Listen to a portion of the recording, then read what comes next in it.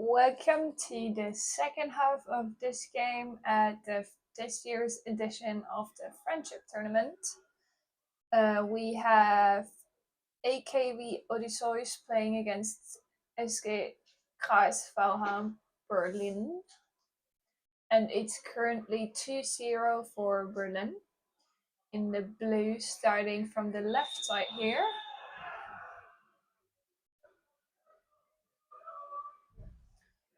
And Odysseus is faster, winning the sprint, winning the ball, now in the attack. From the right to the left.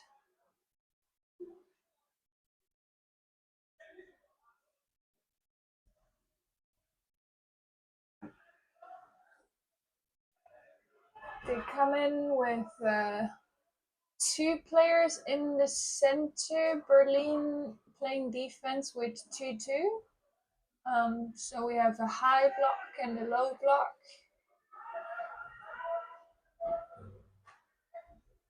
But so far there's not been a real, not been enough space to actually come through. They still have 14 seconds on the shot clock, so a shot will happen soon, probably now on the right. Completely free, but blocked by the goalkeeper, and it's a corner.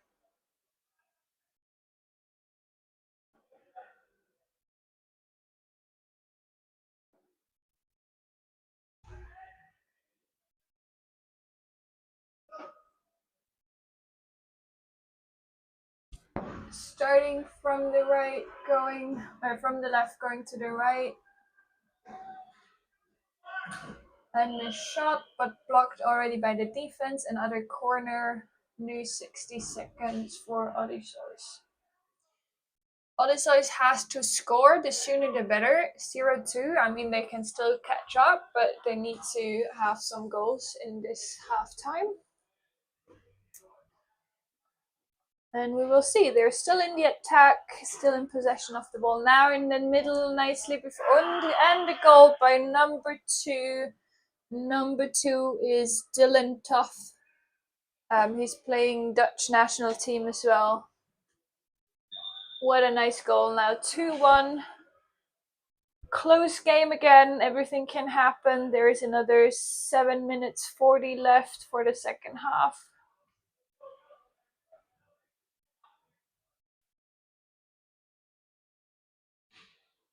Odysseus plays a 3-1 defense. And Berlin has 2 blocks inside, both on the right side. So far, no coming through, but they still have 30 seconds. Now there's a huge block on the right. There's huge space, but the ball doesn't come. Ball is still in the middle. Defense has reset. Now number 9 with the paddle. Ball to the middle, number 8.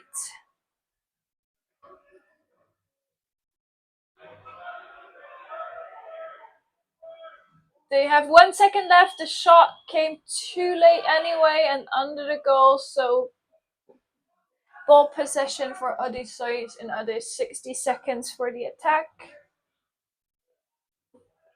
It's always a bit unfortunate if there's no shot within the 60 seconds. But they are 1 score up, so they have to play smart. Shot by number 6, but blocked by the defense. Possession with the number 11.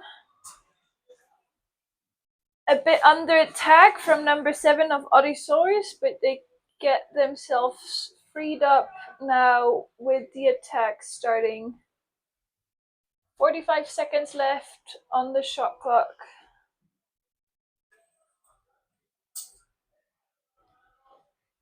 Again, well, this time only 1 center in so far, but probably number 5 will go in as well, trying to block off the right side. So potentially number 9 is their shooter.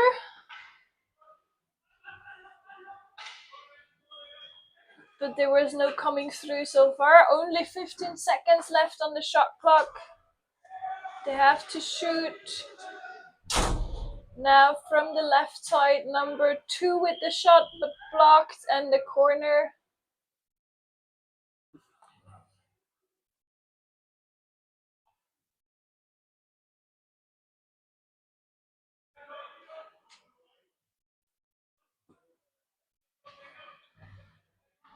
Nice attack from the right. Nice shot by number 9. Really beautiful. Now it's 3-1. Number 9 is not on my list, so I have no clue who he is.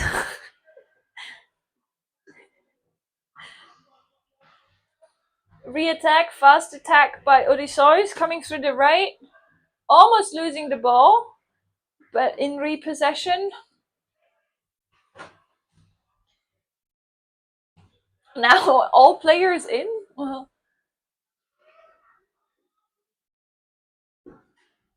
number 9 through the middle, but blocked by the defense. And KSVH Berlin with the other attack.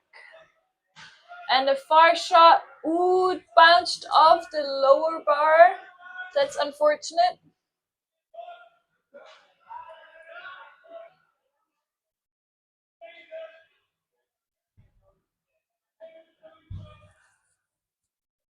Odyso is back in attack.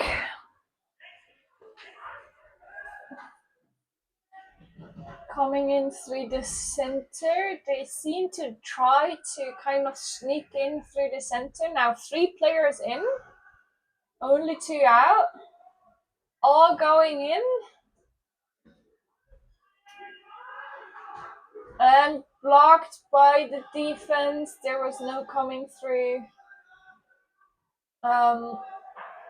Odysseus decided to go 5 out, so now each player follows one other player trying to steal the ball as fast as possible, but somehow there is number 10 still pretty free. They're already way up in the pitch now. Now they got them a bit under pressure. Number 12 with ball possession.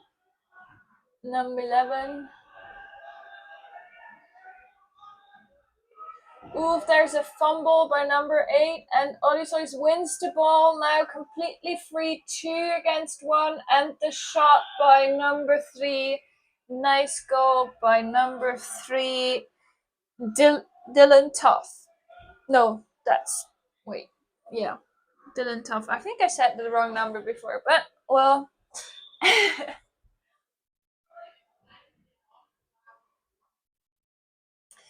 3 against 2, Odysseus against pressuring Berlin, trying to steal that ball. They have 2 minutes left for a goal. So far, they have been successful with this strategy. Pressing them, hoping for errors.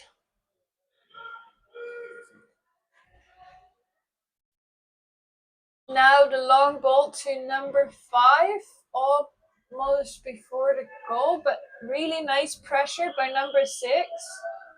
And 5-second foul. Wow, very nice. Odysseus wins the ball, trying to speed up the attack. Oof, shot blocked by Berlin though.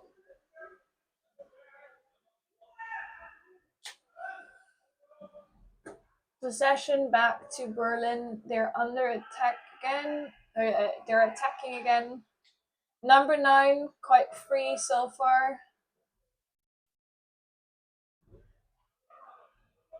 Long shot to number 5. But number 5 is pressured by number 3.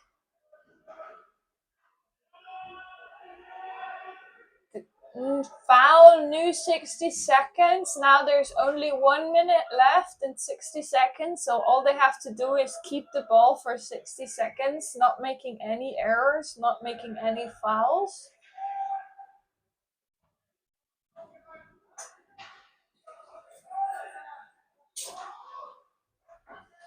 Really nicely pressured. Foul, new 60 seconds. 5. Timeout. I think there is some uncertainty who's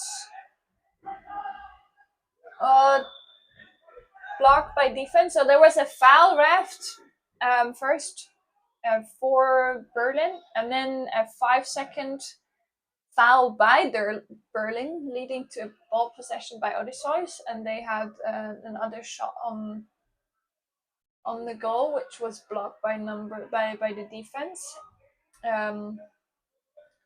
Now there is 24 seconds left on the clock, and there's one corner to be played. It's currently timeout because the ball went out of the pool.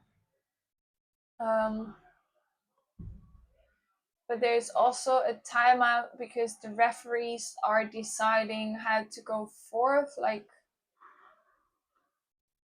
how to decide on the previous two fouls ref next to each other, but they decide for corner. So Odysseus with a corner, one last chance to score.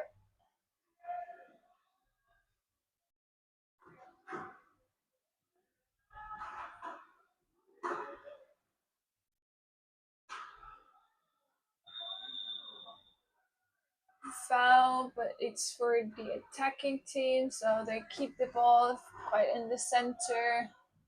6 seconds, 5 seconds left.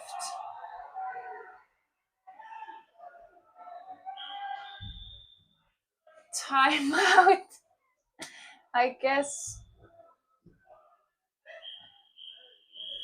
End of the game. They didn't shoot anymore. Well, that was the game, 3-2 for Berlin, and we'll be back for the next game.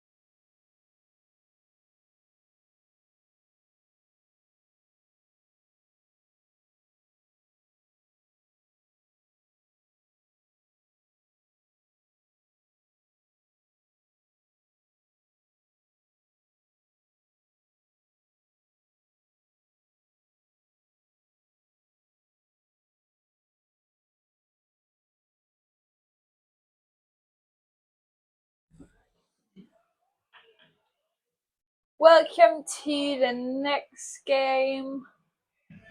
Playing Cavali against Malaga. Malaga probably the ones with the black boats, and Cavali the ones with the blue boats. They do look quite a bit similar due to the fact that they both have blue in their vests and boats are black or blue. So Cavali playing from the left to the right anyway, and Malaga from the right to the left. Corner and some timeout.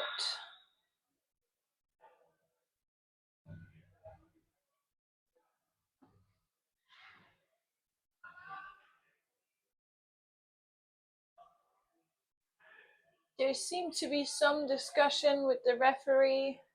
I think they noticed that they look very similar, because I think one player is starting to turn the west, so I feel like they're changing colors now. So Cavali playing in blue and Malaga playing in black.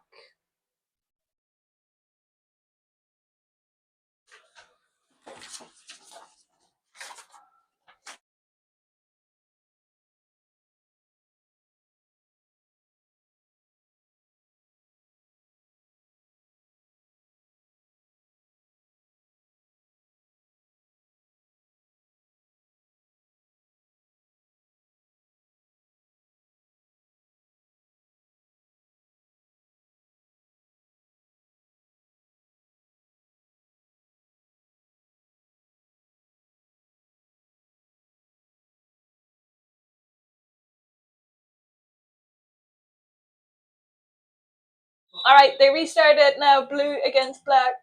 Seems a bit easier to spot who's playing. And Cavali with the attack. Coming in fast now. Ball on the right side. Malaga seems to be playing a 3-1 defense. Not sure right now, but it seems to be 3-1, and then Cavali has two blocking players inside. Ball in the center and a goal by number 5. Nicely done. So Cavali with the lead now. There's 8 minutes left to play in this first half.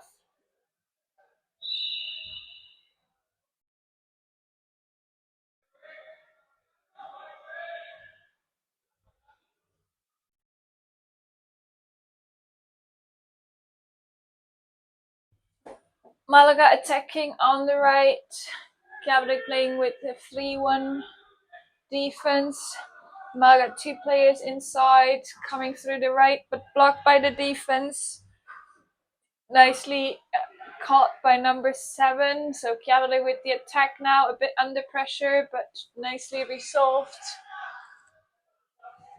Going long to the right. Goalkeeper's changing. No shot though. Number 1, number 9 with the ball. Not number 9, I don't know, 8. Number 4 now, they're decided to slow down the attack. Set up nicely again, starting from the left. And the shot into the defense. Ball possession for Malaga, and this is the chance for a fast break. Coming on the left. Number 2, it's 1 against 1.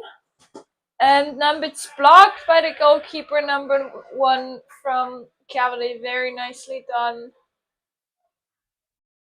Setting up again for another attack. Number 4 in the center. And a shot, but under the goal, no touch. There was no touch. So it's a start again, throw from the Malaga. Malaga is in ball possession.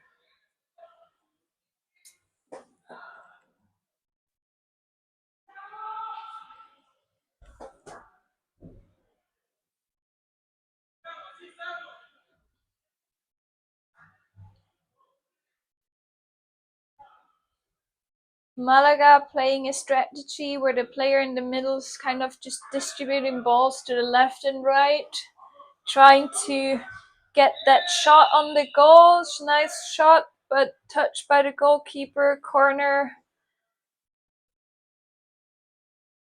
And they set up again, restarting their strategy. Number 2 just handing out balls left and right.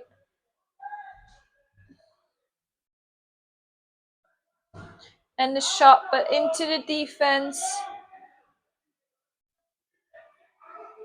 New 60 seconds though. Number 10 back outside. And back to number 2. Setting up the attack again. Number 5, number 2. Always going left and right, trying to sneak in, but Cavali has a very strong defense. They're very compact. There is no real space. And the shot, but over the top outside. Timeout. Ball is gone into an other pool.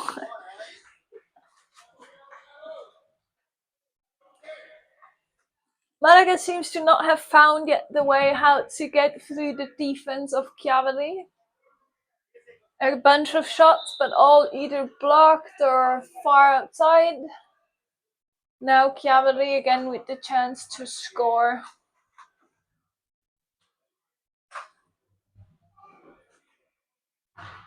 Starting the attack on the left, passing through the right, kind of playing a stare, and the shot by number 9. Blocked though, or off the bar actually, and back in Cavali possession.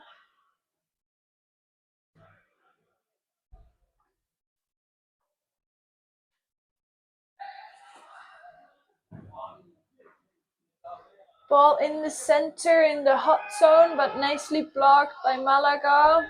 On, they're going for the fast break. Number 13 paddling like crazy, alone in front of the goal, and that's the goal. Number 13. Definitely also not on my list. But what a nice shot. What a nice sprint mainly. It's 1-1 now, 3.5 minutes left to go in the first half.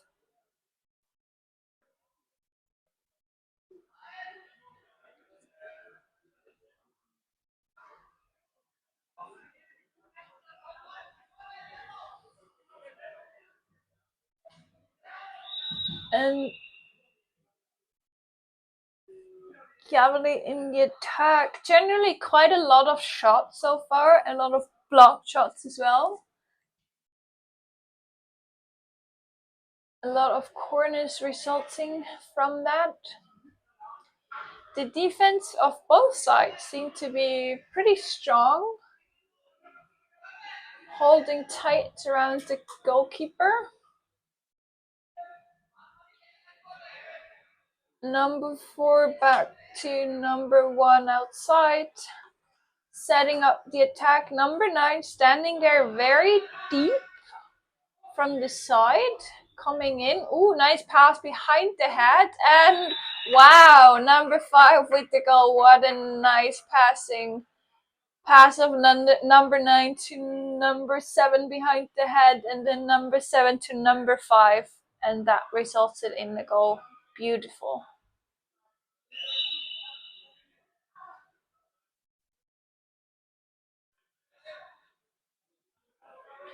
Malaga back in the attack, 2 minutes remaining. Cavali set up defense, playing so 3-1. Malaga starting on the right.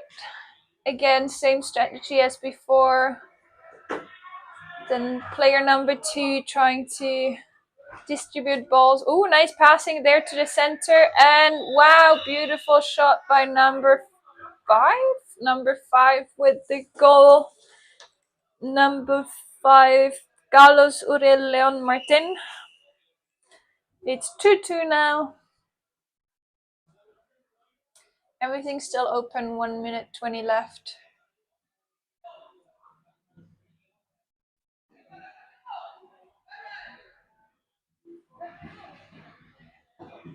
Ooh, fumbled there by number 9, but recovered, repossessed in the center, shot, but blocked. Corner now.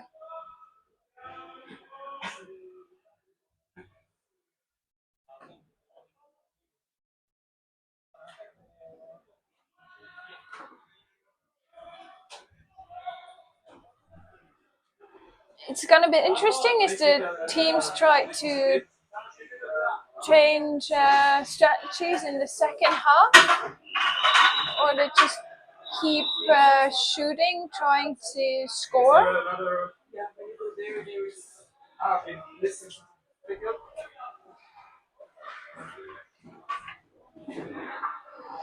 Cavali with the last attack probably of this halftime. There's 15 seconds left.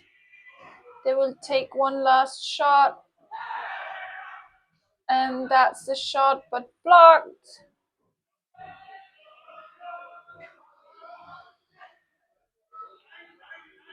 And that's the end of the first half.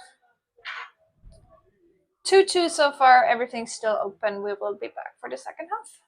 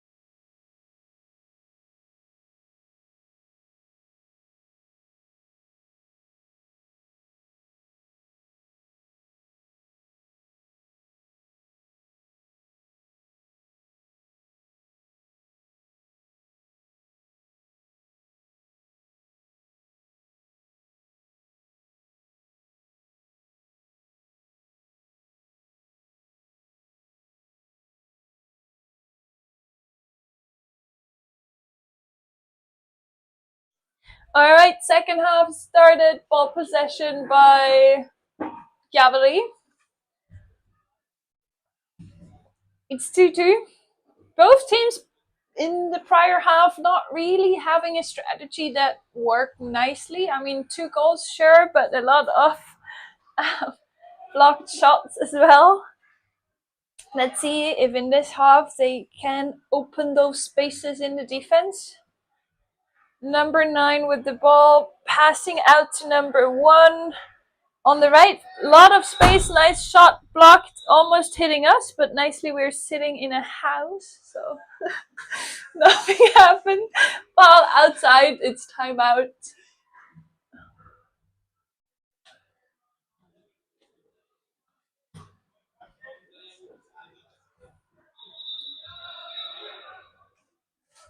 Still timeout, not a real corner.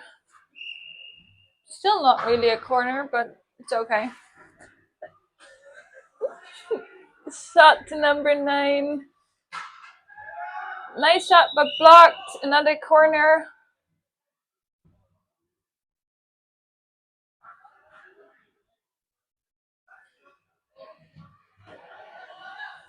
Number 9 on his own, paddling in, passing out to number 1. Number 1, ball in the hot zone.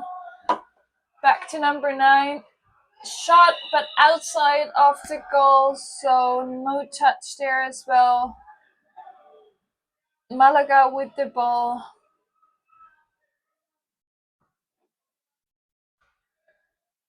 Let's see if Malaga keeps their strategy with number 2 trying to distribute the balls left and right.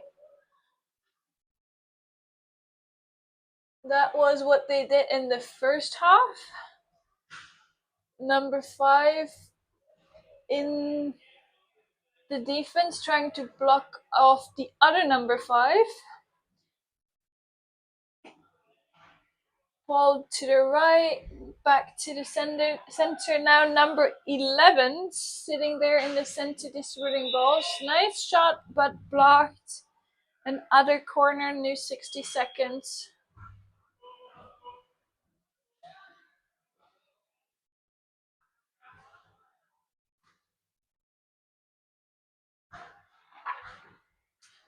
Two players in now. Number 2 back outside.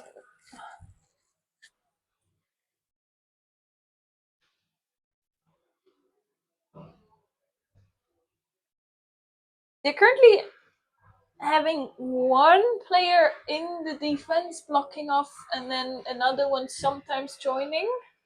Sometimes they play 4-1. Cavali still with the 3-1 defense. Oh, a 2-2 defense actually now. 2-2 defense. So they did change. A bit more offensive. Ball outside. Ball possession, Cavali. Going for speed, pass to number 5. Number 5 on the right. And shot, but under the goal. Goalkeeper touched though, so corner and timeout because the ball's outside of the pool. Very nice speed we see here. Both teams trying to make those attacks fast. Trying to be at the goal line before the full defense set up. Also, both defense work really nicely, so they have to be fast to be able to score actually.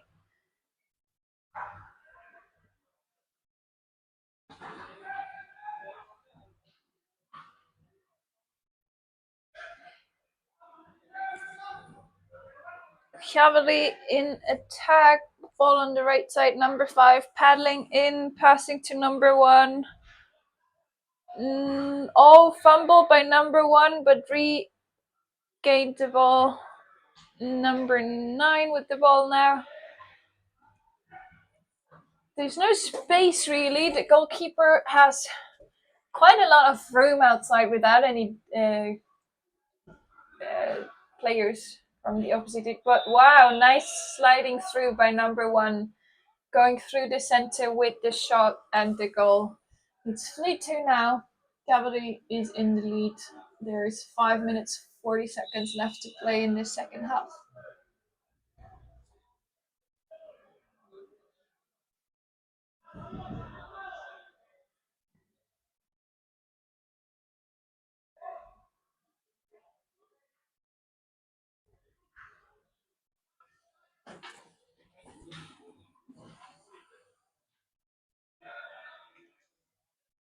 Malaga is still playing with the same strategy. One player in the center, distributing left and right.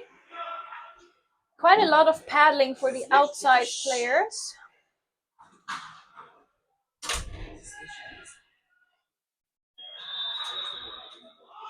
Shot not touched.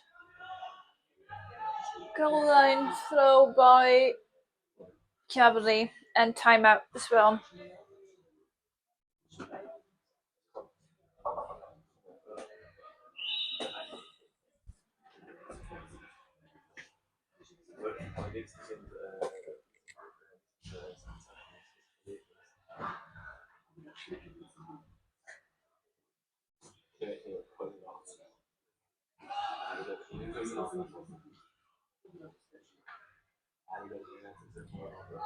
All right, Cavali with the attack.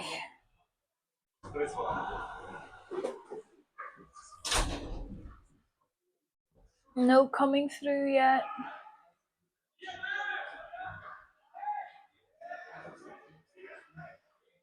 "20 seconds left on the shot clock.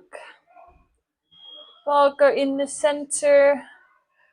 Ooh, pass, but too fast. Not caught, and goal line throw. But not okay.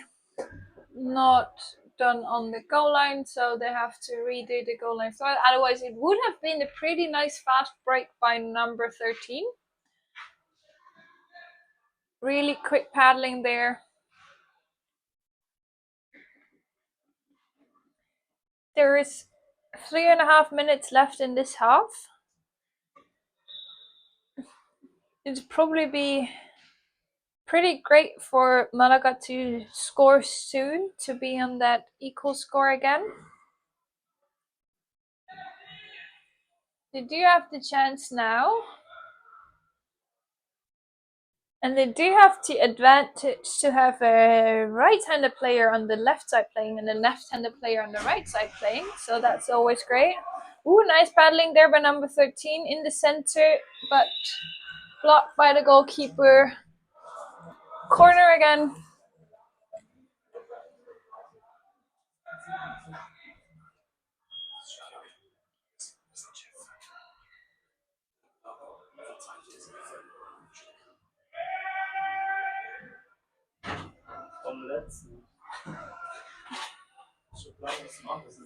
Number 7 on the right, number 2 in the center now, number 6 having a nice blocked by the goalkeeper.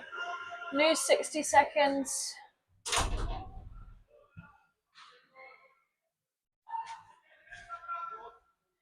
Number 7 with the throw, and that's the goal. Number 7 from Malaga, Josep Murillo Darega. Oh, not really. Oh, that's weird. No, it's Antonia Romero Meza. But now it's 3-3, 2 minutes to go. Everything's still open. Cavali with the attack.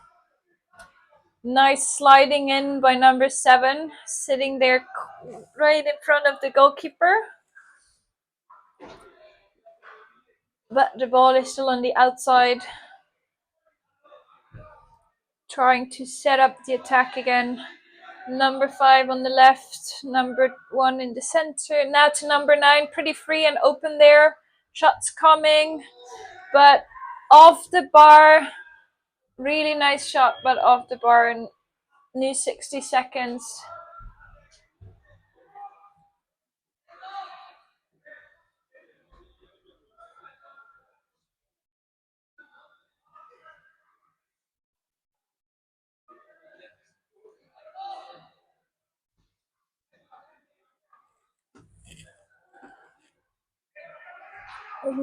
One minute left, so if they get one more reset now, shot blocked, reset, corner.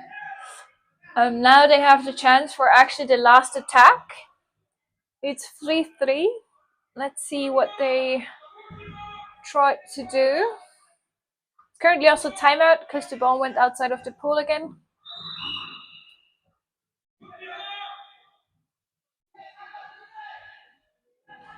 "50 seconds left. Cavali with the ball possession. Potentially going for that last attack. At least they slowed down the game a bit. Doing some safe passing outside, trying to work the inside hard to get up, open some spaces.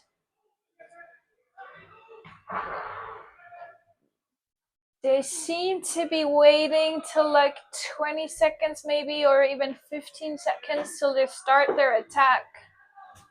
Now they're starting, 16 seconds left. Going through the center, pass to the center, shot but blocked. There's 10 seconds left for Malaga. 10 seconds, 7 seconds left. And a far shot blocked off though. One more shot potentially. And that's the end of the game. Our first draw of that tournament, 3-3 Cavali against Malaga.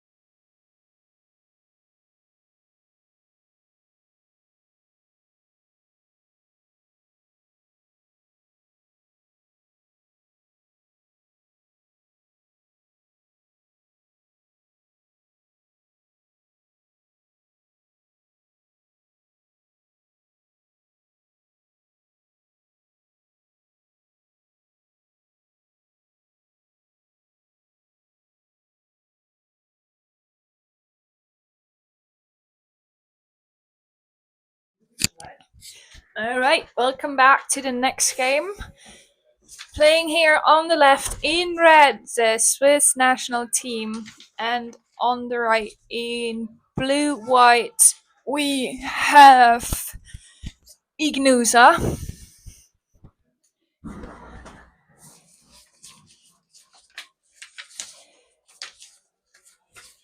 The Swiss national team, I think, playing the first time, or at least the first time in a long time at this tournament again, before always playing on Swiss club level. Number 3 going for the sprint, and number 8 Ignusa with the ball.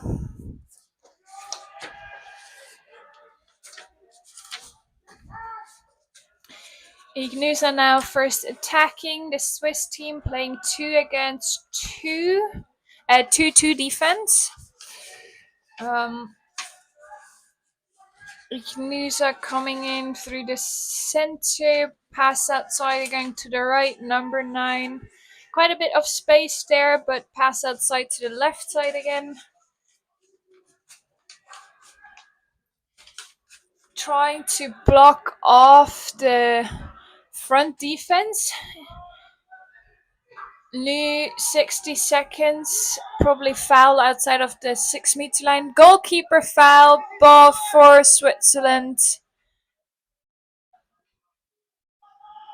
Number 3, Dario Stern. He's actually from Kapitet, from the organizing club, and also organizing this tournament. Number 2 on the left, Shane Fögeli, the goalkeeper. Pretty tall guy. Number 7 now coming in strong on the right, Mark Ruckli. Setting up the attack, 25 seconds left. Starting off from the left. And to the right, number 2, and shot. Wow, beautiful shot. Touched by the goalkeeper, but landed in the net. It's 1-0 for Switzerland. Beautiful shot by number 2, Shane Fögeli. Fresh arms coming in. Number 8, Livio Fögeli, playing right front. Number 6, Dominic Schaub on the left, playing in the front. Ignusa setting up the attack, playing with 2 players inside, now coming in on the right. Shot, but blocked by the goalkeeper. Touched by the goalkeeper, also very nice fair play by Shane. It's a corner for Ignusa.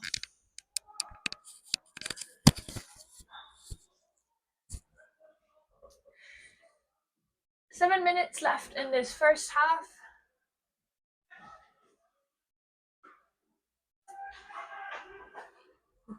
Ignusa setting up the attack. Number 11 in the middle, playing for number 7 on the left. There is some space in there. Player number 8, low, nice shot, but bounced off the bar, and that's the chance for a fast break. Number 1 all in front, and that's the goal for number 1, Hugo.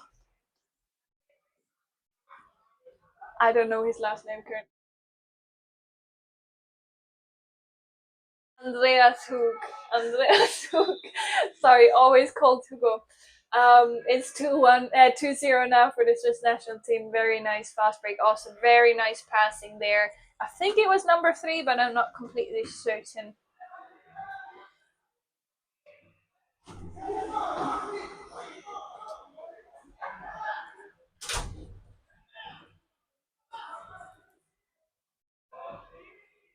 Ignusa pass to number 9, sliding in the center. He seems to be a left-handed player. Pass to number 11. Number 7 with the shot, but over the goal. Ball is in the goal. Probably there's going to be a timeout. Yes, because the ball is kind of sitting on top of the goal now.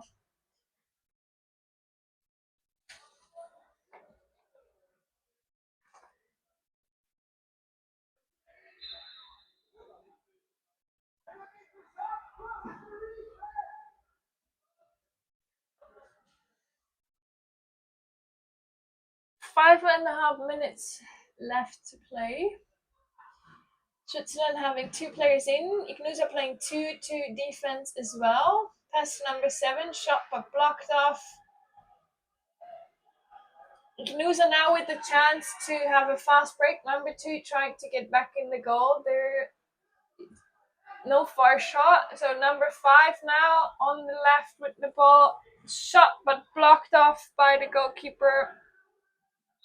It's a corner.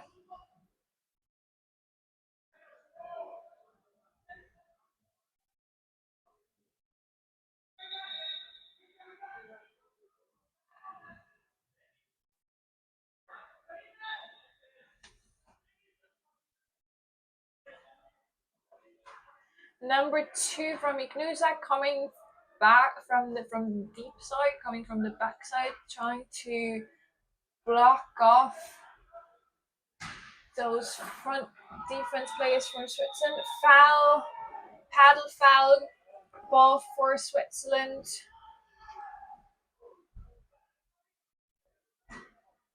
Pass to number 2 on the left. There's quite some space there, number 1 there. And goalkeeper foul. Drifted into the goalkeeper. Ball possession back to Ignusa.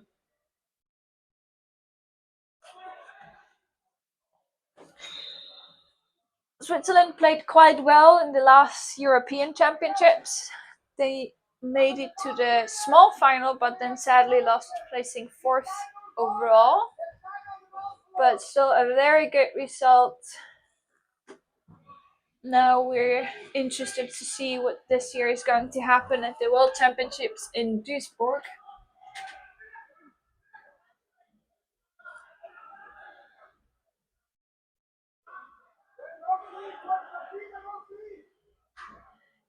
Ignusa hasn't had that many great shots on the goal yet, but now they're in the center with a ball blocked and nicely recovered by the goalkeeper, but pushed outside by number 6. Very nice pressing by number 6 of Ignusa. Federico Brattina now. New chance for Ignusa to score. It's still 2-0 for Switzerland. It'd be best for Ignusa to at least score 1 goal in this halftime, just to stay in the game. Going through the center, back outside, no coming through. Defense of Switzerland currently standing quite strong.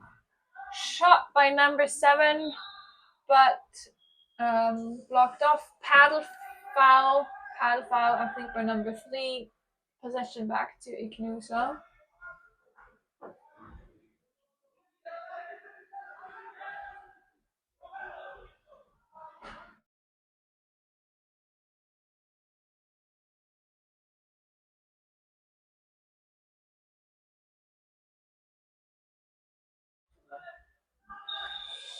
Paddle foul again. Quite a few paddle fouls. Go past to number 1, but that ball kind of seemed to have rolled off the hand. Chance for Switzerland to attack. Number 8 in the middle, passing back to number 7, but blocked off. That was quite an important save for number 6. Now the chance in the other direction. Switzerland doesn't have the right goalkeeper in. Goalkeeper foul, possession Switzerland. That was quite a hot scene. That could have ended in a goal. Switzerland didn't have the right goalkeeper in. But they solved it. 1 minute left. So they need one reset to then actually have the last attack of this halftime. 30 seconds left on the shot clock.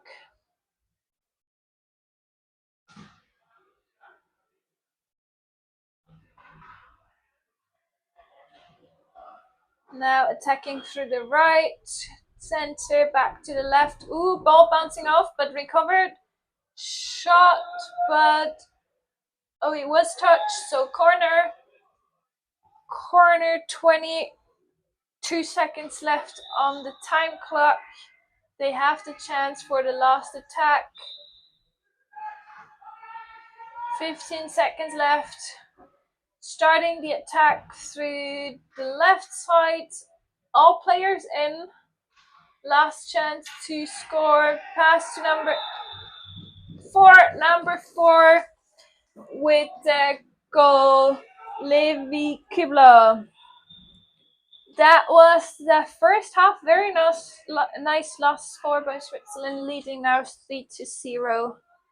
Let's see what Ignusa can return in the second half.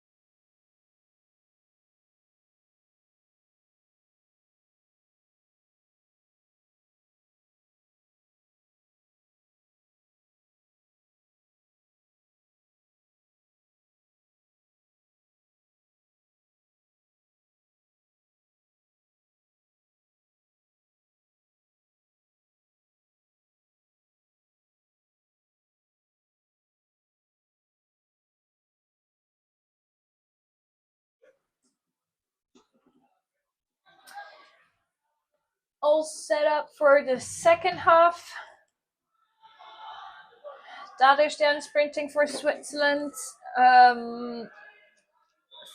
Federico Fanni sprinting for Ignusa.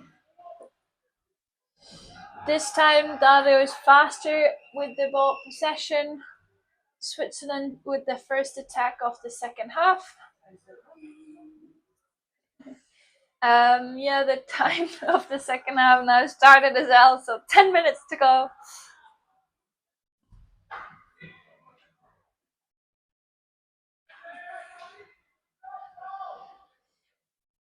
Switzerland playing now with 4 players outside, as it seems. No number 4 now going in. Ignusa is still playing with the 2-2 formation. Quite some space on the right, shot by Daderstin, but over the goal. Ball possession for Ignusa.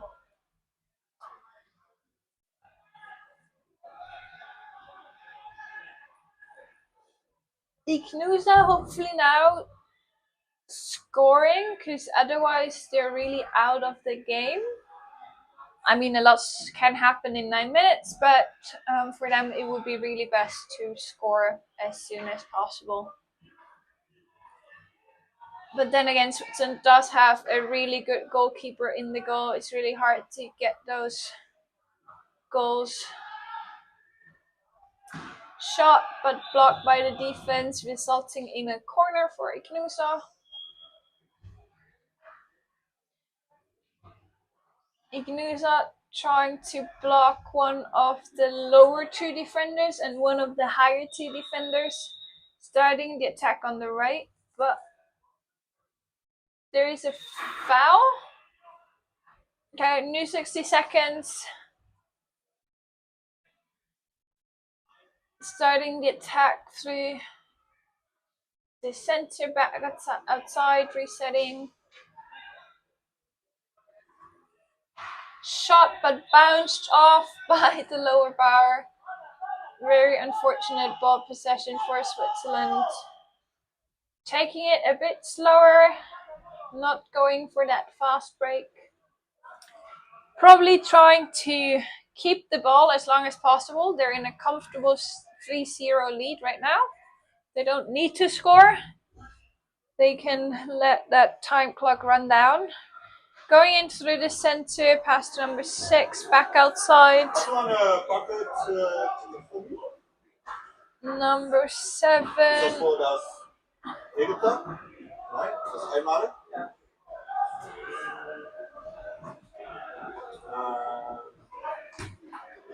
Number 2 outside.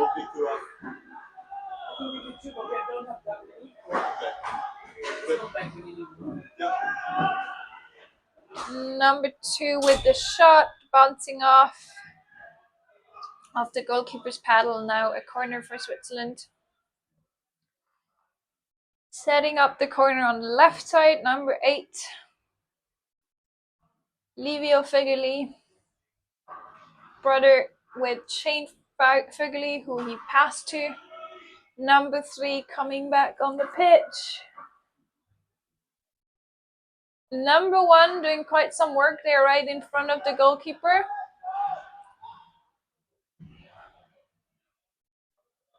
Pass outside, no clear shot on the goal.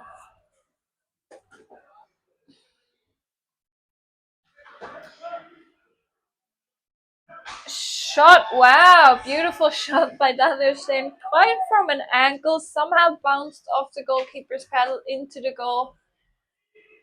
It's 4-0 now.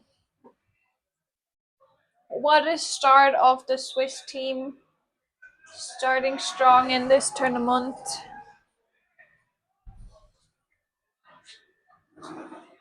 Ignusa still trying to get their first goal in this tournament. So far, a lot of bouncing of the goalkeeper's paddle. Starting the attack on the left side. Back outside, resetting. Through the center, but no space there. Ooh, wrong passing. Dario, almost ball possession by Switzerland, but regained by number 9. Ignusa keeps the ball. They have 15 seconds left for their attack. Ooh, but that was a wrong pass. Ball picked up by number 3. But sadly didn't reach the Swiss player. Sprinting number 4. Levi Kubler, so now Ignusa back. There's 3 against 3 to already in the defense, but ball regained by Switzerland from the goalkeeper. Back to the attack.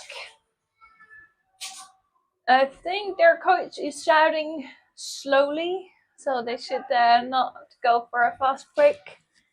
Trying to slow the game a bit.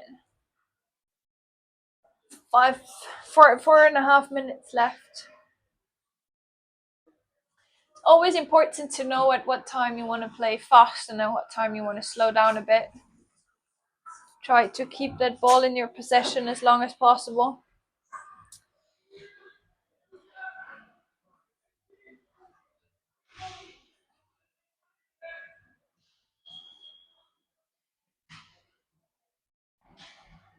The defense of Ignusa quite nicely blocked on the left and right side right now.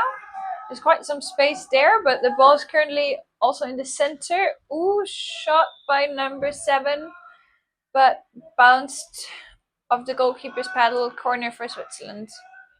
4 minutes left.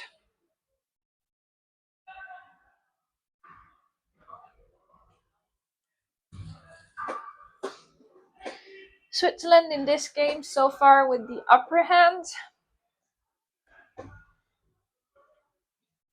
Quite some nice attacks, nice goals, and solid defense.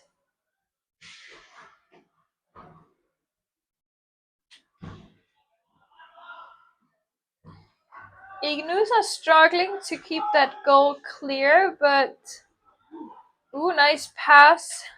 Nice passing. Wow, that was beautiful. Number 3 behind the head of the player to number 1, and then number 1 to number 7. 7 Mark Ruckli with the score. It's 5-0 Switzerland.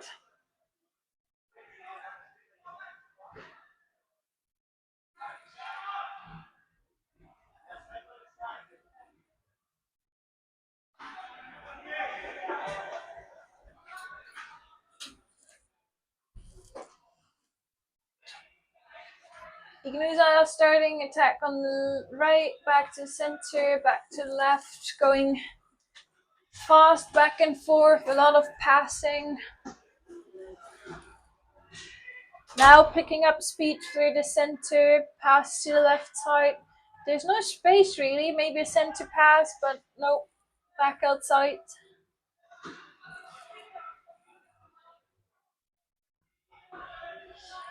Quite a fight there between number 8 and number 10 on the right side. Now the ball also but blocked nicely by number 10 of Switzerland. Jan Schneider, Switzerland with the ball possession now.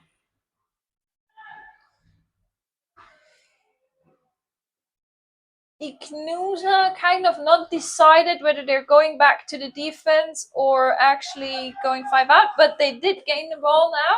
Pass to number 8, potential long shot. And the long shot's coming, but under the goal. So possession back to Switzerland.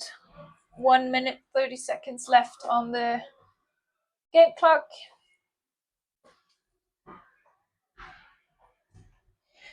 I guess we will see one more attack by Switzerland, trying to get at least that reset, and then the last attack by Switzerland as well. Let's see what's still happening in this, a bit more than 1 minute remaining. Center pass to number 1, but no chance for a shot. Back outside. They still have 30 seconds left. Resetting the attack. Starting in the center, pass to the left. 15 seconds left remaining. Starting on the right, probably going all the way to the left, and then a shot for at least a reset. Shot, reset, ball in Switzerland's possession. 30 seconds left on the game clock.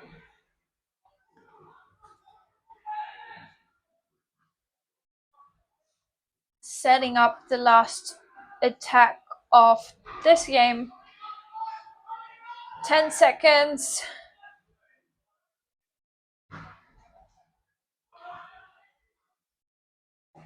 Pass to the center and shot bouncing off the lower bar. That's the end. 5-0 Switzerland. What a start for Switzerland. We're excited for the next games.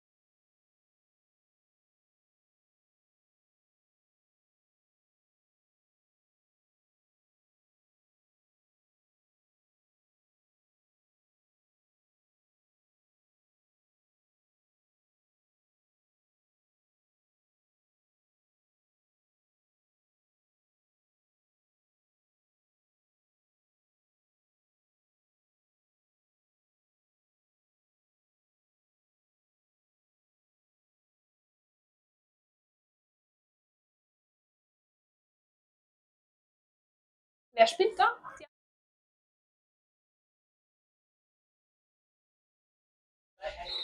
Ready for this next game. Kapität Zurich against Deventer.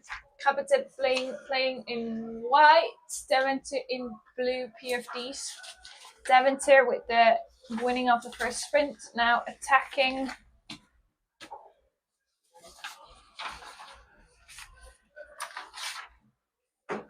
Kapität, I think, playing a 3-1 defense. Deventer with 2 players in. Starting attack on the left, to the right, back to the center. Ooh, nice pass, but not caught. Zurich with the ball possession. Quite a bit under pressure from Deventer, but nicely resolved. Setting up the attack now.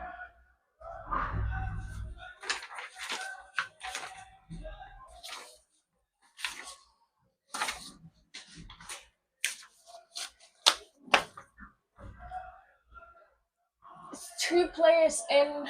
Deventer playing. They're playing, I think, their famous rotation defense, but not very successfully so far because Kapität just scored. Very nice goal. Sadly, I'm not certain by whom. I think maybe number 5. Flo? Not sure though.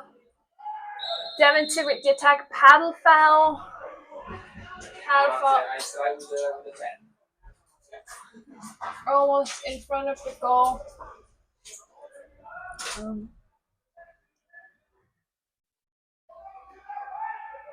Trying to get to the goal from the right. Shot bounced off by a defender. Corner.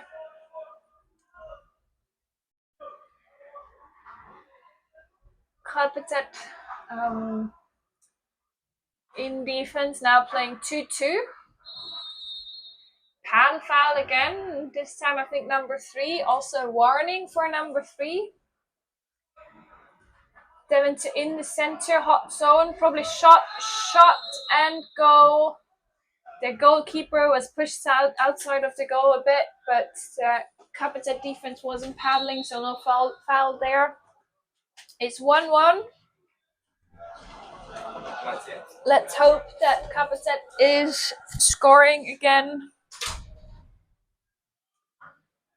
Deventer has a rotation defense. They're not really playing a 3-1 or 2-2. They're just switching spots a lot. I feel like I've never seen another team playing that. But they do make quite a lot of pressure now at Zurich. Zurich still in ball possession, but now Deventer pressing out. 5 out already early in the game. Probably noticed that Kapität has some troubles keeping the ball, but now number 7, touched by defender. It's a corner. Paddle was quite close, but no paddle foul ref here. Deventer back in defense and goalkeeper in. Kapität pass to number 10. Ooh, nice shot from the center, number 10, Eli. Very nice shot.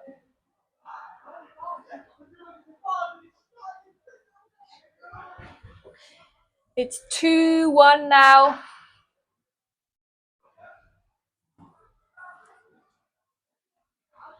Deventer back in the attack, pass to the center, back outside, setting up defense.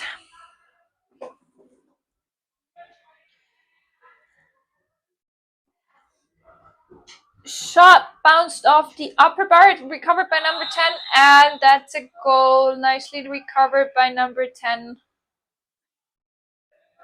2-2. Wow, already 4 goals happening in this first 5 minutes. What an interesting game. So far, quite on equal level.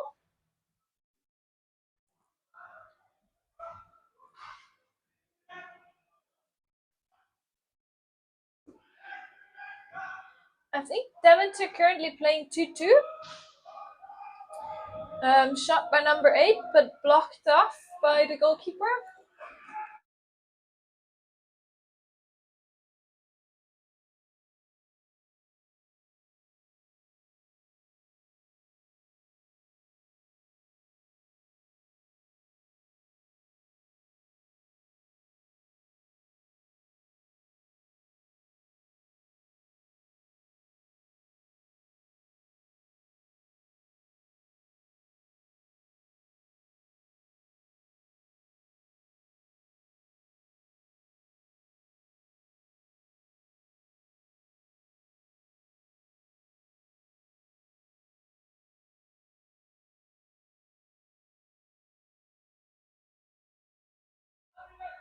Currently we have some troubles with one of our cameras, so sadly we only have the image from one side of the pitch where the ball isn't right now. Deventer just shot on the goal. Now they have a corner on the right. Playing it slowly, pass outside, pass to the right, to the center again, ball in the center, number 10, and shot, but outside, touched by a defender. It's another corner.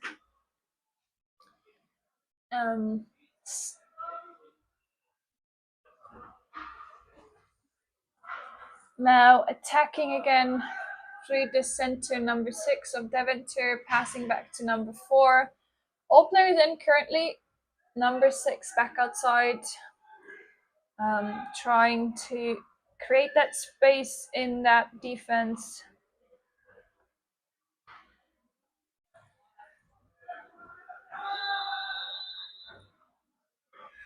And that was the goal by Deventer. I think number 4. It's now 3-3. We're trying to get those cameras back up running. So far, sadly, no luck yet.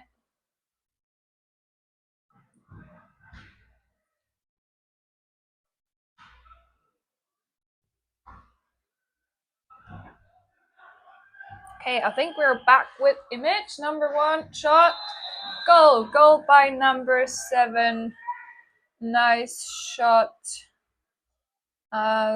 Quickly adjust the score as well. Now potentially 4-3 for Zurich. Yes, that's also the official scoreboard saying. Lala just, the goalkeeper of Zurich, just saved a big save.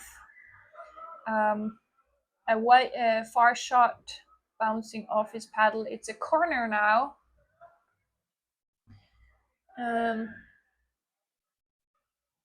Corner now, and Deventer with the attack, passing to the right side, shot bouncing off the goalkeeper's paddle. Corner. 1 minute 30 seconds remaining on the time clock. 4-3 for Zurich currently.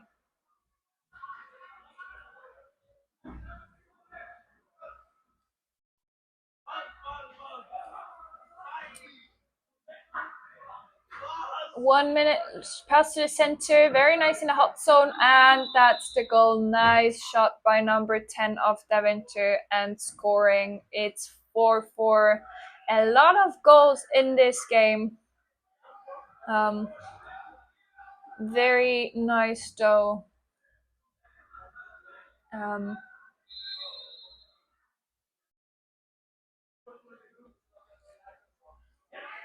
Zurich with the last attack of this half. 35 remaining on the game clock. Starting the attack on the left.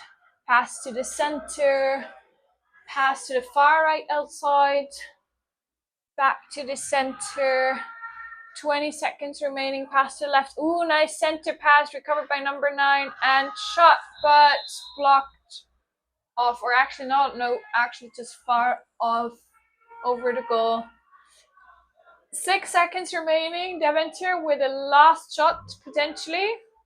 Still quite far out, blocked off, and that's the end of the first half. We're trying to fix our cameras and we'll be back for the second half.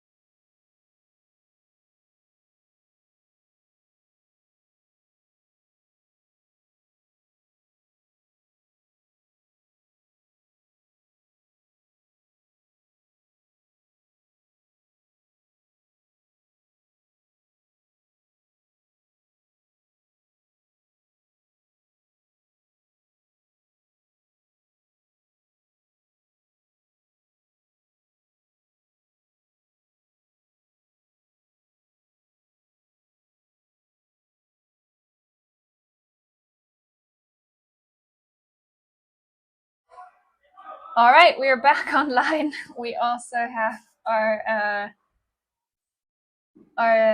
main camera back online. Let me quickly adjust the screen, and now let's adjust the time as well because it already started. We are at 8 minutes 50, corner for Zurich.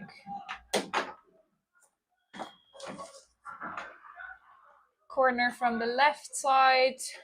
Pass to the center. Wow, nice center pass shot by number 8, but bouncing off the paddle. And other corner.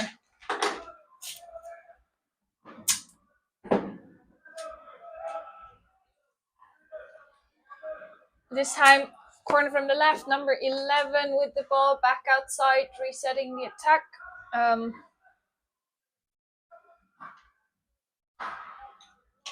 I'm not sure what the current score is because the game score says 5-3 for Deventer. Maybe that's true. I thought it's 4-4. Foul by Zurich, ball possession for Deventer now. Going Stopping the fast break by number 11. Far shot, far pass. Now on the left side, number 8 with the ball possession, setting up the attack. Ball in the center. Blocked by Zurich, regained by Zurich, attack for Zurich. Deventer playing 5 out, I think. All players remaining outside, no goalkeeper in. Zurich trying to set up their 5 out possession. One anchor player in the front.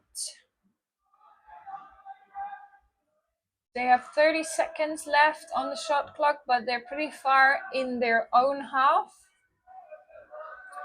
Trying to have to get that long shot. Now coming. Long shot to number 7 under pressure shot, but far away from the goal. That was mainly a shot clock reset.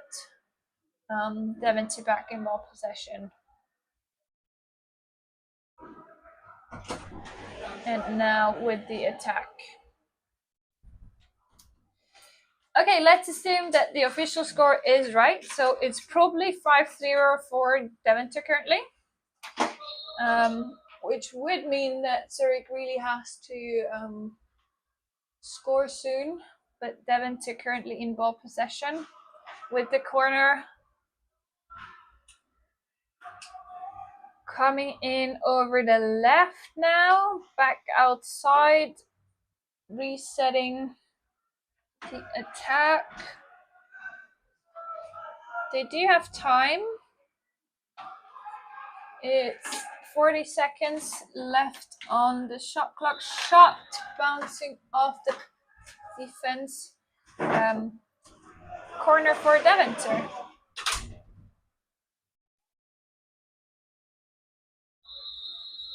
Timeout. Timeout. The ball is outside. And it will be a corner for Deventer.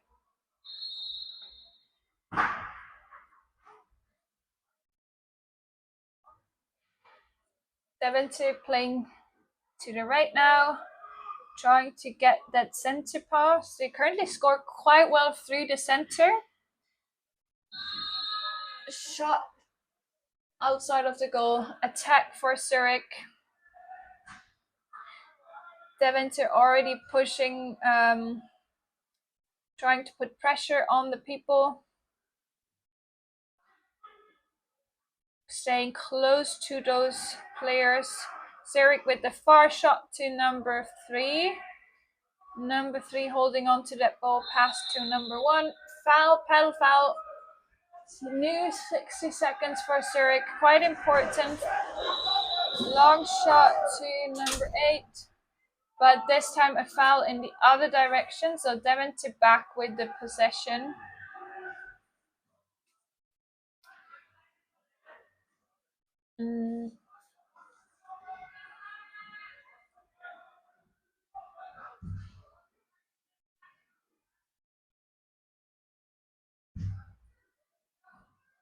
Deventer currently with 5 players outside. Now 2 seem to be going in. Pass blocked by Zurich defense. Resetting the attack. Coming through the left side. Pass to the center. Back outside. Number 8 putting some pressure on the Deventer player. There's 1 second left. And there's a foul. Zurich has ball possession. 3 minutes 20 remaining. Far shot and bouncing off the lower bound. That is very unfortunate. Deventer now with ball possession in their own 6 meters line.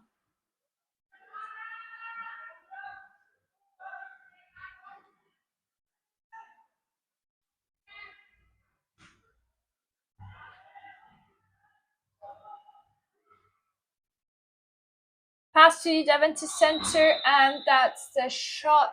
Beautiful goal. And now we'll see what they will do with the score. 6-3, so apparently 6-3 now. Far shot, and that's a goal. Goal by number 1 of Zurich, Benelagla. 4-6 now.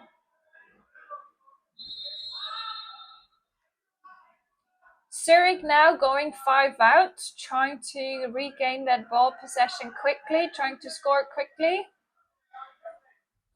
Putting pressure on Deventer. But Deventer so far with quite strong ball possession, not really under attack. It's important to not make fouls in that moment, but one of the Deventer play going off free, bouncing ball, bouncing off his boat, so a bit of luck for Zurich. They got into ball possession. Can they get the ball to the front? They need a quick goal. There's only 1 minute 30 seconds remaining. Ball to the front now. Foul though. Ball Deventer. That is very unfortunate. Now it seems quite difficult for Zurich to come back in this game. 1 minute left. 6-4 to Deventer. Zurich back in ball possession. Long pass. Number 11 trying to keep the ball, even rolling with it. But the pass didn't find its other player. Deventer with the ball possession now. Chance for a fast break. Number 9. Ooh, bounced off the lower bar. That's so unfortunate. That's always hard to beat that player shooting at the lower bar there. Zurich now with the ball. Again in attack mode. Quite some going back and forth here happening. Number 11 with the ball. Is there a shot? No, it's blocked by the defense. 20 seconds remaining. For a pass by Deventer. They have chance for one more attack. Potentially even a goal, quite alone in front of the goal. Shot, and that's another goal. And which leads us to the final score of this game. Probably, most likely, 7-4 for Deventer.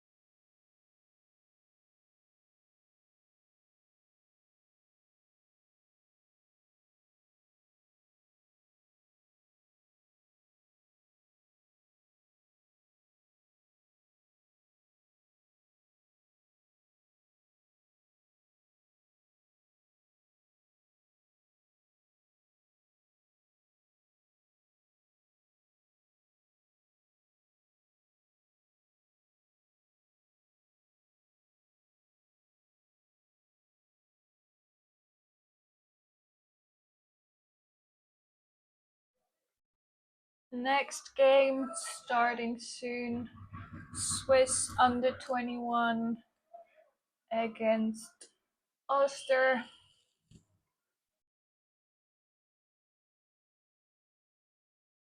Starting with 10 minutes first half, 10 minutes second half. I think we're maybe a bit behind schedule today, but not a lot yet.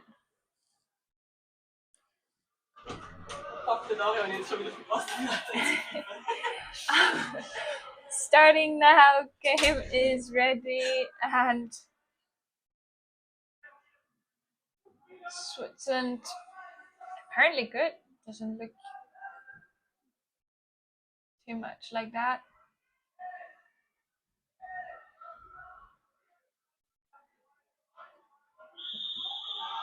That's the start. Ooh, Switzerland's under 21 starting really strong. Number 9, Milos Lisosil with the ball possession. Switzerland with the first attack. Ulster playing 3 against 1. Switzerland starting off on the left, back to the center, resetting the attack, giving those center players some time to create space. To the center, passing wasn't quite precise yet, so they reset the attack. They start this time on the right. Number 9, pass to the center, pass to the left, and shot. That was a shot not touched, so ball possession for Ulster. Switzerland putting some pressure on the players. Are they playing 5 out? This seems that way. Yeah, they're playing 5 out. So right from the start, trying to keep that pressure high on Ulster. Long ball.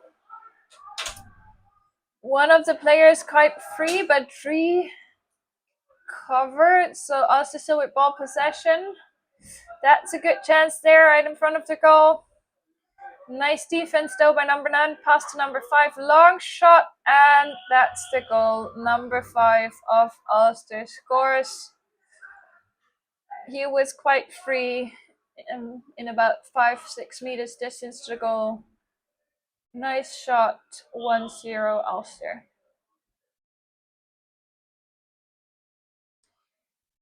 Now let's see what Switzerland under 21 can do. They also played quite well in the European Championship, ending up 5th overall. Quite a good result. They're still playing in a similar team this year.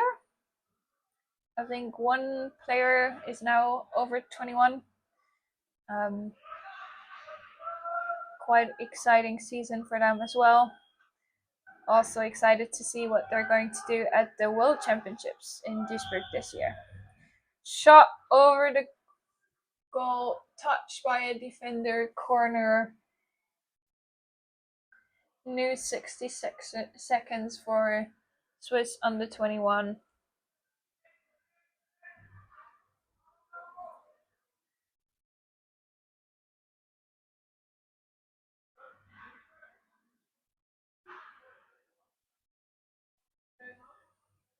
Ulster playing a 2-2.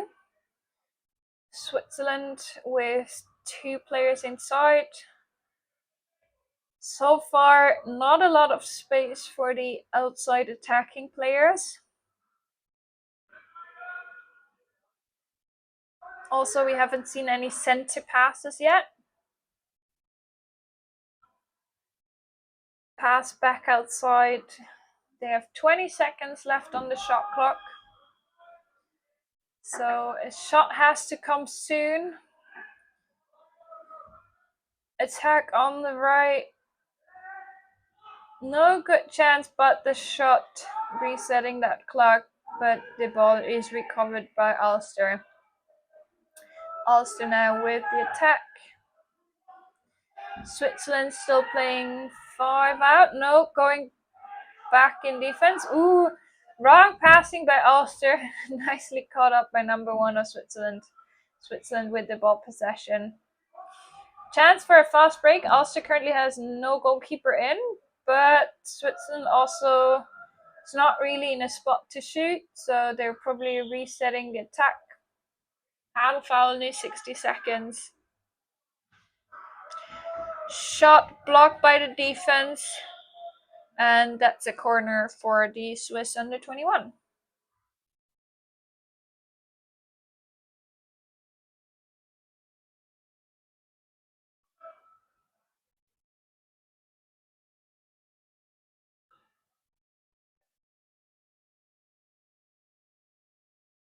Ulster's really having a solid defense there. It's not a lot of space. They're standing quite high as well, already blocking all the attacking players on this 6-meter line.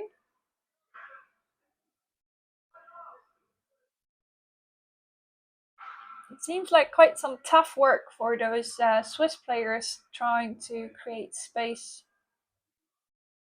Potentially they're also a bit more lightweight, which can be difficult in that sense. Ooh, fumble from Switzerland. Ball possession for Ulster. Switzerland still playing 5 out, trying to keep those players from shooting, regaining the ball as quickly as possible.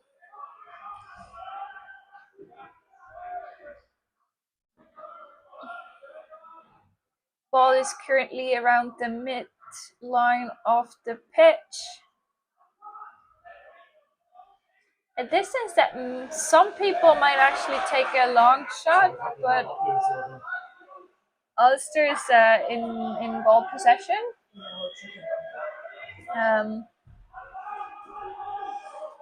15 seconds, so not much time left for Ulster.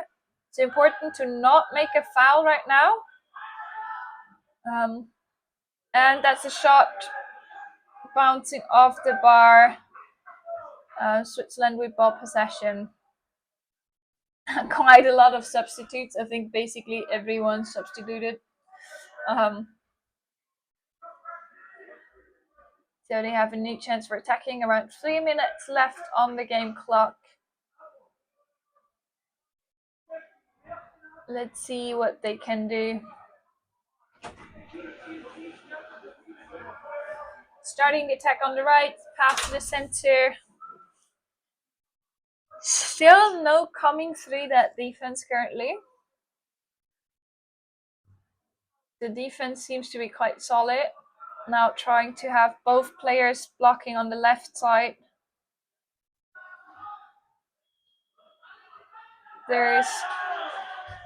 And that's the shot and the goal for Switzerland. Very nicely done. It's 1-1 now. Playing against 5 out. 2 minutes 20 remaining on the game clock.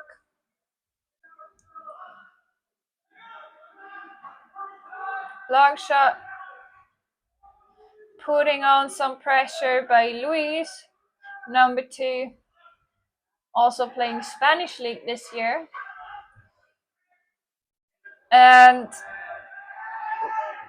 that was lucky for Switzerland. Completely free Ulster player. Number 1 hitting the bar. And then quite some good defense work there.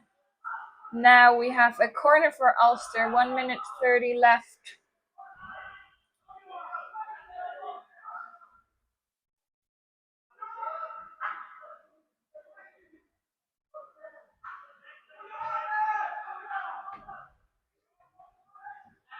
And pass to number 8 coming through there. Nicely turned around number 1 from Switzerland and scored for Ulster.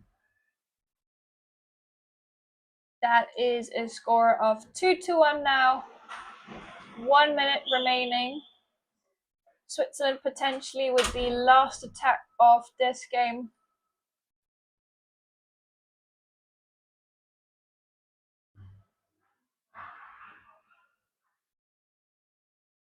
Starting off on the right to the center back. Oh, center passing and shot, but blocked. Blocked by the goalkeeper. It's a corner. 30 seconds remaining.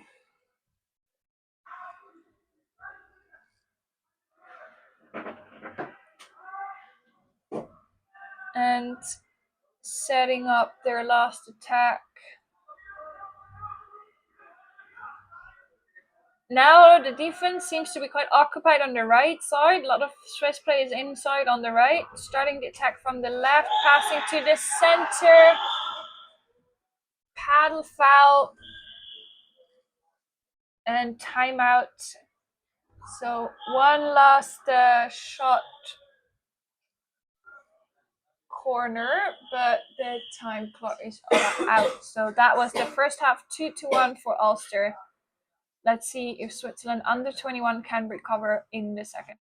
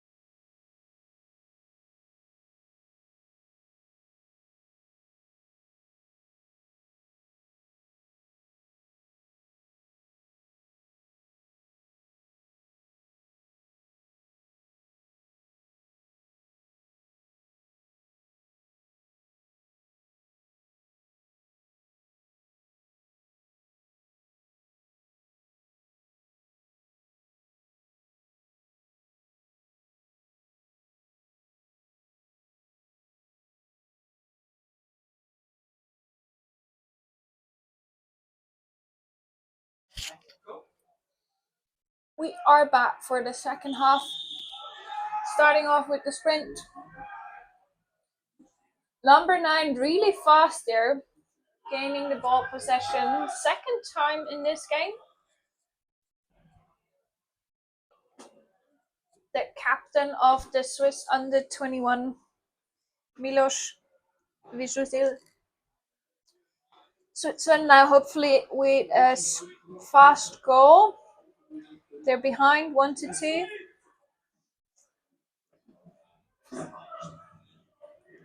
But the Ulster defense seems very solid. There hasn't been a lot of space so far.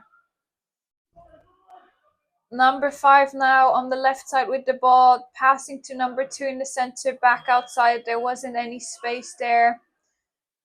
Number 10 now in front of the goal, but being pushed out again by Ulster.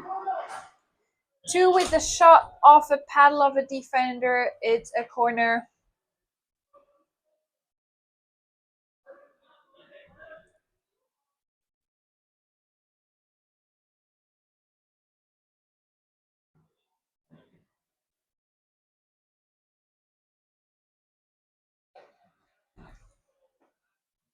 The attack started on the right, to the center, to the left. No coming through. Auster playing maybe a 3-1, potentially a 3-1 defense. Oh, there's some spot for number 5 sliding in, but blocked by a defender. Corner again. I think Switzerland's really hoping for that 5-out game, those getting the ball quickly, bringing it to the goal and scoring before Ulster has actually set up their defense. Ulster seems to be also taller and heavier as players, so creating space is very difficult. Number 2 and number 10 putting a lot of effort there to try to create some space. Number 10 now, but the pass was blocked by number 5 of Auster. Nice block. Another corner, but no shot clock reset because it wasn't a shot on the goal. It was only a pass. So 25 seconds remaining on the shot clock.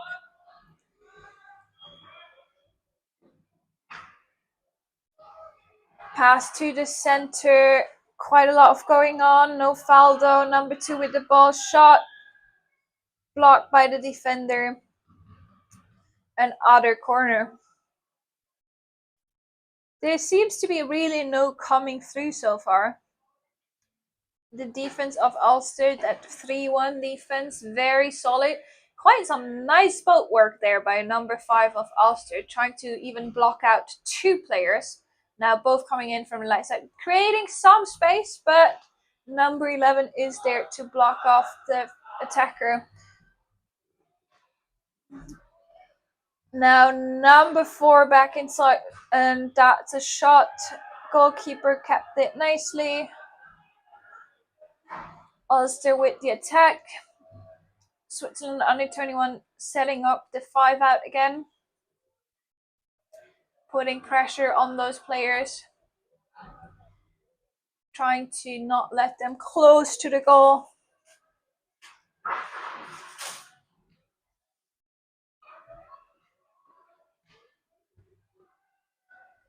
There's 30 seconds remaining. Now the long pass to number 9.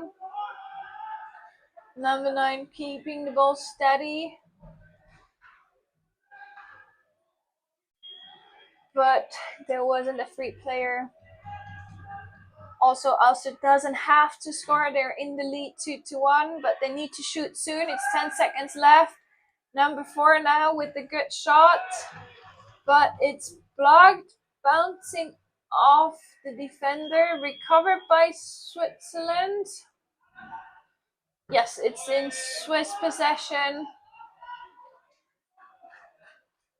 Now they should move fast. Ulster's going back really slowly to the defense, but I think Switzerland also has the substitutes. They're playing a game that is really, really hard.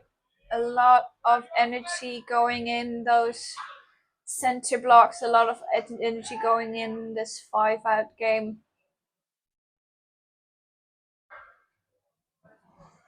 Starting the attack on the left side.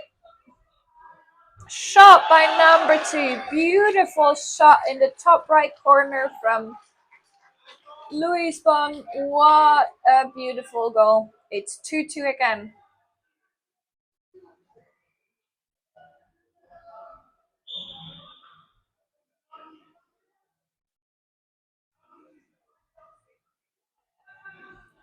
Seems to be some confusion about who's having who, and there's one player completely free, number 2 on the right. Nice pass there, but under goal. No, that was lucky that player was already that much under the goal. Foul from a Swiss player leaning on the boat of the Ulster player, so ball possession back to Ulster. Shot bouncing off the lower bar and going outside, which means sideline ball for Swiss under 21. There's about 4 minutes left in the second half. 2-2.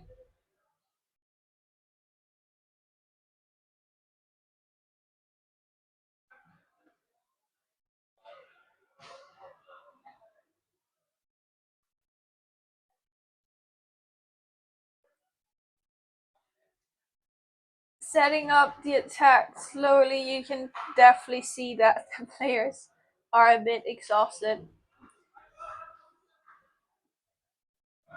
Also switching out the players inside a bit. Quite some hard work there now by number 1 and number 3.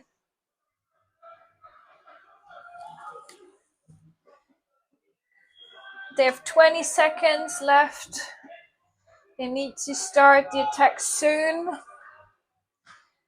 But pass blocked off by number 2 of Auster. Really nice blocking there with the paddle and control to actually getting ball possession. But then some unfortunate passing, so ball back in Swiss possession. That was almost a foul. I guess lucky enough it wasn't foul for Switzerland, so they have ball possession. 2 minutes 30.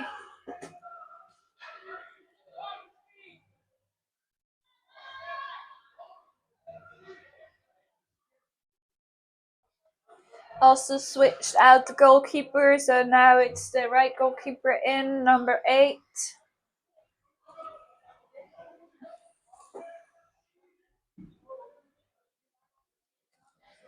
There's some space. Ulster kind of tried to go 5 out, fighting for the ball underwater. Fell for Switzerland.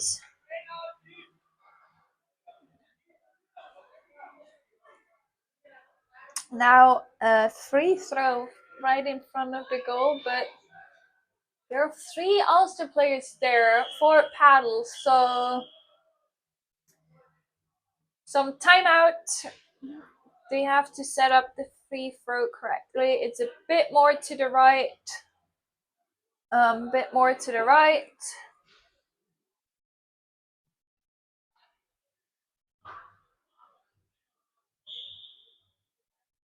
But no coming through, so the pass outside.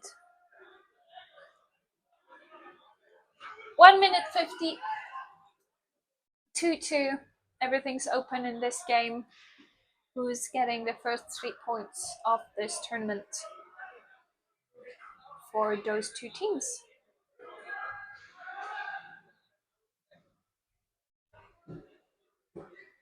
Ulster now pushing outside, trying to go all 5 out. Under 21 a bit. Ooh, far shot by number 9, Milos Vizadil. Very beautiful goal. I think it was probably around 15 meters. Now it's 3-2 for the under 21. That would be a great result for them. They have quite a tough group as well.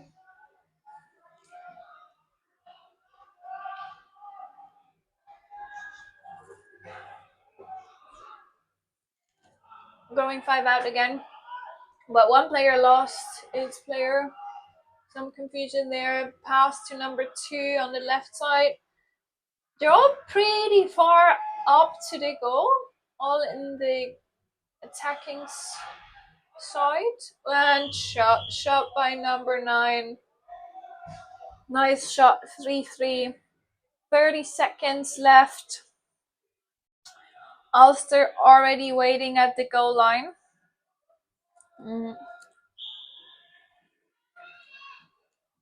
Oof.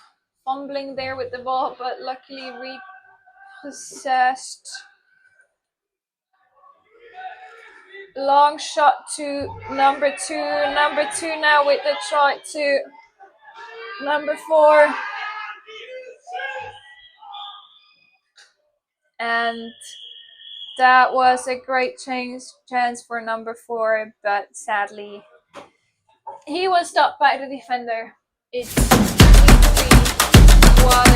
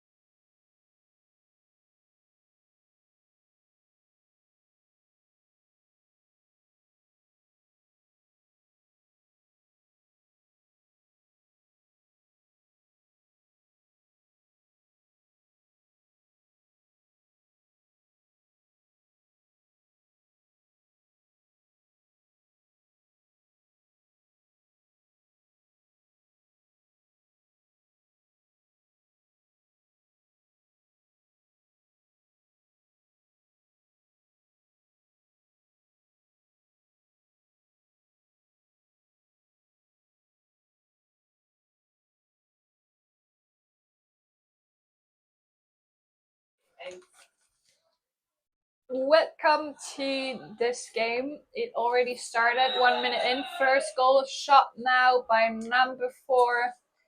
It's 1-0 for Asin, I think. And Asin is playing against Malaga. So this is the second game for both teams.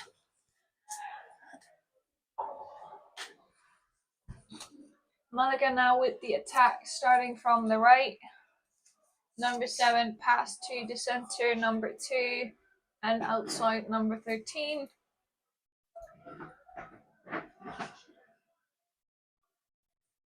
Asin has now, there was the goal for Malaga. Number 13, very nicely done from the left side, shot to the right lower corner, and it's 1-1.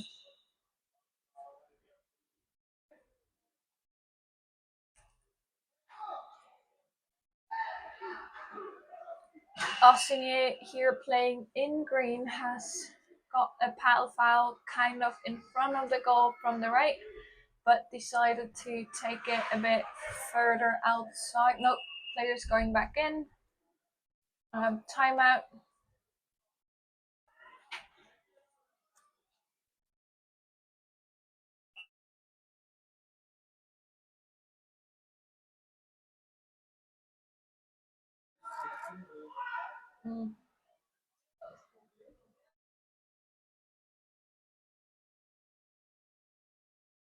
Because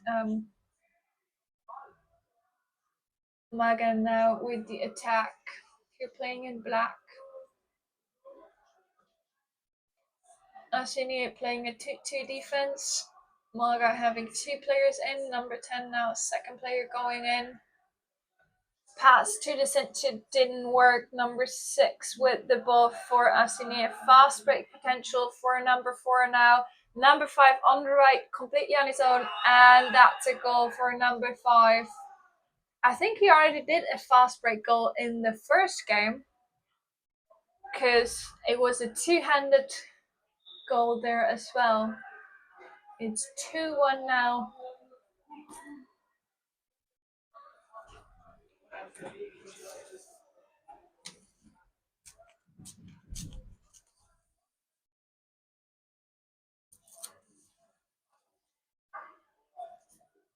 Malaga attacking, starting from the left to the right, center pass, possession number 6 there, but the goalkeeper has his paddle on the right position.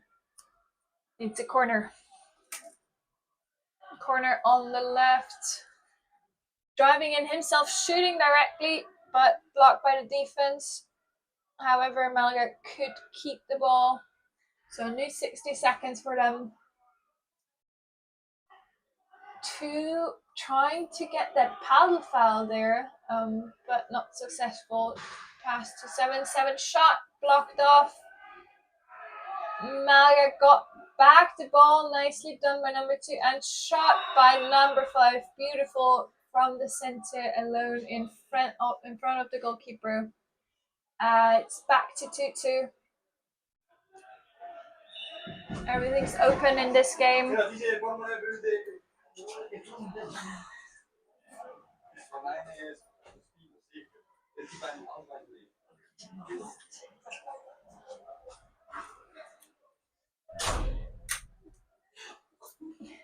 Asin with the ball in the center hot zone, but going back outside, no coming through the defense. Malaga playing a 2-2 defense as well, or switching to a 3-1. No, it's still 2-2. Shot by number 6 from the left side, blocked by the defense though. Corner.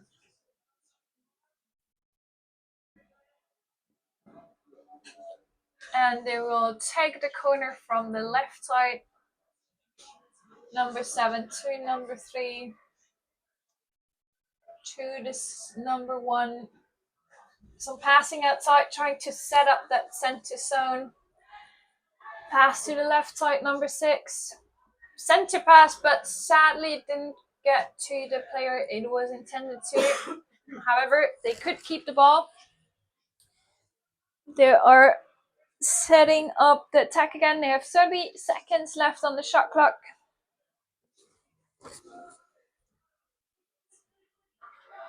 Nicely blocked pass from number 5.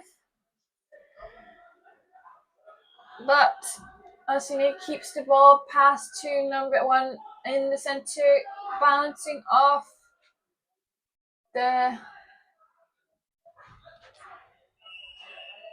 And there was sadly a foul with the paddle right before the goal, so the goal doesn't count. It's still 2-2. And I actually just noticed, I think for the Asin team, we have a Swiss player playing. Number 4. Potentially, if I'm not completely mistaken.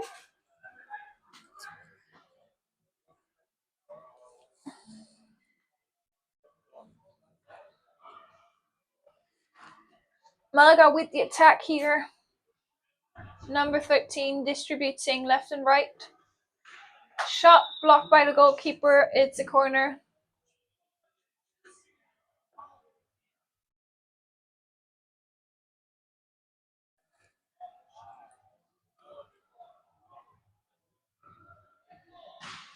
Malaga with the same strategy as in their first game. They have a player in the middle distributing balls left and right. And this outside player is trying to come with a lot of speed, putting pressure on the defense.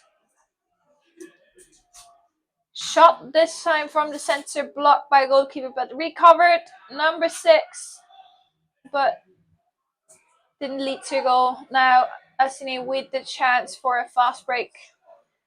There's no open shot though, so they decided to set up the attack properly.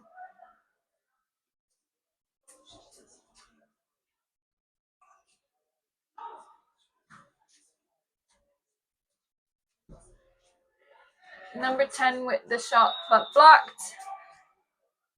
Corner ball. There is 1 minute 50 seconds remaining.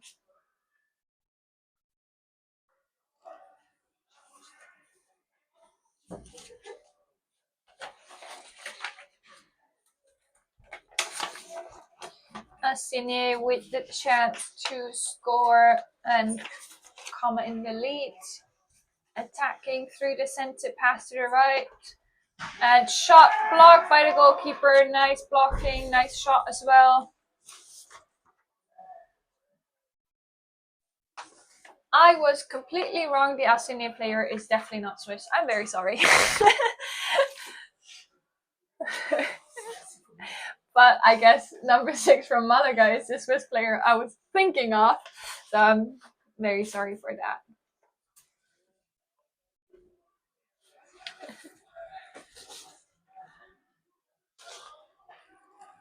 Wow, actually Asin has all French national team players. So that is quite a strong team there. Foul. Malaga with the free throw from the right side from the goal. Timeout to set up that free throw. There's 38 seconds left.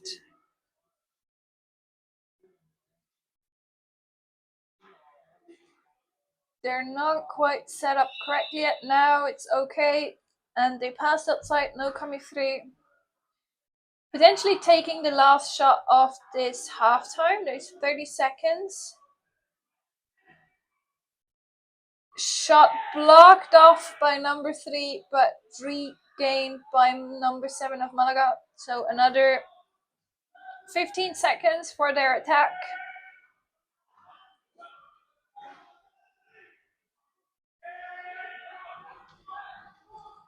On the right, number 13, no coming through. He's trying the center pass, but it's blocked. It's corner. Time out. Or no, that was the halftime. It's 2-2. Everything's still open. And we'll see what's happening in the second half.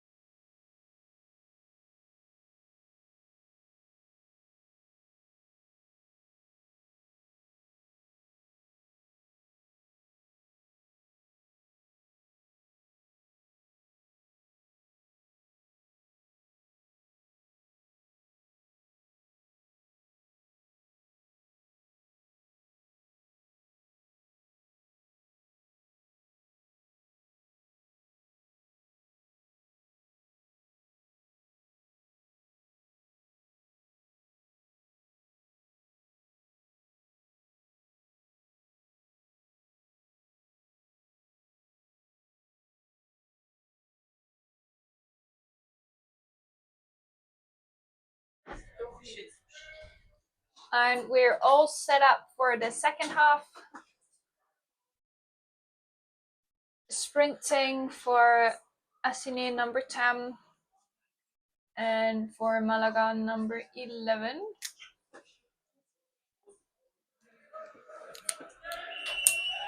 And it's a go.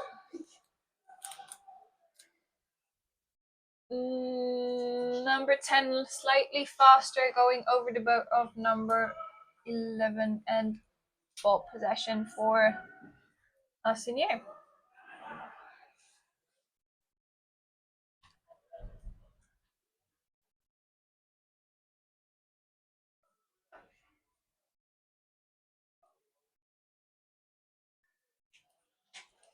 Asin is starting off with a centre pass. Another centre pass to number 7. Number 7 shooting, top bar. But they can keep the ball. New 60 seconds.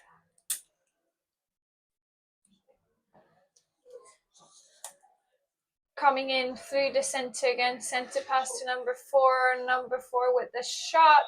But over the goal. And that's a timeout.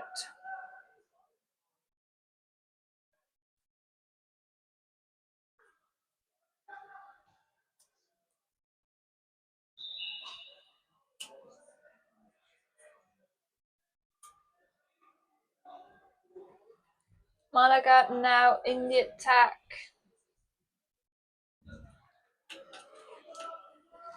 Coming in through the right, back outside, and to the left, number 13, back outside. Number 7 on the right. Centre pass to number 10. Nicely sliding through, but clean goal kept by number 1 goalkeeper of Asin.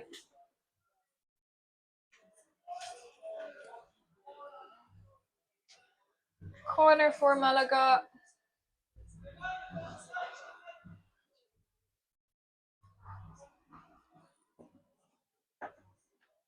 Currently 4 outside for Malaga. So maybe they're changing their attack strategy. Starting number 7 on the right. Pass to the center. Number 10 now going in.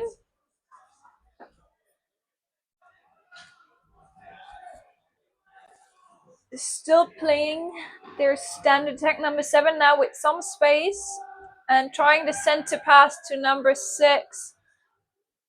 But Asin kept the ball in possession there with the paddles. And now the chance for a fast break. But nice defense by number 13 of Malaga. Number 6 now, 1 against 1. Can he? Yes. He's scoring beautifully on the top in the goal. Number 6. The Swiss player that I was talking about, Stefan Bartelt. Former Swiss national team player as well. Playing for Togau in the Swiss league.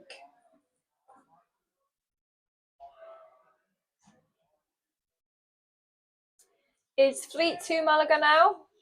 Can Asin close that gap quickly? Resetting the attack. Number 7 on the right with the ball. Number 1 now in the center. Starting off in the center with the attack. Pass to number 6. Number 6 has 2 paddles in front of him. Shoots, but it is blocked by the defense. It is a corner.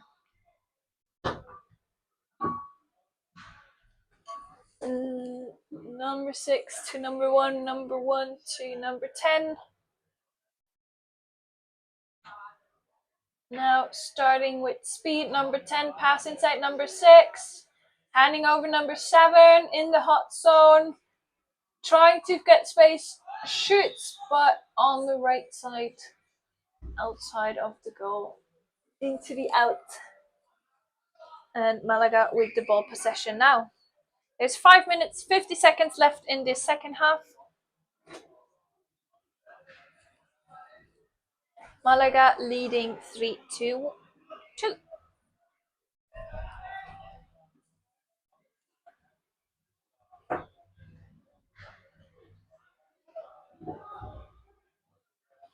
Number 11 on the right, sent to number 2.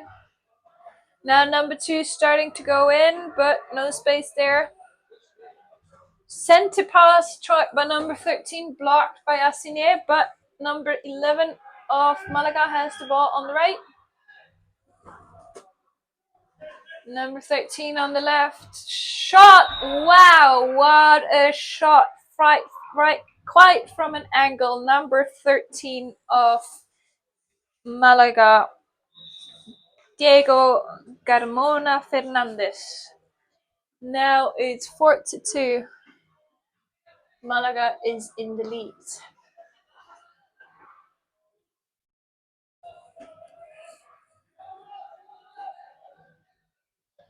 Ooh, ball bounced off of Asin's player, but he was fast enough to regain the ball.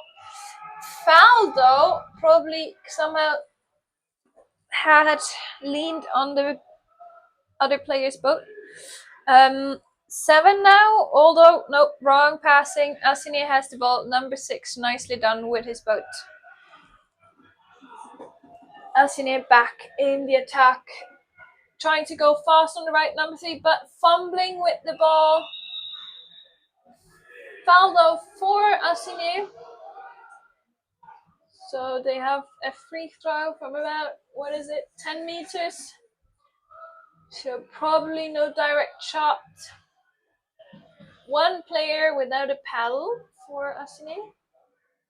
Now he has the paddle. Now they're ready to set up the attack.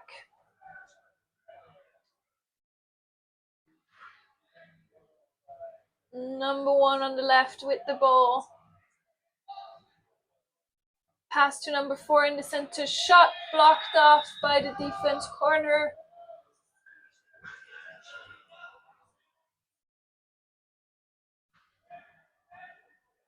They have 3 minutes, 20 seconds left. They need 2 goals at least to have a draw. Therefore, probably trying to go for that fast goal. Pass to the center. Shot. Beautiful shot by, I think, number 4 of Asin. Number 4 is Guillaume Lemarchand. He did already play French national team last year, 2025.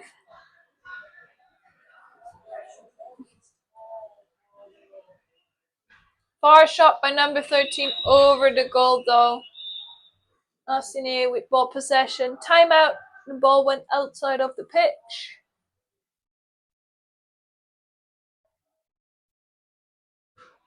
Not sure if that far shot was a good idea. Malaga is still in the lead, 4-3. Now Asin has the chance to equal the score.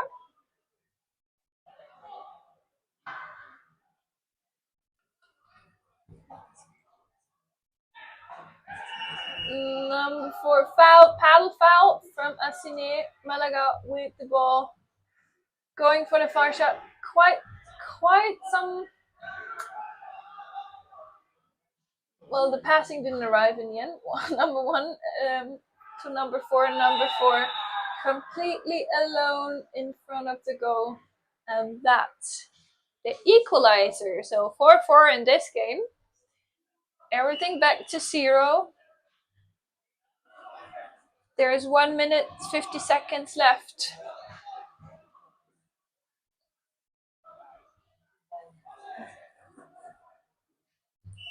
Ooh, sideline out from Malaga. Very unfortunate. Asin with the ball possession, trying to go for a fast break, but they had to slow it down a bit. Probably setting up a proper attack now.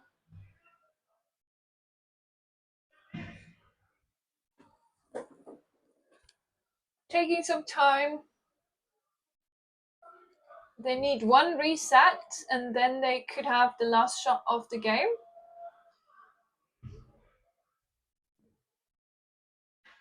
Center pass shot blocked by the defense. Ball possession Malaga.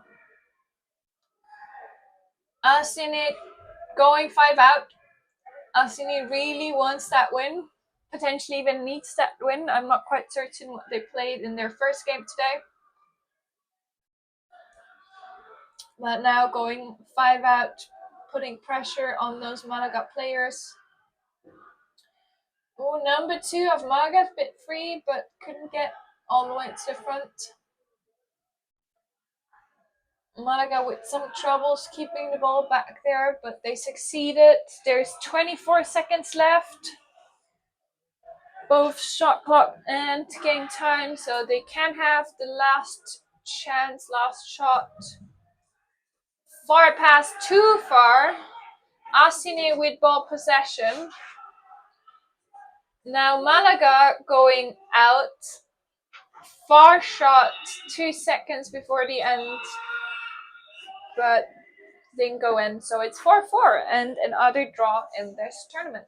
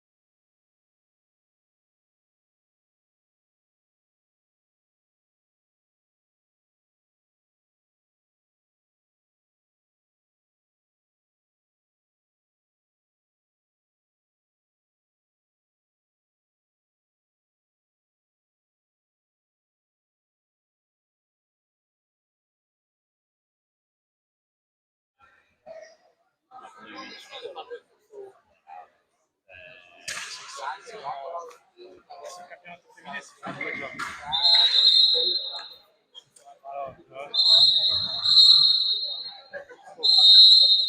Ma dunque cosa?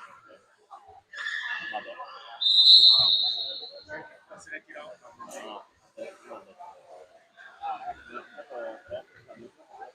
No, Noi gliel'abbiamo portato. Solo il primo tempo erano 8.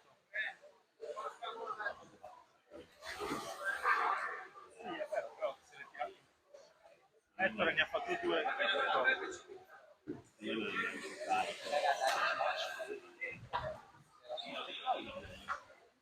Che peggio.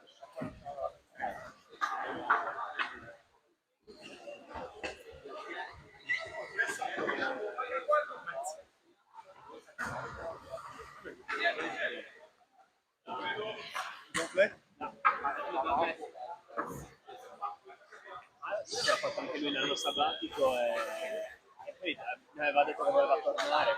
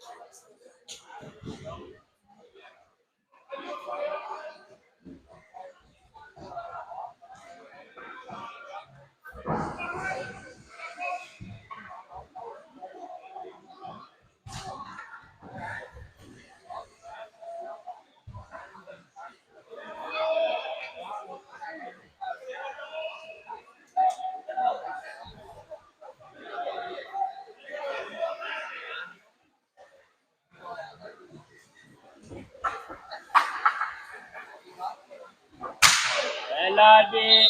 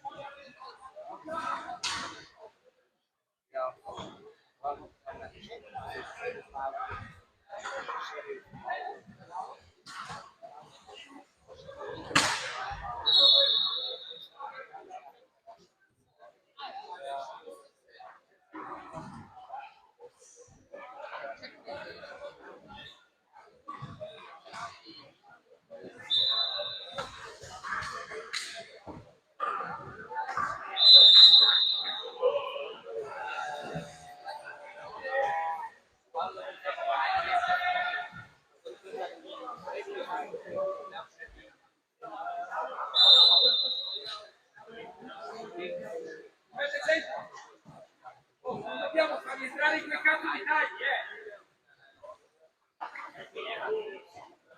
Dobbiamo farci più, dobbiamo farci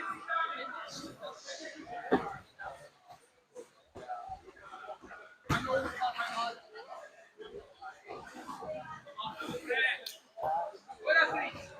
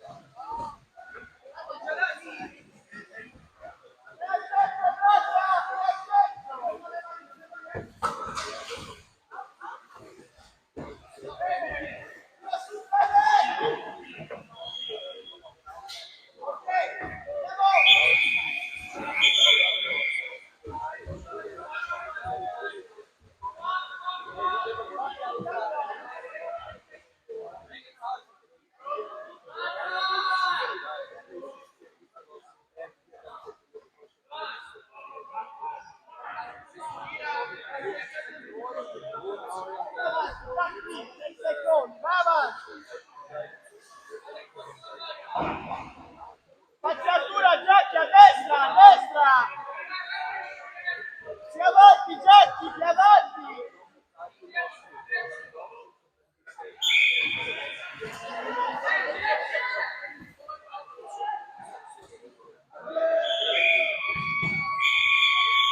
Cavali, Nicky!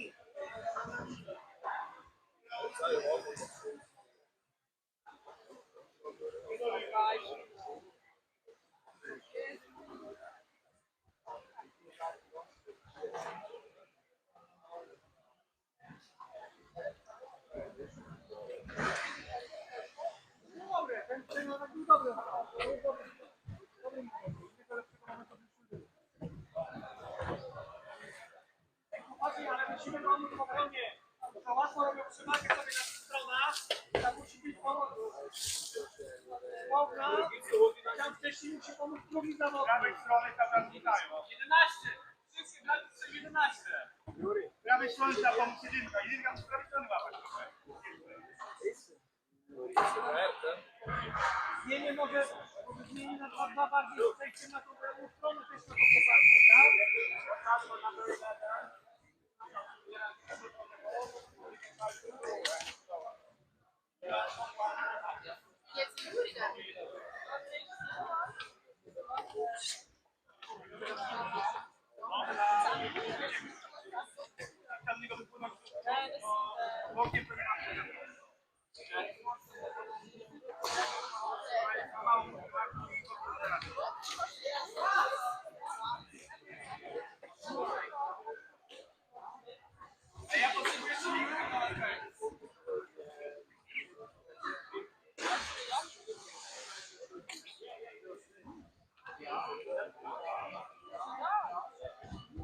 Walczymy panowie, walczymy!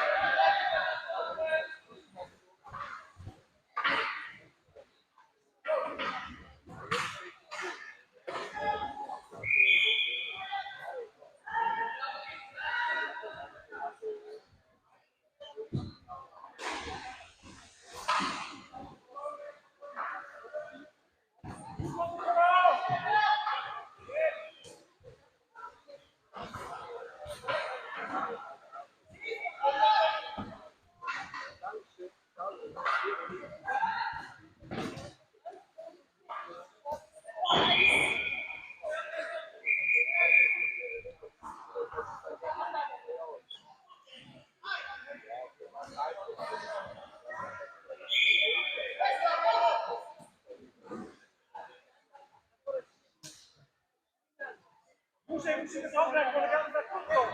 Prowadzimy dwoma bramkami, co zleci. Musimy pograć dłużej.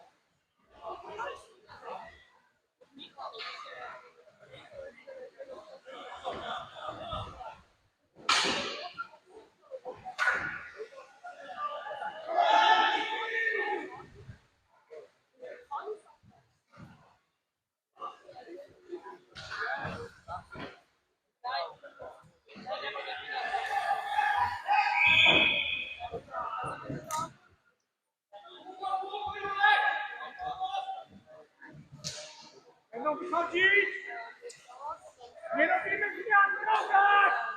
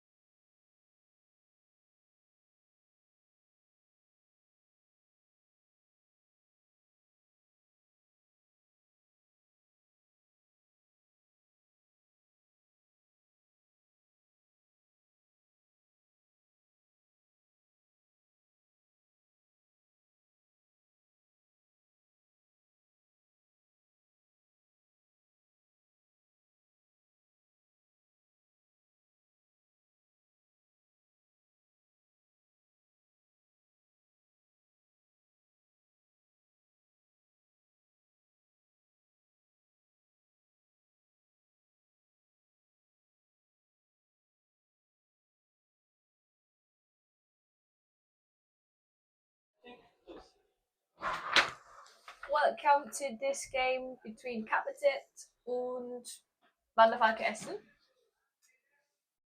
I think it's both their second games in today's tournament as well. Capität Essen with the initial attack, attacking from the right to the left with yellow PFDs.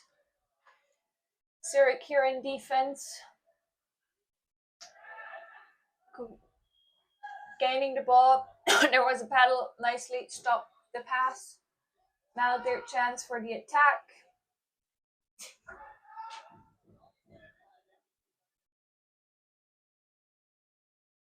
Number 10 on the left, slowing the attack a bit down. They're probably trying to set up a proper attack. 2 players in. Capität Essen playing with a 3-2-1 defense.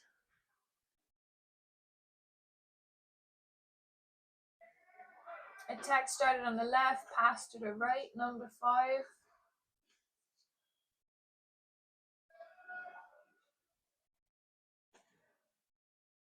Two players in for Capität trying to create space. So far not too successful yet. Shot, but over the goal. So ball possession for Essen.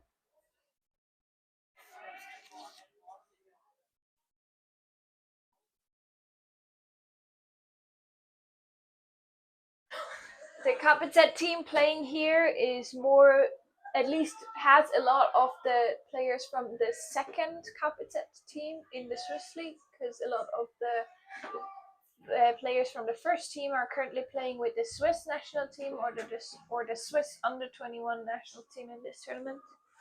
So quite a new team here for Zurich as well, playing together.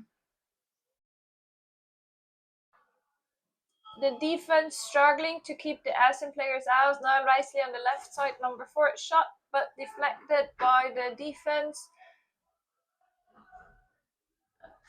Nicely stopped passing.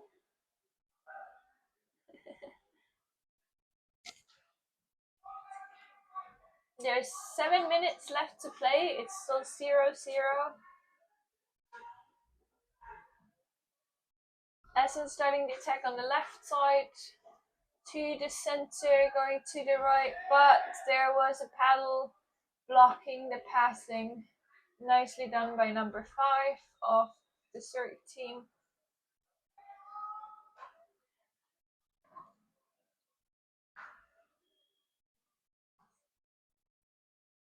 Asin with the attack on the left, shot, deflected by the defense, but in possession, deflected again.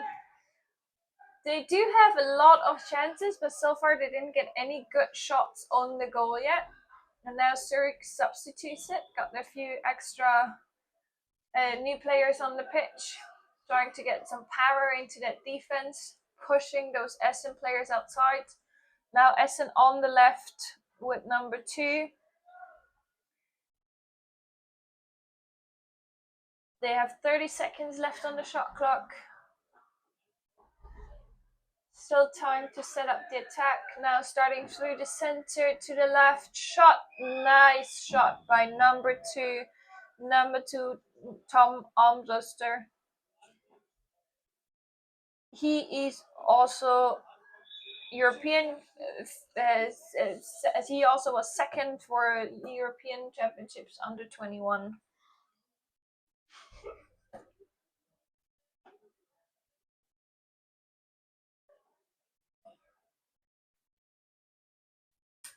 Capität with the attack on the right side, shot, but blocked by the defense and caught by the goalkeeper. There was also a goalie foul or another boat foul. So here's the attack from Essen, playing to number 4 on the left. 4 shoots, and that's the second goal for KGB Wanderfalke with Ben Armbruster. They seem to have 3 Armbrusters in their team, so probably 3 brothers, I'd assume. So quite a family team here.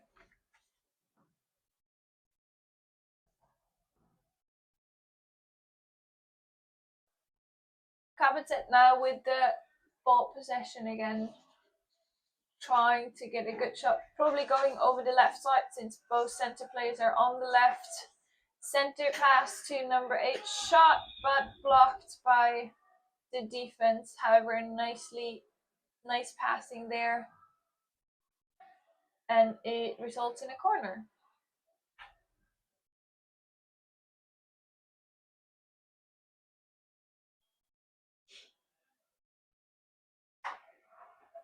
Pass to the center player back outside, setting up the defense again. They still have time. Now starting the attack with speed on the left side.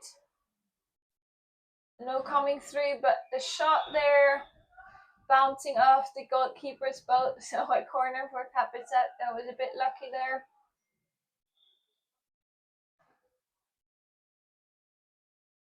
Nevertheless, quite a nice attack, but no goal yet for Capizet.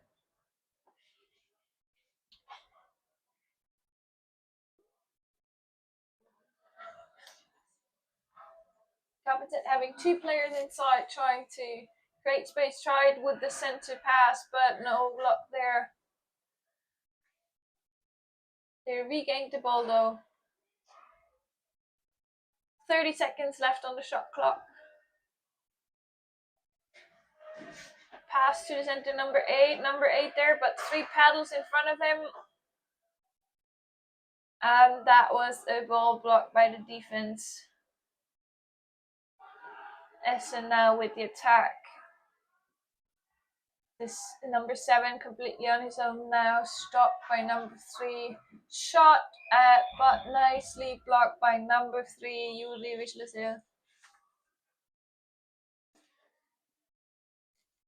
Leading to a corner.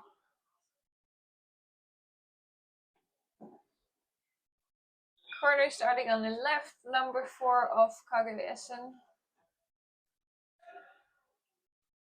To number 2 and 10, back to number 2. Now trying to get into the center, looking for the center passes, couldn't find them, back outside. Back, nice pass, nice paddle control there by number 4, and what a beautiful goal. Left lower corner, number 4, Ben Andruste. Beautiful shot.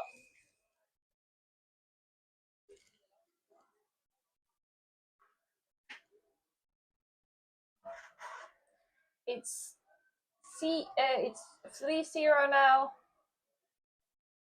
There is 1 minute 50 seconds left on the game clock. And a paddle foul for Zurich. A bit to the side, but still quite good in front of the goal, but no getting through the defense paddle, so playing it safely outside. Trying the center pass, but couldn't get number 8. Ball recovered, but still couldn't get number 8. So now Cavali Essen with the option for a fast break. Stopped for now by number 5, but number 1 is on his own. He's a lefty, shot blocked by the defense. Now number 4 plays the ball back outside. So the defense has some time to set them up. One of the Essen players without a paddle, but got it back now. And the defense back in line. Also Zurich playing 3-1 defense. Essen sending the second player inside now. 1 on the left, 1 on the right.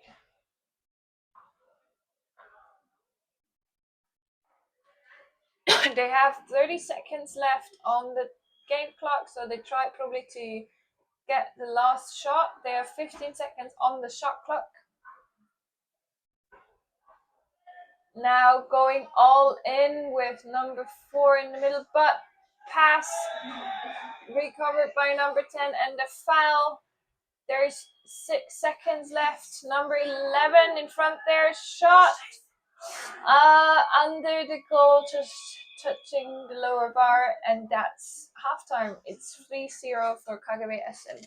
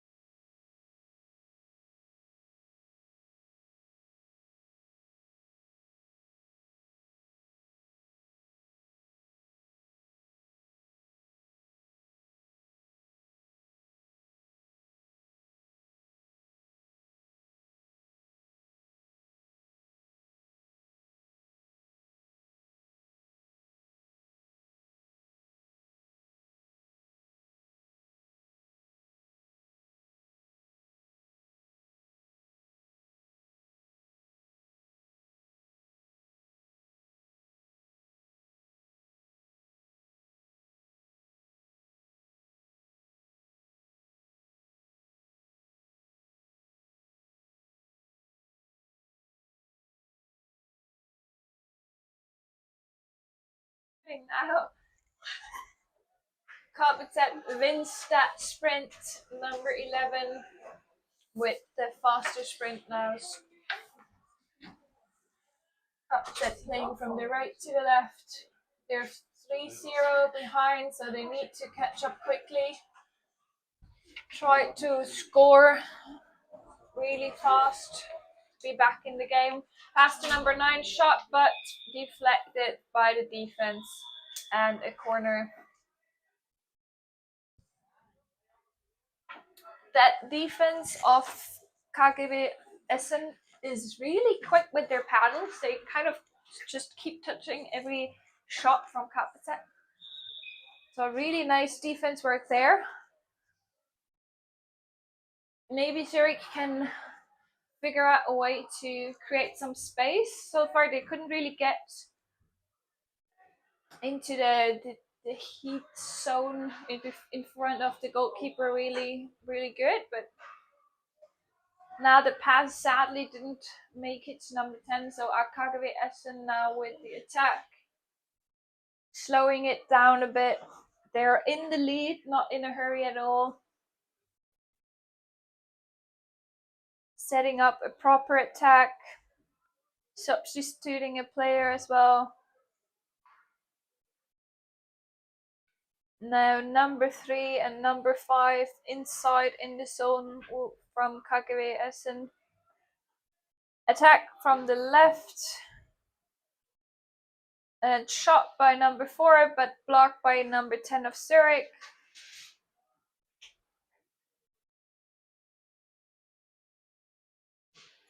However, Essen has still the ball, so they have another 50 seconds on the shot clock.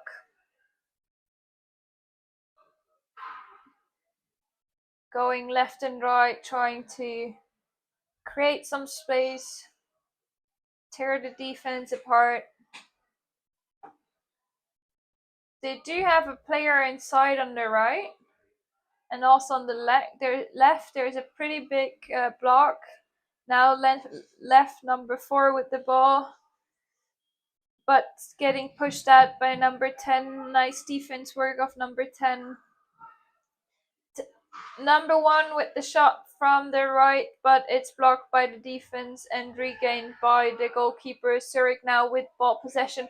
Potential for an 2 against 1 or 2 against 2 situation. Shot, but sidebar, and deflected by the goalkeeper. It's a corner.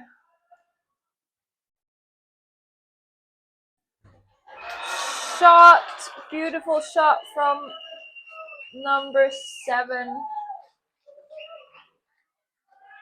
Number 7, also the goalkeeper of Zurich, Lorenzo Moa. Really nice shot there. It's 3-1 now.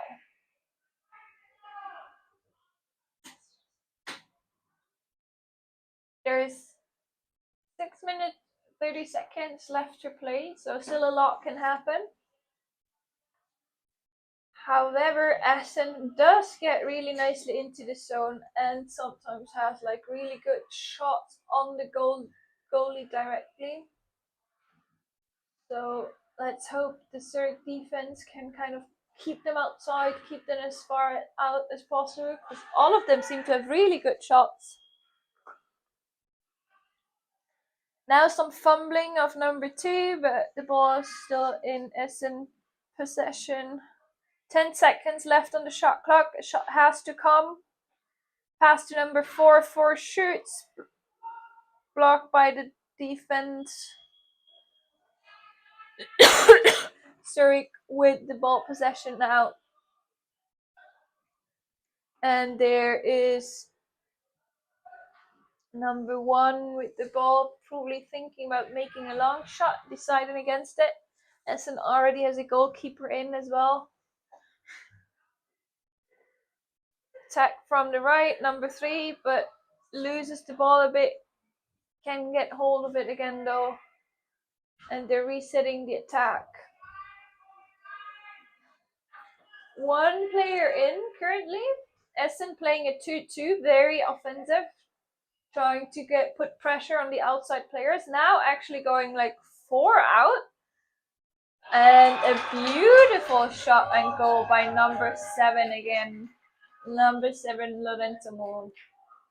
Not sure if that was the right decision of Essen to actually have all 4 players pressing out, but the goalkeeper staying inside.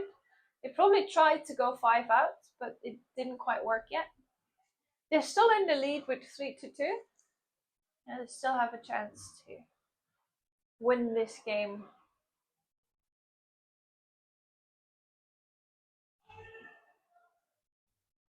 Attack from the left, number 1. Number 1 is a left-handed player, is always an advantage, but there was a foul. Zurich with the ball possession. Passing to number 9 there. Pass number 1, shot! Wow, what a beautiful passing combo.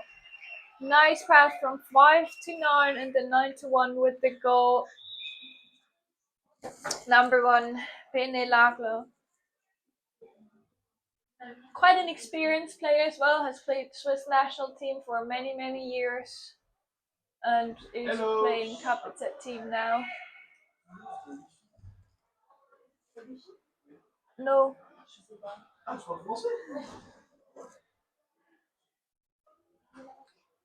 Kagami Essen from the left.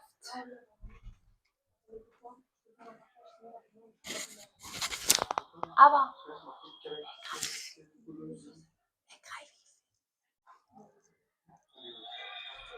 And the shot over the goal. Stopping on top of the goal. It's 3-3. What an interesting game. Essen now actually going 5 out. trying to put pressure on this Capitec team. Capitec looking for the option for a long shot. Trying to pass to number 11. Paddle foul, new 60 seconds for Zurich. They didn't adjust, oh no, they did adjust the shot clock. Long pass to number 5. Number 10 there with the chance for the shot. Number 1. And that's the goal, number 1. Also left-handed player. And that's 4-3 for Zurich. What a comeback in the second half. Really nicely played so far. Not too much luck for Cavali Essen for the 5 out yet.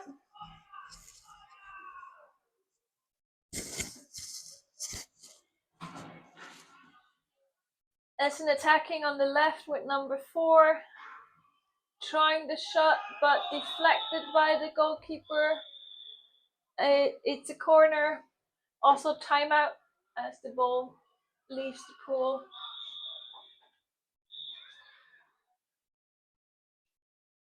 Number 7 starting the attack in the center, passing to 4. 4 on the left, handing it over to 10. Is there a chance to shoot? Not really. Trying to find, wow, beautiful ball to number 2, but then the pass fails, and now Zurich has the chance to actually go for that fast break. But slowing it down a bit. Number 10 with the ball now for Zurich. Cavali Essen playing 5 out, trying to put pressure on those players. Some confusion about who has who. Some Zurich players quite on their own. Long pass coming up now, going to number 10. Number 11 going on the left. And there comes the pass. But nicely defended by number 4. It's just stopped in time. Maybe the pass was a bit too far to the left. Now Essen with the chance. One player, number 2, coming in the center hard. But foul. Hits the defending player with the boat strictly directly. Boat foul. Zurich with the ball possession. There's 20 seconds left, so all they need to do is just keep that ball for those 20 seconds. And then they'd win that game, which would be a great win. But Cavali Essen really putting a lot of pressure on that team. Far passing. Now number 10 fighting for the ball, keeping it for another 3-4 seconds. And that's the end of the game. Capitec wins. What a great win, 4-3. Beautiful match, beautiful second half.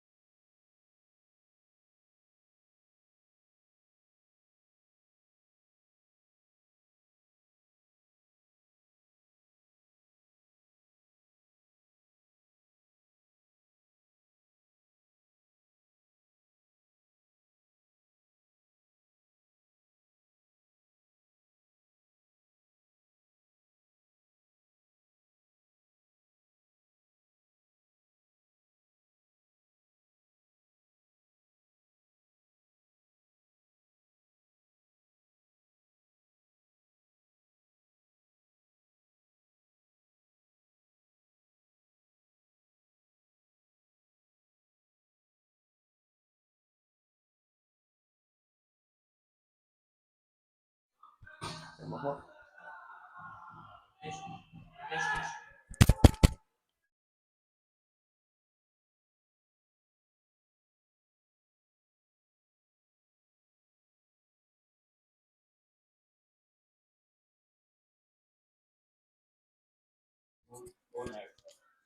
Herzlich willkommen zu diesem Spiel Schweiz gegen Ovisle. Wir sehen hier, die Schweiz gewinnt den Ball.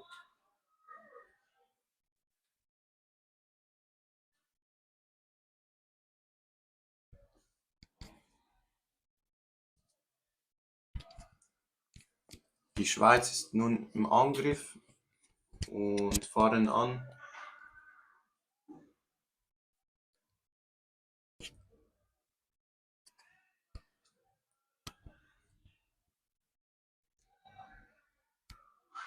Sie machen Druck, der Ball geht wieder nach außen. Ja.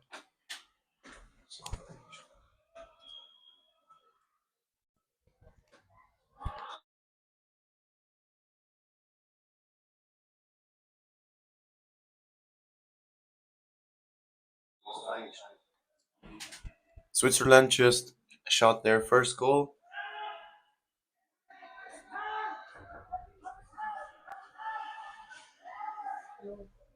I left my phone charging the other room.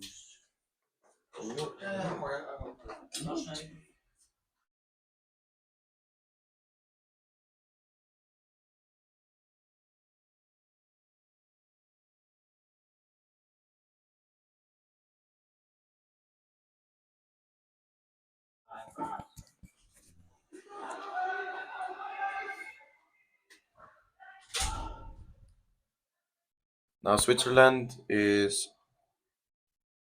attacking again. No foul right there. Switzerland now in the center. There was a foul.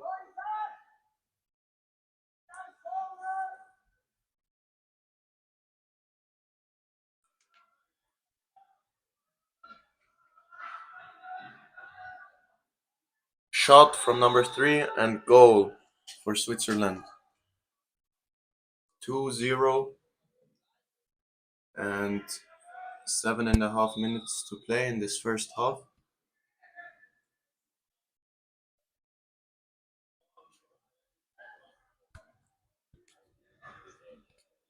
Now Povisle attacking.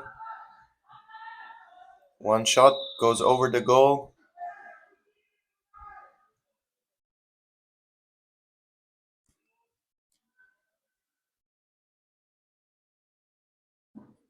Not a lot of action from Povisle until now. Switzerland definitely the better team in this first few minutes.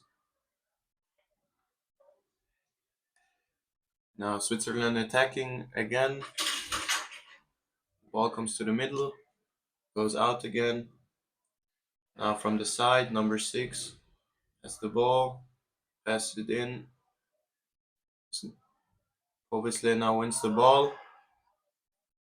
They're now driving a counter-attack.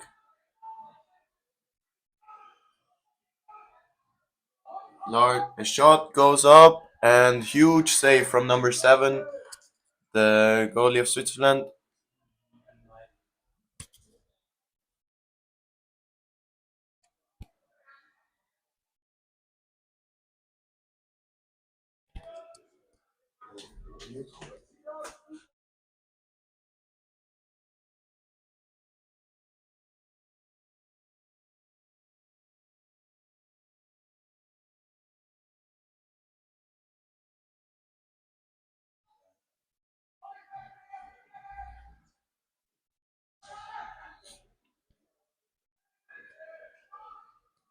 Now Povisle attacking again. Going in from the side. Passing a ball which gets blocked.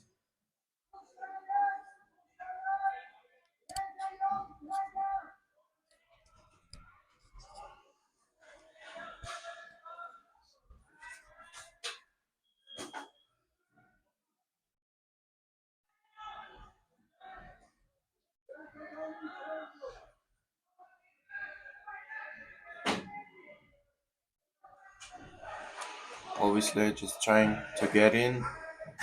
Shot goes up. It's blocked. Now corner for obviously. Number 1 taking the corner.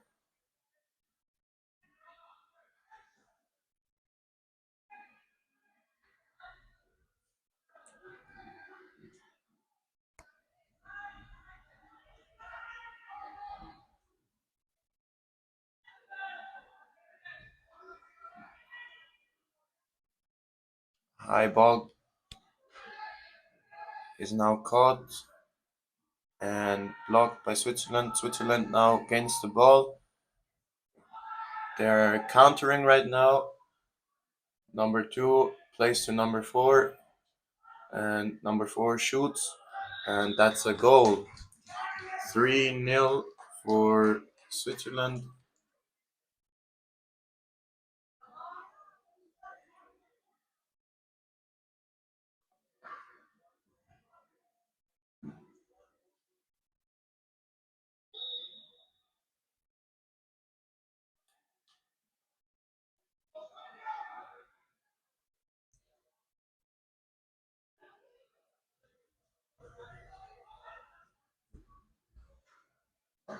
Obviously now attacking.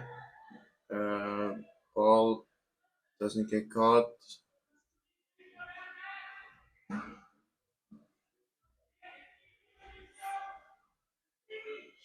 Now number 8 taking a shot, misses the goal.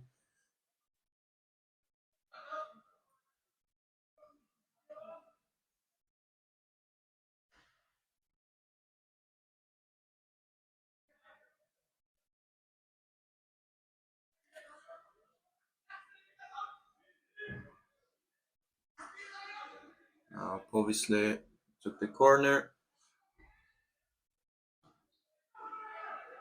Are now attacking again. Little block right there.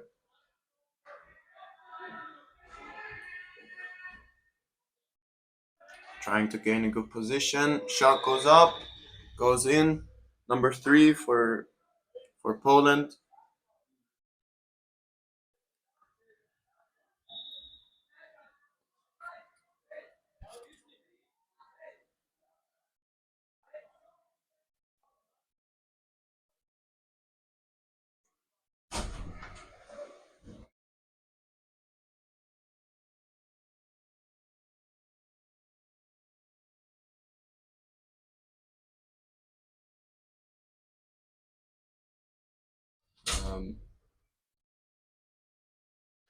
Trying to gain a good position.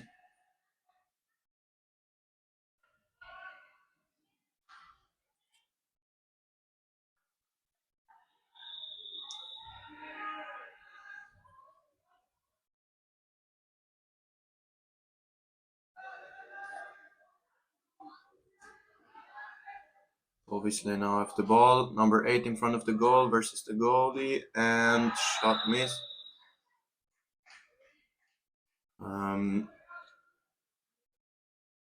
It's a ball for Povisle. Corner for them. Taken quickly.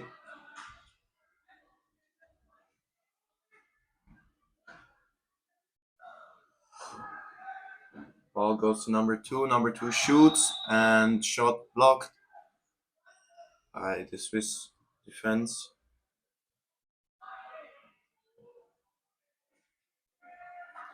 So now the next corner. Number 2 taking it. Short corner. Going in himself. Passing the ball to number 4. To number 3 outside. Trying to rebuild the attack.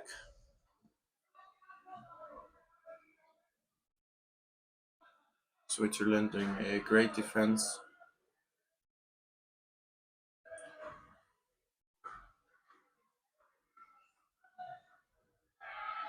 Ball was lost. And now Switzerland's countering. Number 2. Some players are complaining about the foul. Shot missed. Now that was the first half of this game.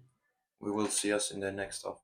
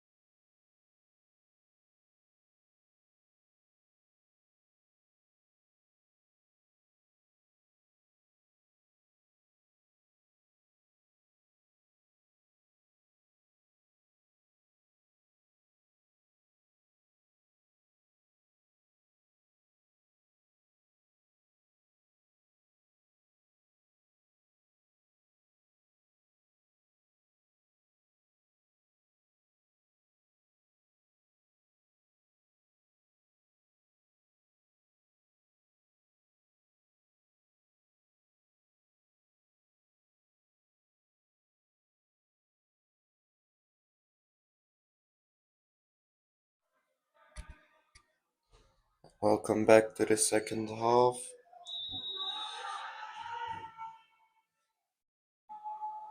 Switzerland winning the ball.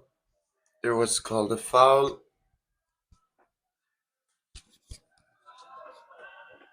Switzerland in possession of the ball.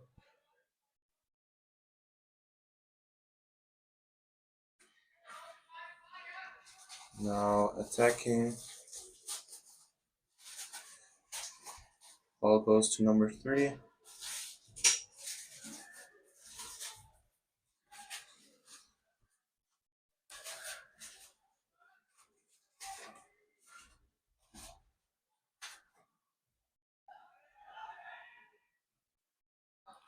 Ball goes to number 3. Shot goes up. Goes to the lower bar. Switzerland gains the ball again. Goes to top. Obviously now in possession of the ball. Now attacking. They're not countering fast. They're playing it cool.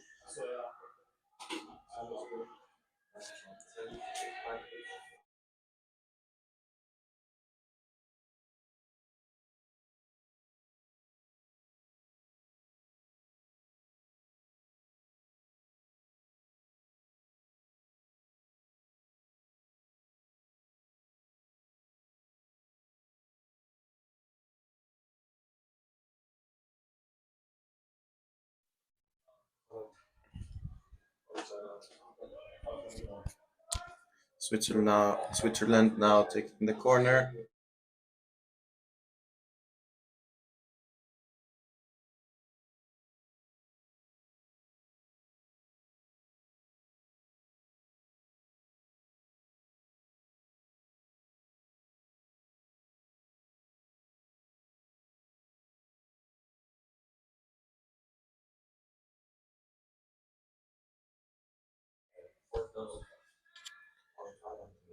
Switzerland now building up an attack, working on the defense. Ball goes to number 8. Assist the ball to number 7. Shot goes up. Was blocked. Now it seems like there's a corner again. Yes, Switzerland taking the corner.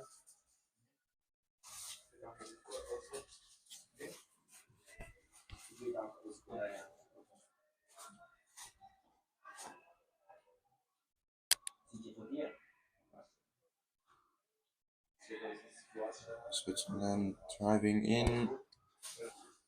Ball to the middle to number 7. Shot goes up. Blocked by number 5 of Odyseus.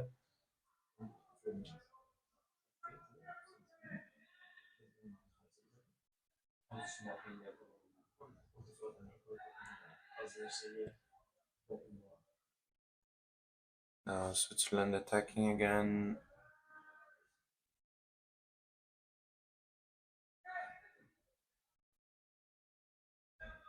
Obviously defending really hard right now.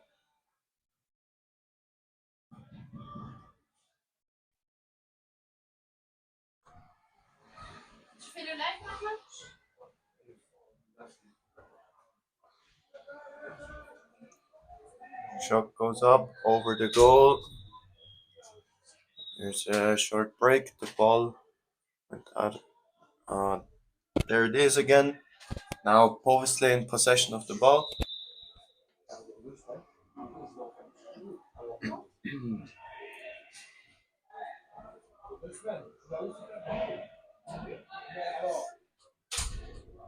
Attacking. Ball goes out to number 2. To number 3. Trying to find a way in.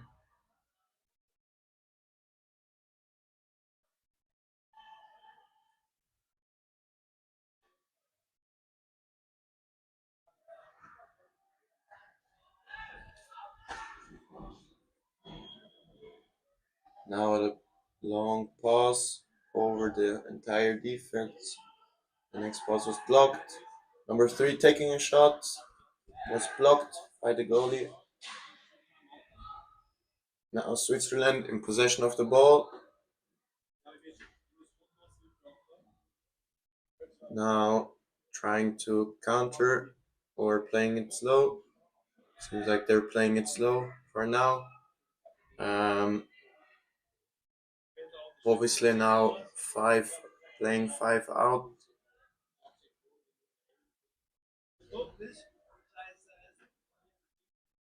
Switzerland taking it slow.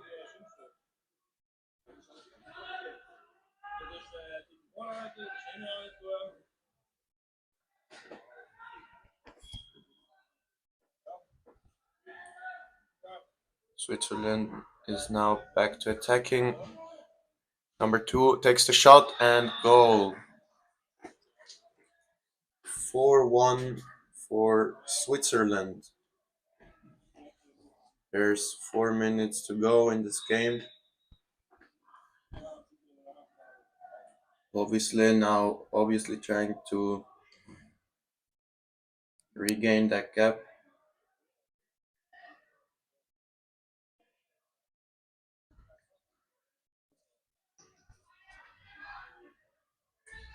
Obviously now in attack. Ball goes to number 3 to the middle. Ball was lost.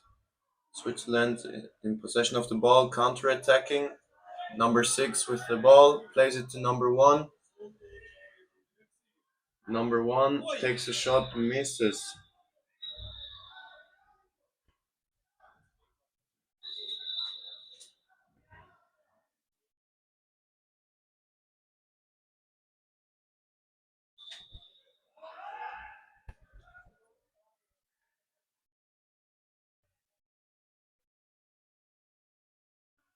Obviously now attacking again. Ball goes wide to number 1.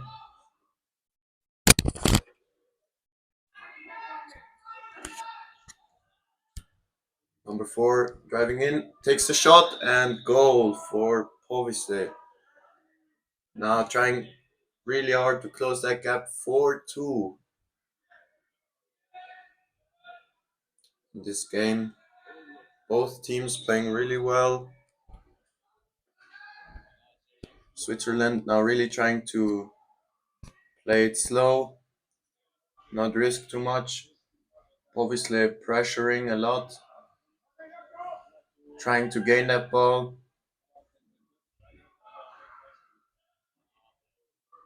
Now Switzerland has a lot of room here. Number 1 can drive all by himself. Now ball goes to number 2, to number 3, and that's a goal. 5-2 for Switzerland.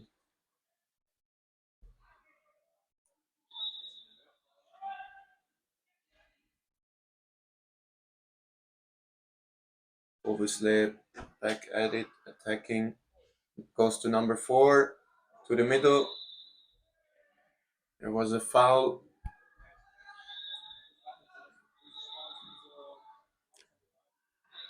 Needing to pause the game.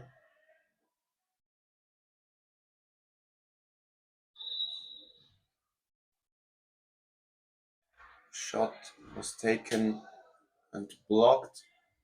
Switzerland now countering again.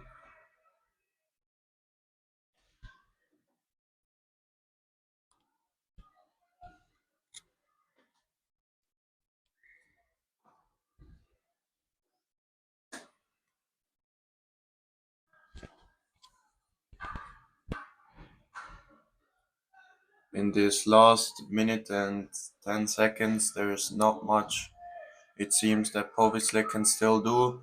They're still fighting. Now gained the ball. Starting an attack. Number 7 here with the ball. Plays it to number 2. Number 2 back to number 7. Number 7 takes the shot, and that's a great goal from number 7 of Povitsle. Now 5-3.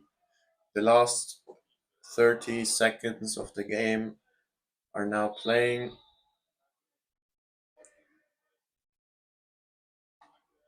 Switzerland has 2 more goals, so they are playing it slow again.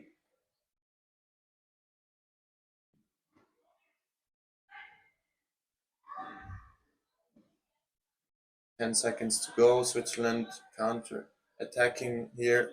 Number 4 takes a shot, and that's a goal.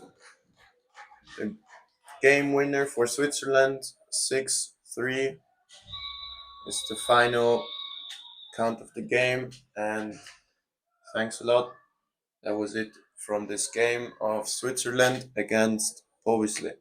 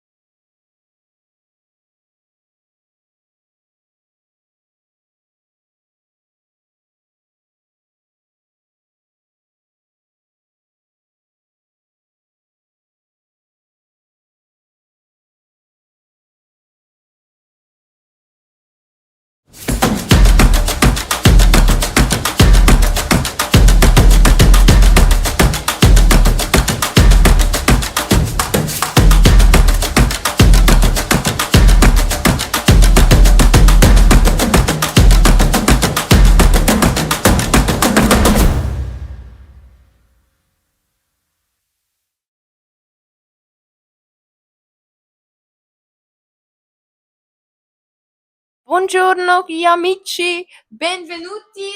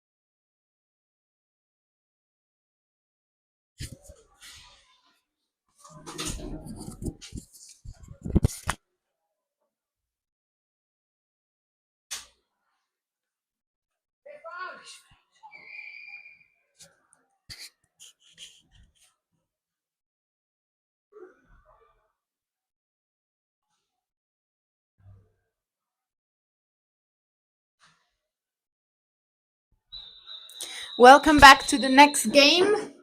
We're seeing Switzerland men under 21 in red playing against Odysseus in gray. This will be the last game of the group stage of this group D, and the winner will proceed to the quarterfinals.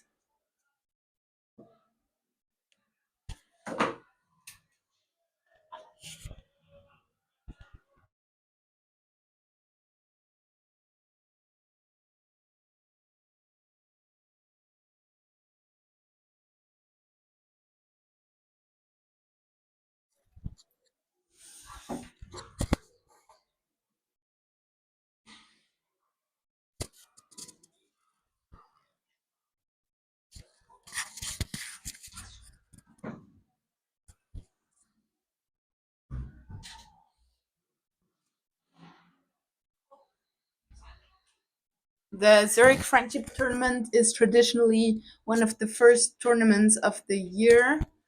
A lot of international teams attending. and they usually use this as preparation for their national and international season. So here the Swiss under-21s, this is their first tournament of the season. It's a little bit of a new composition of the team. A couple of the more experienced players are no longer in the under-21 category. So this is an interesting start to their season. It'll be nice to see who steps up. Luckily, their captain, number 9, Milos Vizlazil, is still part of the team. He has been for a long time now. Very important player in this team. Whereas Odysseo on the other side is a renowned club from the Netherlands. We also have some international players. Number 6, Mats Pell, plays for Liblar, for example, in the German Bundesliga. We have most of them are actually also playing on the Dutch national team, and the game is off. The sprint start is won by Odysseus, Wessel Vroon. Advantage for the Dutch because of an illegal tackle by Vizlazil. And again an advantage because of an illegal tackle. A lot of speed in the attack by the Dutch, but a nice save by Wandeler. Right, do you have any ice for small injury or not there?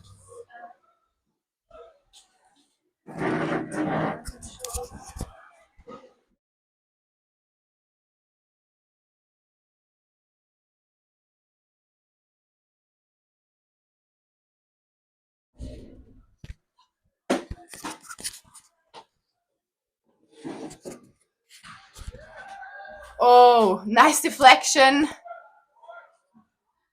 But no luck so far for Odysseus, even though they are putting quite a lot of pressure on the young Swiss defense. The Swiss are playing a 2-2 defense with 2 players up front and 2 in the back, trying to shield their own goal from the attacks coming in with a lot of speed from the outside from the Dutch players. The Dutch Odysseus are playing with 2 box players currently, trying to generate speed and momentum. And again, a very important save early in the game by Wandeler. He's still one of the younger players of the team, but a real talent in goal.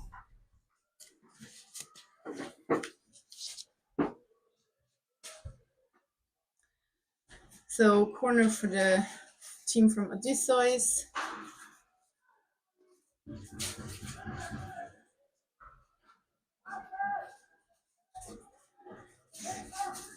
Valraven trying to bring the ball inside to his teammate Vandenberg, who has no choice but to play the ball out again because the Swiss defense is doing a good job in pushing him out of the zone. But definitely quite some physical advantage for Odysseus, and they finally managed to capitalize on it. 1-0 scored by Erwin Rose, number 9 from Odysseus.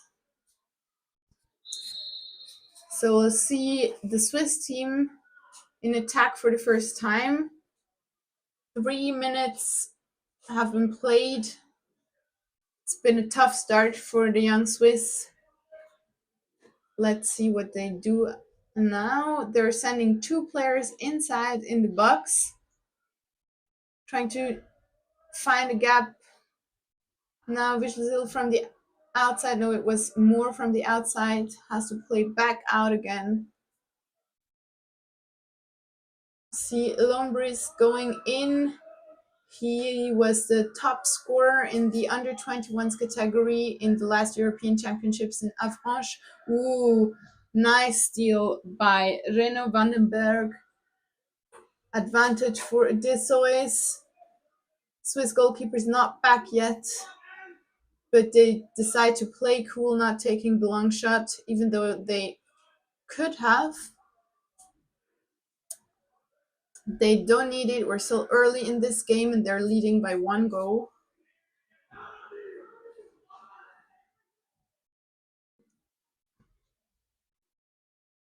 Nice passing. They're really patient, making good decisions so far in when to attempt for a shot on the goal. Now 20 seconds left on the shot clock and a shot hitting the lower bar and out.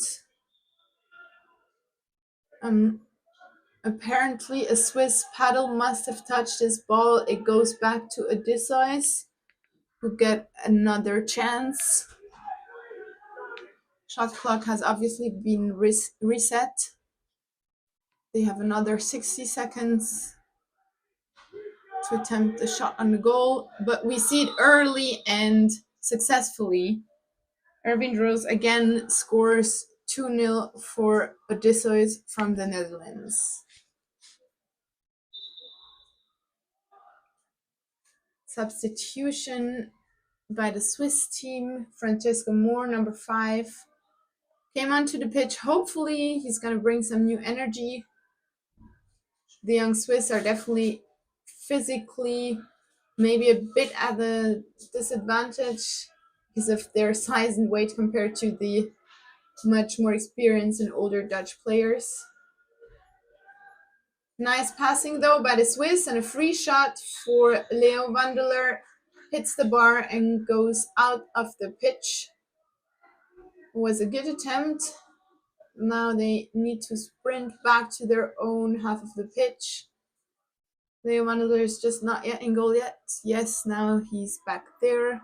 The ball still in the Dutch half. Now they're starting their attack. They're currently trying to block the 2 pairs of players by standing in the middle.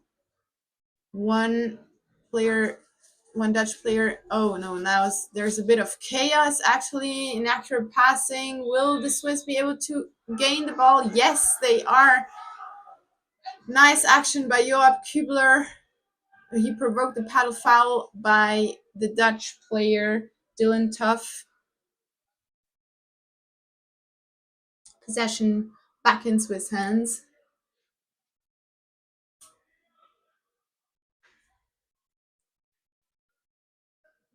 They're sending 2 players inside the box again. Odyso is meanwhile playing a traditional 3-1 defense, meaning there are 3 players in front of their own goal and 1 chaser up front. Nice passing outside again. Ooh, capsized. But number 3, Florin Stelli, is back up again. Only 20 seconds remaining though on the shot clock, so now they will want to find a good position. There's no free shot yet. Some passing. He's not undecided now. Milos will have to take the shot.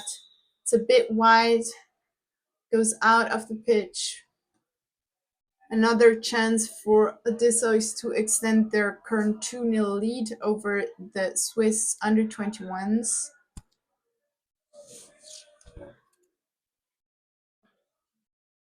Yeah, the young Swiss team are definitely the underdogs here, I would say, in this game, but still they are doing a good job in fighting. Again, very nice save by Leo Wandeler. Corner for Odysseus. And Leo Wandeler is playing quite a pivotal role in this game so far. Swiss players are really fighting hard in the defense, but they can't help sometimes to keep it close. Now, nice steal by Benjamin Mouf, and there's the chance for the counter-attack. Fast break for the Swiss. Oh no, now Milos Vichensil fumbles the ball. Oh, unlucky. Still the possibility, and a goal. Very nicely done.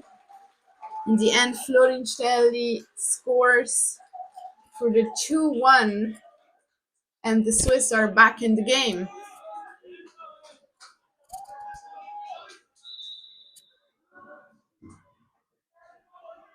Couple of substitutions to bring fresh energy back on the pitch. A little over 1 minute remaining in the first half of this game. Current score is Odysseus 2, Switzerland under 21 1. And the Swiss gained the ball back after an unsuccessful attempt. And the foul called, illegal tackle.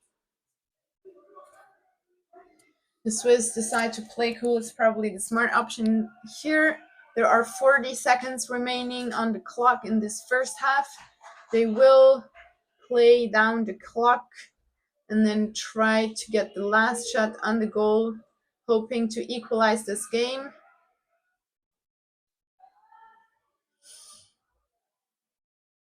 "20 seconds remaining. They're sending a third player into the box. Francesco Moore is trying to create an opening. Now some speed is required. Ball goes to Luis Lombris, but he misses, and 5 seconds remaining on the clock. Corner for the Swiss. And the first half of this game is over. Current score is Odysseus 2, Switzerland under 21. We'll see you back in the second half.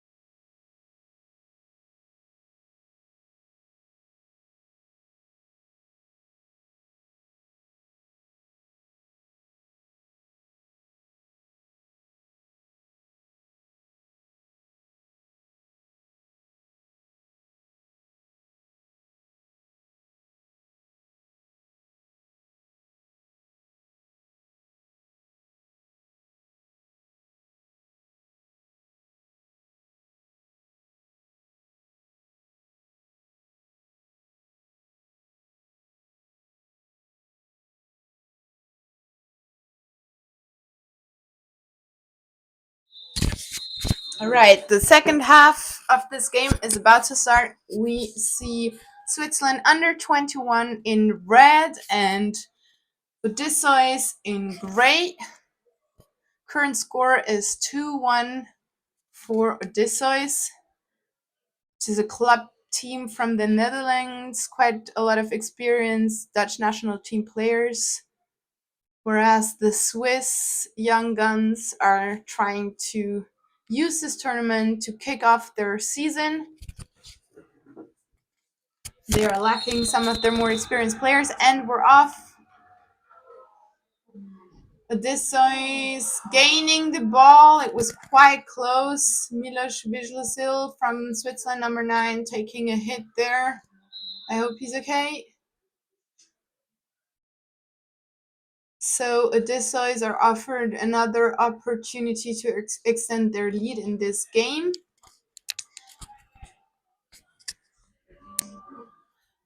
Advantage called for the Dutch team. So they get another 60 seconds to attempt a shot on target.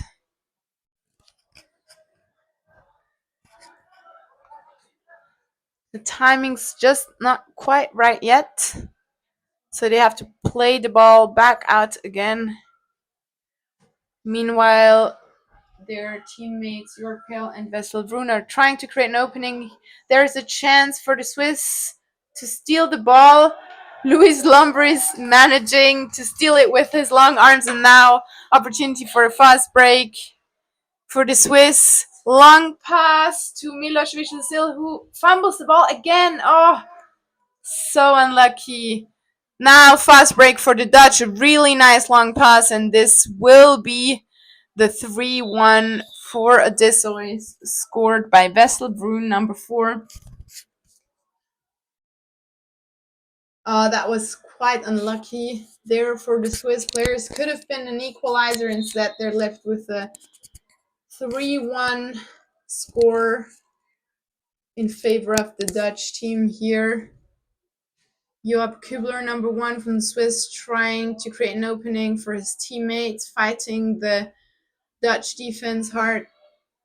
Now more with an attempt to generate some speed, and Louis Lombris with the shot deflected by Walraven's paddle. Corner for Switzerland.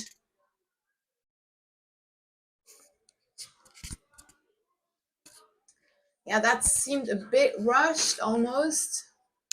They are trying to catch up here. They're 2 goals behind, but a lot can happen in canoe polo really fast. Trying to be a bit more patient now. Moore plays the ball back out. His 2 teammates, Schnetzler and Kübler, fighting hard in the box. It's gotta be quite physically intense there.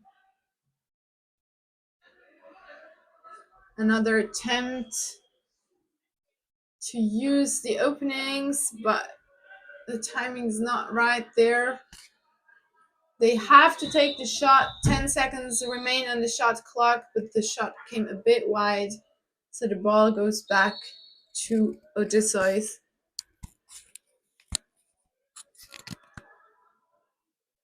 The Swiss are taking this opportunity to make some substitutions.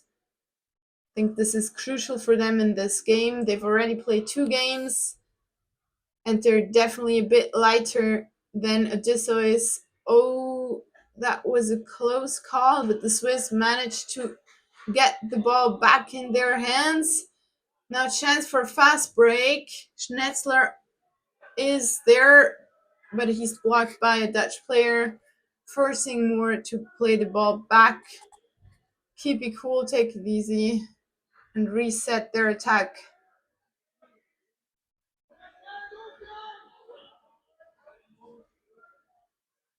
A lot of encouragement here from the side as well for the Swiss team. A lot of Zurich hometown players on this under-21 team. For example, Vyšlacil, the captain, number 9. Now only 15 seconds remaining on the shot clock, and Moore decides to take the long shot, actually quite successfully, giving his team an opportunity for another 60 seconds. Lombris, meanwhile, taking the next shot quite quickly, but he's lucky. It's deflected by a Dutch paddle, which means it's a corner for Switzerland. Another substitution on the Swiss side. The Dutch players are working these Swiss blockers quite hard, giving them a hard time to create openings. Nice beat from Vyšlacil there. An opening.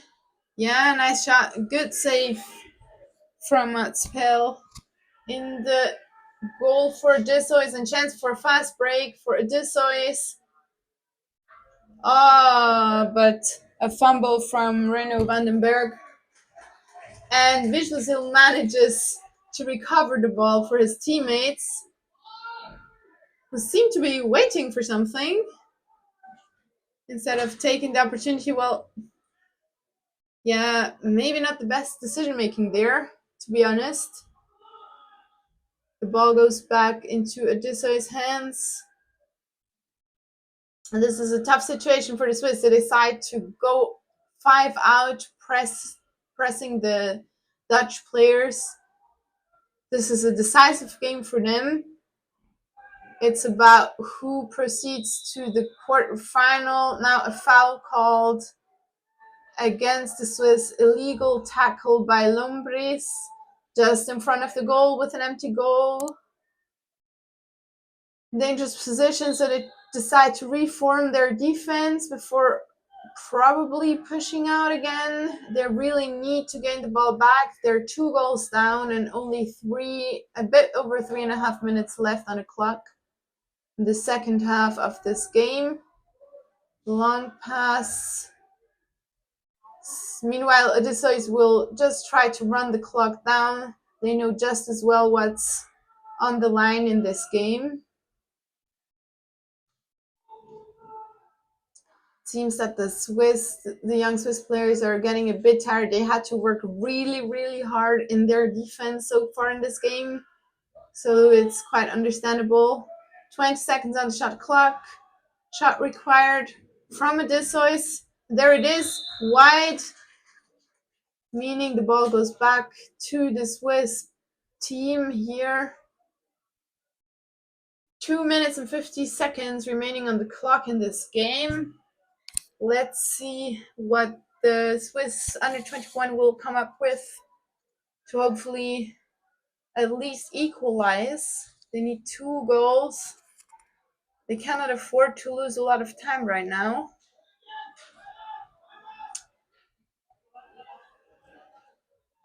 Nice feed from the outside by Francesco Moore. Oh, yeah, that was an illegal tackle. Fair play by Sterli.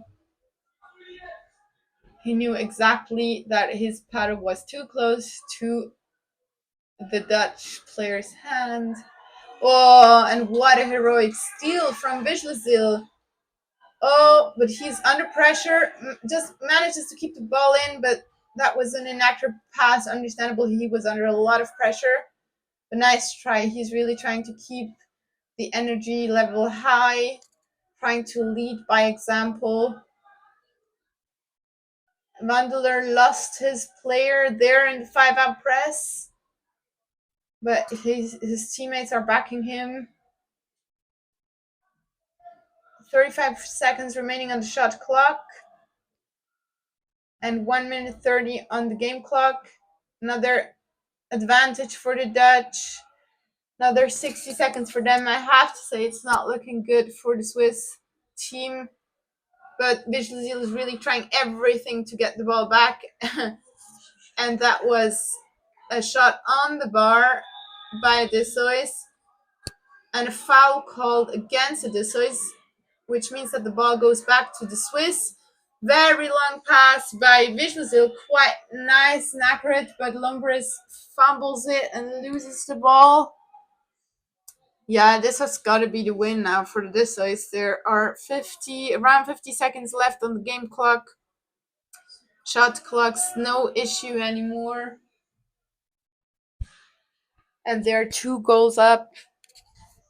They could even afford to lose the ball, and it would probably not be a problem. Yeah, they're taking it easy, just nice, accurate passes, keeping the ball in their own hands. 20 seconds left on the clock now. And the Swiss are desperately trying to gain the ball back. They're really not giving up just yet. Now Lombris with a nice tackle, but also a risky one. Foul called, penalty called actually.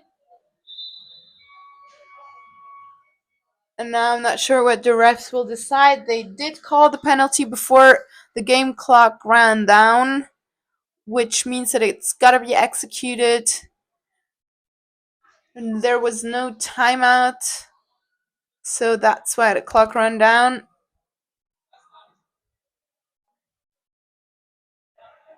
But the penalty shot will be awarded. Looks like Mats Pell is gonna take it for Odysseus. The Swiss have Leo Wandeler in goal, who's showed a really good performance today. A lot of very important saves. Unfortunately, was not quite enough to win this game for the Swiss. And there is the shot and the goal scored by Mats Pell. And the game is over. Final score 4-1 for Odysseus, which means that Odysseus will proceed to the quarterfinal, while the Swiss are out of the upper round.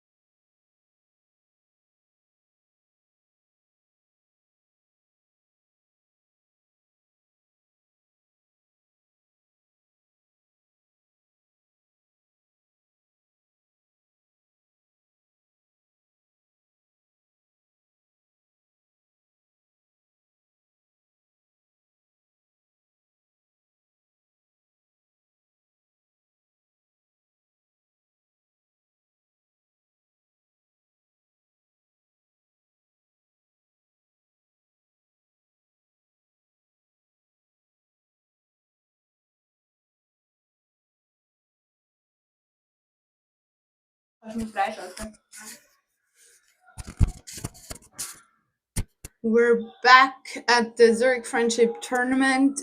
5 minutes left to play in the first half of this game. We've got Cavali in black vests, blue boats against Asin with the green vests and white boats. Current score is 1-1.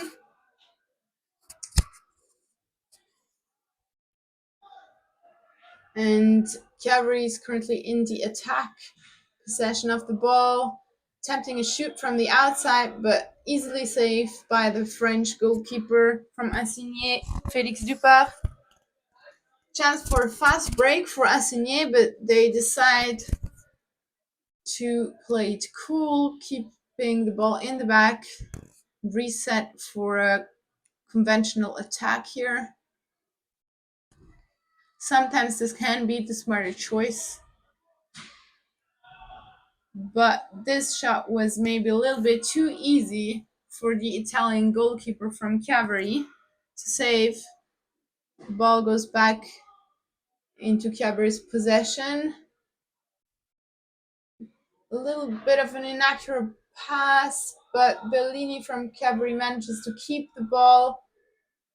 He's forced to play an unconventional pass to his teammate, number 5, who's in front of the goal, but under pressure, there's a goalkeeper and the defender in front of him, so he decides to play the ball back out. 20 seconds on the shot clock now. The score is still 1-1. Cavalier trying to find a good position to attempt a shot on the goal. Now 9 seconds. And they will be awarded a corner. And they get another 60 seconds for the next attack. Quick substitution for Cavali.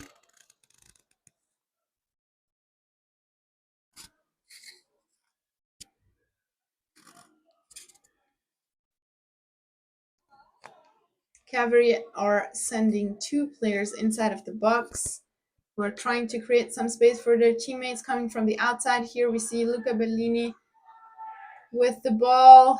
He's struggling to find a good position, but now his teammate is in a much better one.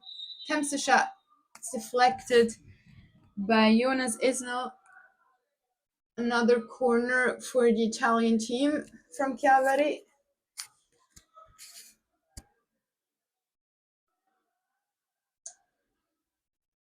They're really pressing from the outside, and the foul is called, a boat foul is called against the Italian team. Fast break chance for Asin. Long pass, but it's a bit too short. Nevertheless, Maxime Daniel managed to attempt a shot. It's deflected. So this means corner for Asin. It's quite a tight game we are seeing here.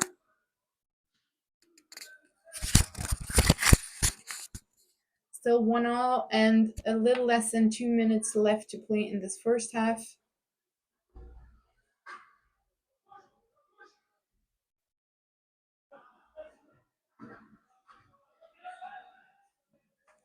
A lot of speed by the French team and a really nice opportunity. Guillaume Lemarchand manages to capitalize on it, sending his team in front, 2-1 lead for Asin from France. And a little more than 1 minute left to play.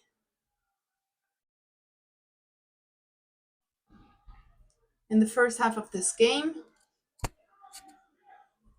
Now Cavali are trying to find a good position. Very risky pass to the box player from Cavali. They lose the ball and immediately put pressure on the French team.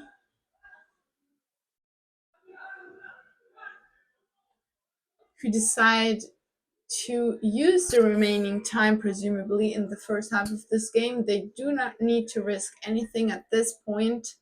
They're leading by 1 goal, and 30 seconds are remaining on the clock in the first half. They will try to run down the clock before they attempt the shot on goal. Two of their players are working the Italian defense. A little bit of an inaccurate pass. Now 13 seconds remaining on the clock. They are under pressure, but still a nice opportunity. Unfortunately, Maxime Daniel fumbles the ball. But there's not enough time remaining for Cavali to capitalize on this steal. So with that, Cavali is one goal down and we're 2-1 against Cavali.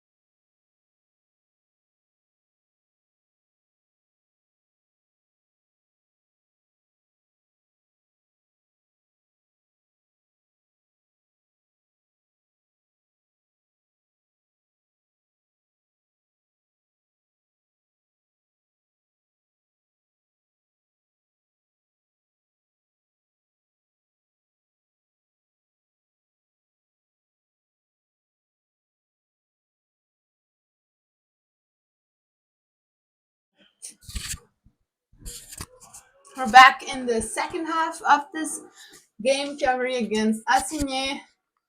Cavali is a team from Italy, blue boats and black vests. Asin with the green vests and white boats. The current score is 2-1 for Asin. There's a little bit of chaos going on. The end result of it is that Cavali win the ball back.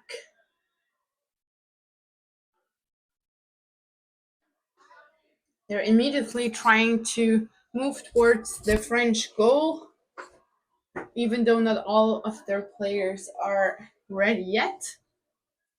It's still always nice to put some pressure on the opponents immediately when you win the ball. So they did a very good job there.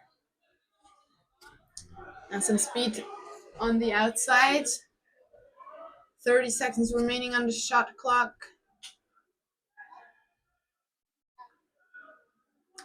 Nice speed from number 4 from Cavali. Unfortunately, he just doesn't find a teammate who he can pass the ball to. 13 seconds remaining on the shot clock. Cavali will want to get into a good position. Only 5 seconds left. They will go for the long shot. It's wide, meaning the ball goes to Asin. They decide to play it cool, reset for a conventional attack, make some substitutions. They are leading by 1 goal. It's not a comfortable lead, but it does put them into a good position to win this game.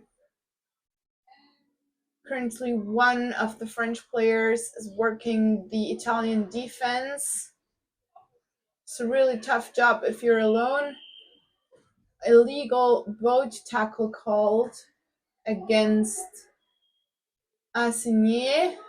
Chance for a fast break for Cavali. They make a clever substitution there.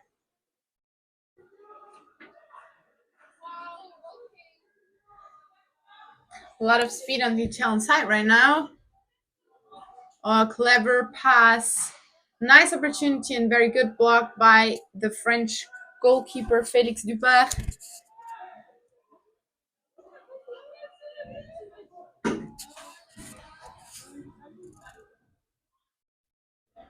Wow, nice steal by Maxime Daniel. Ball is back in Asin's hands. And they do have quite a good opportunity there. Very clever play by the French team. And then again, a good decision to back out. There are 6 minutes remaining to play in the second half of this game. They do not need a goal. They just need to keep their lead. Now, a shot on a goal deflected, and the ball is back in Cavali's hands. They, on the other hand, do need to score here if they want to take this home. Illegal tackle. Still opportunity for Italy. Easy save by Félix Duisburg once again. Corner for Cavali.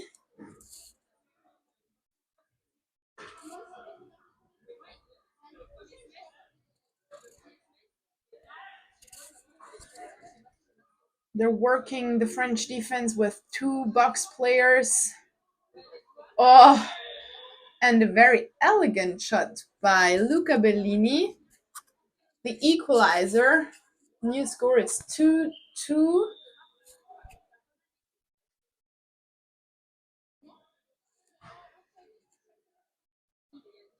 They're finally rewarded for their efforts in the attack.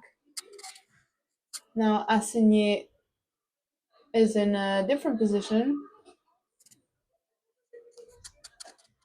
They cannot afford to just keep the ball now if they want to win this game.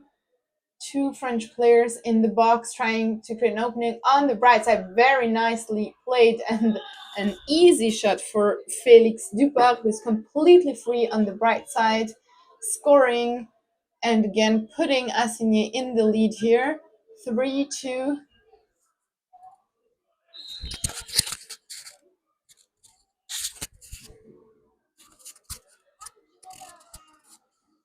So Cavali again are catching up here.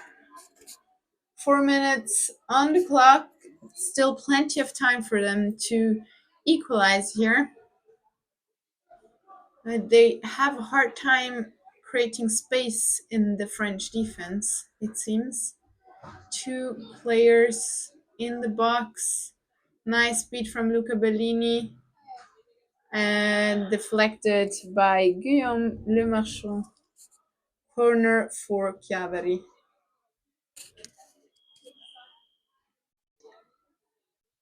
They do spend quite a lot of time in the attack, Cavali, it seems. Nice accurate passing, but not a lot of speed. Now, very clever pass. Nice opportunity, but once again, Felix Dupac is there, making the save, keeping the lead for his team. And another corner for Chiavari.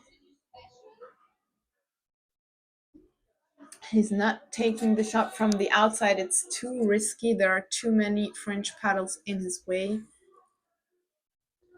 I'm trying to generate some space, some momentum from the outside. But the gaps are not quite there. Number 5's not managing to put himself in front of the goal in a good position to shoot.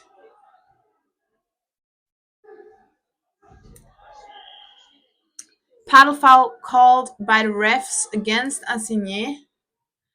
This is a free shot in a very nice position for Chiavari. Timeout is called.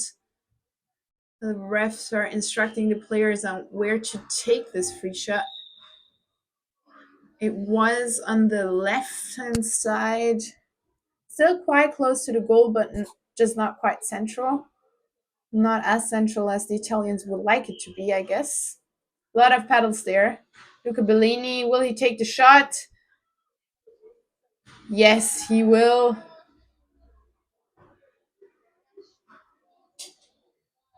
Cavalry managing to keep the ball and a very cool trick shot by number 5, equalizing the score in this very exciting and tight game here. Ooh, opportunity for Asin. They do really manage to generate a lot of speed, capitalizing on their chances. Very efficient play. Now paddle foul is called against Chiavari. Similar situation to before, as we saw for Cavali, but now the other way around. Shot deflected. Cavali get the ball back. Now long pass in front. Ooh, number 8 is alone in front of the goal. Very nice pass. Oh, but the shot is low, showing some nerves. That was very lucky for Asin if you're a French supporter.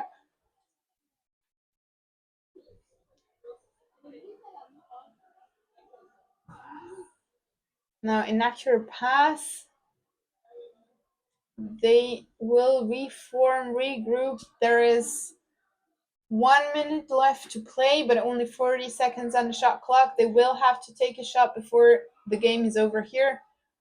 Probably they're trying to keep the ball for as long as possible. Still, some pressure put on the French there. Nice passing inside the box, but the position is not best, so he plays it back out. 20 seconds on the shot clock now. They do play it safe, not taking any risks here. Still all left to play for. Oh, a lob shot attempted. It goes out. Ball goes to Cavali now. 20 seconds left to play. The French decide to go 5 out. They press. This is a very risky tactical decision. Might cost them the game. Long shot, but easily deflected by Felix Dupac, who is the goalkeeper. He knows what to do in this kind of situations. And the game ends in a draw, 3-3.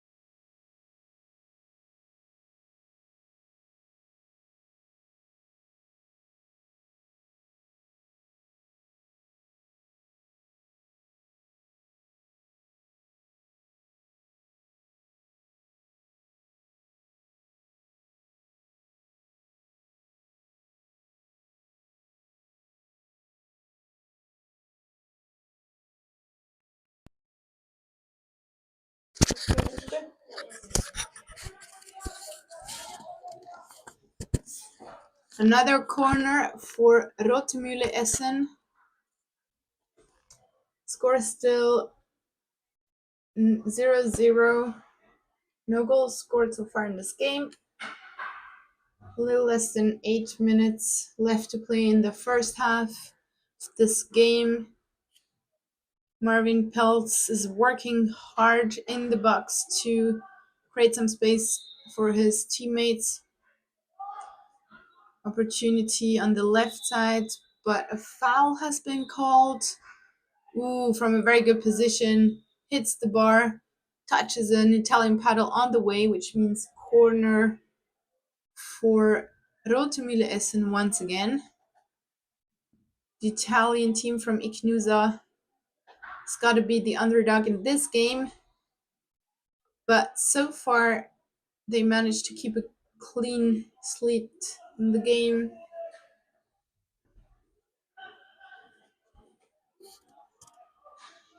The players from Rotemühle Essen, definitely a lot of experience among them.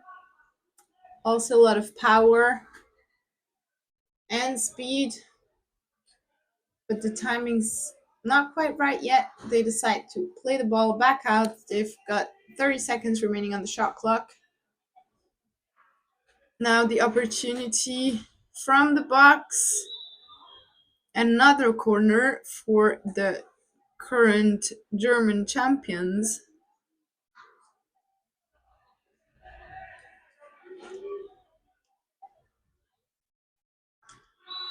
And here we are with the first goal, scored by Marvin Peltz for Rotemühle Essen. Finally capitalizing on the hard work of his teammates and himself. Okay, now the German players decide to go 5 out. Risky play. Oh, they were lucky that the players from Ignusa did not make the long pass here. Maybe a little too hectic from the Italians, but a really nice chance there for them to equalize. Currently, Rotemühle Essen are leading 1-0.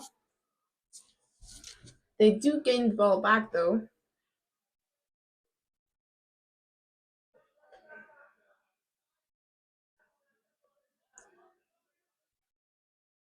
Taking their time to set up their attack.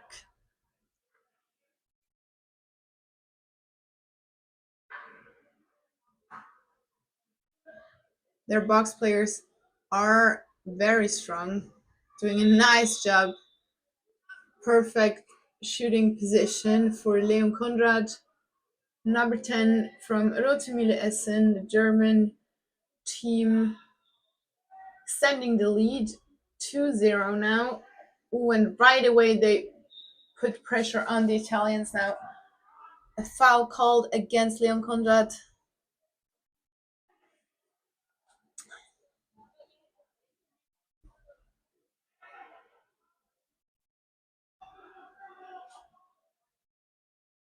We have seen Rotemühle Essen play a lot of 5 out in the past. It seems like they do like to play this way, although it's very physically demanding. A lot of paddling required, no mistakes allowed. High risk, high reward though. If you do get the ball, usually chances for fast break are there. But not this time. Easy shot on the empty goal for Sebastiano Pesalovo from Ignusa, keeping his team in the game. New score, Rotemühle Essen 2, Ignusa 1. Now 3.5 minutes left on the clock in the first half. The game's still quite open, even though the German team from Essen is dominating. The Italians are doing a really good job keeping themselves in this game.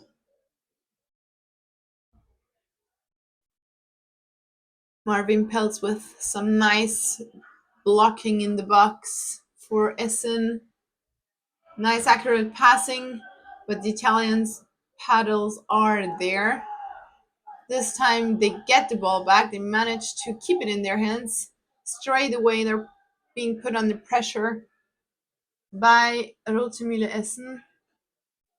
Long shot is possible.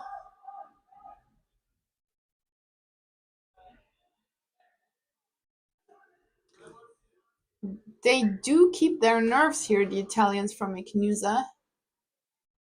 Making good decisions, playing the ball around. They've got 60 seconds until they have to attempt the shot on target. Now 23 seconds are remaining for them. 20 seconds on the shot clock. Nice play. Again, it's Sebastiano Pesalova who scores for Ignusa.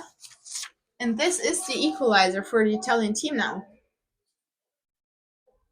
It's getting a bit uncomfortable for Rotemühle Essen. They will want to regain the lead in this game, preferably by more than 1 or 2 goals. But they are not taking unnecessary shots on the goal. Leon Conrad decides to play the ball back out. Pass to Sven Vogt. Again, back out. Very disciplined from the Germans here. Ooh, a little fumble. And a steal for Ignusa. And this is the chance for a fast break. Will they be fast enough? No, they are not. Leon Conrad is just a little bit faster, gets the ball back into German hands. This was a dangerous situation. Ignusa really managing to capitalize on their possession when they do have the ball. 1 minute left to play in the first half of this game. 52 seconds on the shot clock. Yeah, it's almost the same as on the game clock. So I expect Rotemühle Essen will not take any unnecessary shot here unless it's from the perfect position. They are running the clock down. Just waiting before they do take the last shot of this first half. Now Leon Conrad is in possession. He's moving towards the Italian goal now. 20 seconds are remaining, and there is the shot. Hits the bar, and the chance for the Italians. No, it's not. Germans keep the ball now. 10 seconds remaining. Leon Conrad will take this shot. Oh, he's not. Very nice pass, but the Italians know exactly what they have to prepare for. One last shot hits the bar, and the first half of this game is over. Score is 2-all. Currently, the draw between the Italian team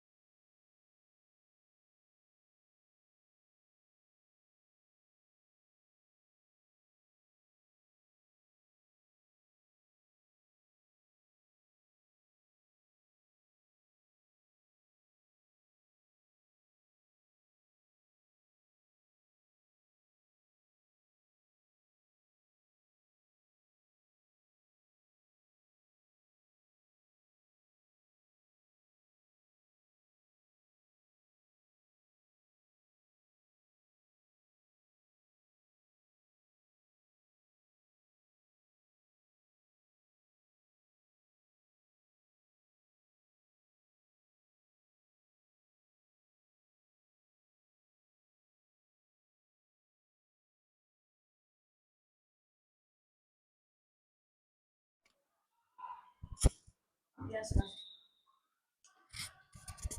Second half of this game has started already. We've got Rotemühle Essen in red playing the club from Ignusa in blue. And the current score is 3-2 for Ignusa. I'm not sure if that's right.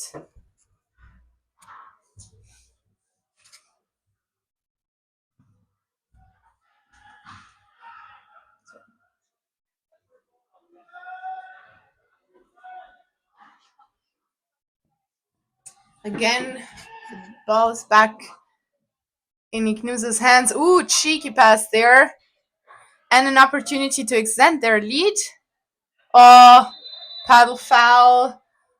Penalty shot called. I guess that was the right decision by the refs here. Green card awarded to number 1 from Rotemühle Essen. Tanua. And Federico Fanni will take this penalty shot for Ignusa. And he scores easily against Leon Conrad, who's not usually a goalie.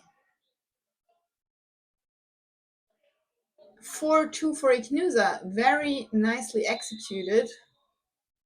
Impressive play so far by the Italians.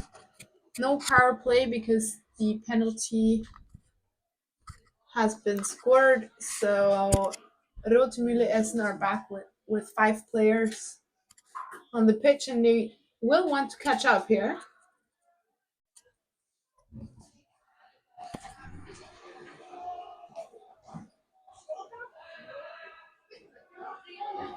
They are not taking any unnecessary risk though maybe now would be the time to start taking some more shots. Oh, nice pass there by Leon Conrad. And the corner for Rotemühle Essen. A little more than 7 minutes left to play in the second half of this game. Current score is Ignusa for Rotemühle Essen 2.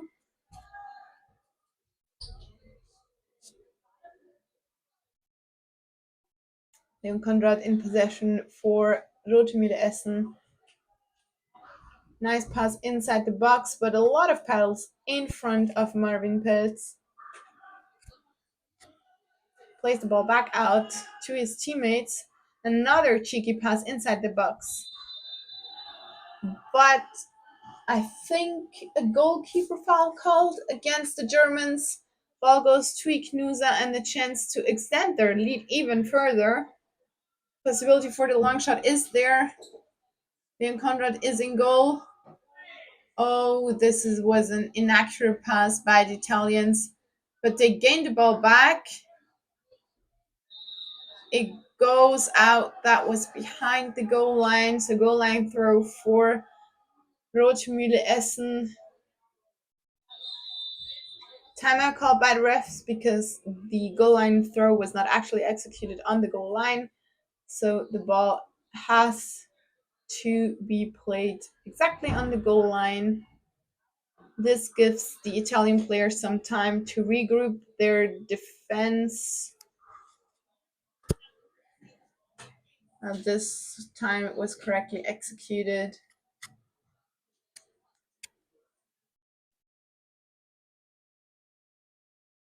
Currently 1 player in the box for the German team. Marvin Peltz, as always, working really, really hard. Nice opening, and Leon Conrad hits the bar. The ball is still on the pitch. Another 60 seconds for the Germans, who will want to find the goal now. They're 2 goals down with a bit more than 5 minutes left to play. The intensity is ramping up there. Ball goes back out. They continue to find space, but are not managing to capitalize on it just yet. The Germans, it seems They do have absolute world-class players on their team, though, in the box, currently trying to create gaps and space for the runners coming from the outside. Maybe a little bit of speed lacking at the moment. Little bit of some timing issues. That was a trick shot attempted by Leon Conrad, but the ball goes back to Italian possession. At this point, the clock is their friend. They are trying to just keep the ball. They're 2 goals in front. Long ball, accurate pass, possibility for the long shot, but not necessary. Even better. Ooh, that was a corner. The refs are unsure. Yes, a corner is called. Could have been a foul too. The German paddle was really close there to the shooting arm. Rotemühle Essen still trying to press out. Seems they don't really have a goalie. Probably that's the reason why they're playing this risky tactic. Ooh, lucky there. The Italians hitting the bar. Now 3.5 minutes left on the clock. Rotemühle Essen really will want to score now. They're 2 goals down, making a substitution, hoping for some fresh arms on the pitch.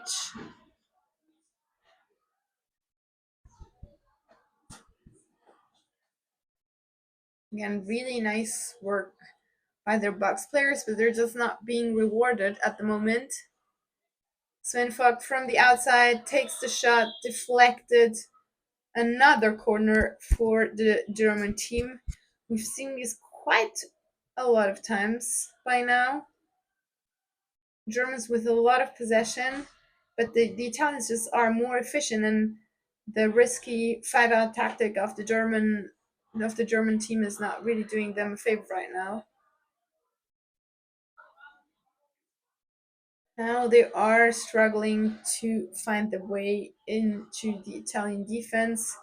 Advantage called for the Germans. Reset of the shot clock, another 60 seconds of time, but the shot clock is currently not their problem right now. It's more the actual game clock, which says they've got a little over 2 minutes left to score 2 goals if they want to at least draw this match against the Italian team from Ignusa.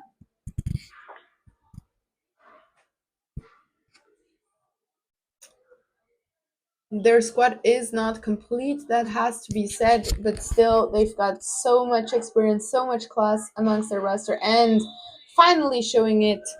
Sven Vogt finding the back of the net. New score is Rotemühle Essen 3, Ignusa 4.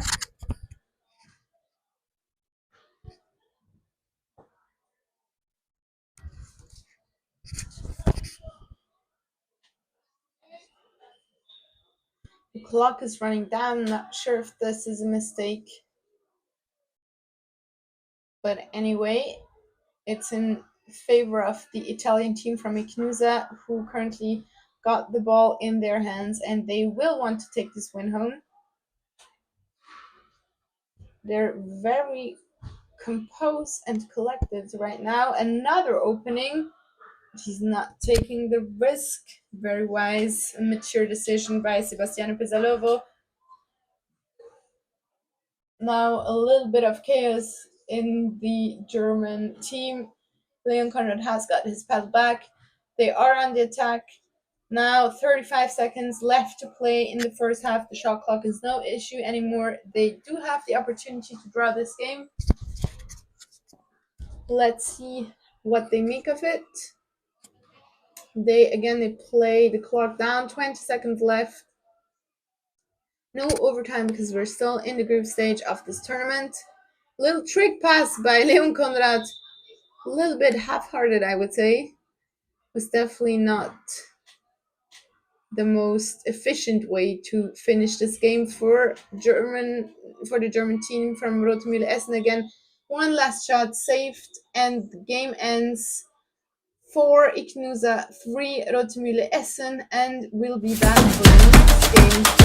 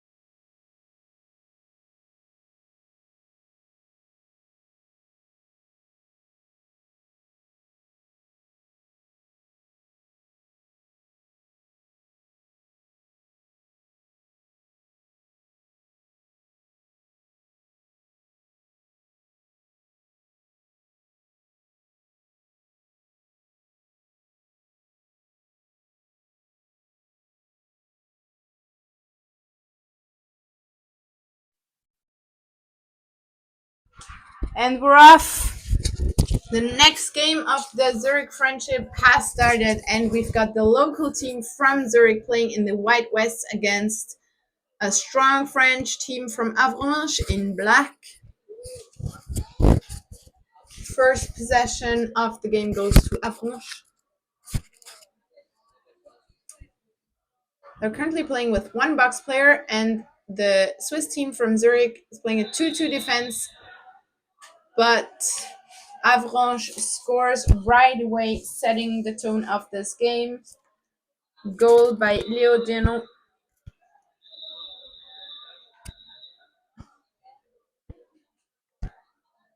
So 1-0 lead for Avranches. There seems to be a problem at the referee table. The refs called a timeout.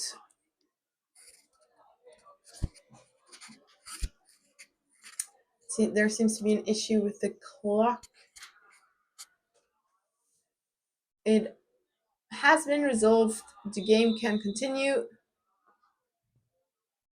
Let's see how the team from Canupole Zurich is able to respond to this early goal from Avranches. There was a paddle in between the two Zurich players here.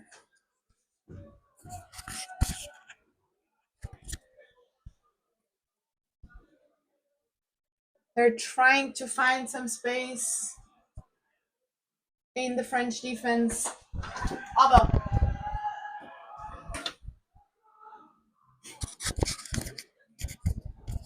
20 seconds remaining on the shot clock.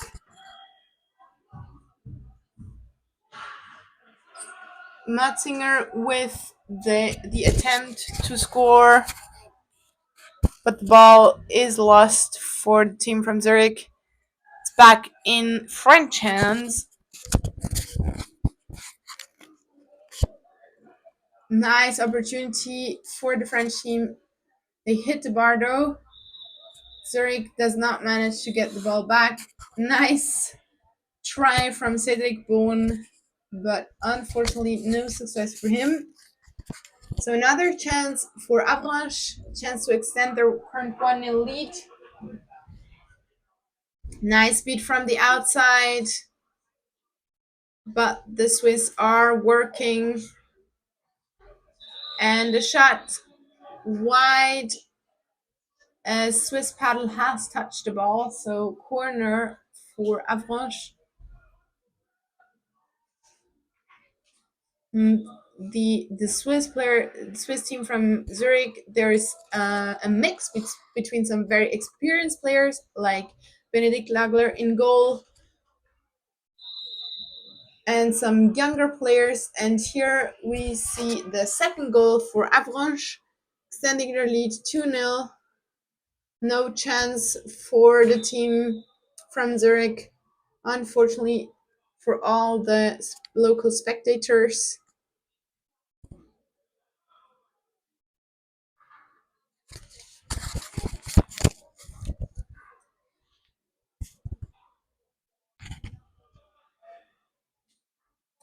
The team from Zurich with two players in the box. Ooh, lucky save by Cedric Bohn there. A little bit of fumbling, but they managed to get into a very nice position. Florian Radak misses the goal, though, save from the French, resulting in a corner for Canupole Zurich. Cedric Bohn will take this corner. He's also one of the players who's got a lot of experience, which can be seen by his very cheeky pass there. And the ball goes out of the pitch. Benedikt Lagler here trying desperately to get the ball back. Another chance for Avranches here, who have been quite efficient so far in this game. 6 minutes left on the clock, 2-0 lead for them.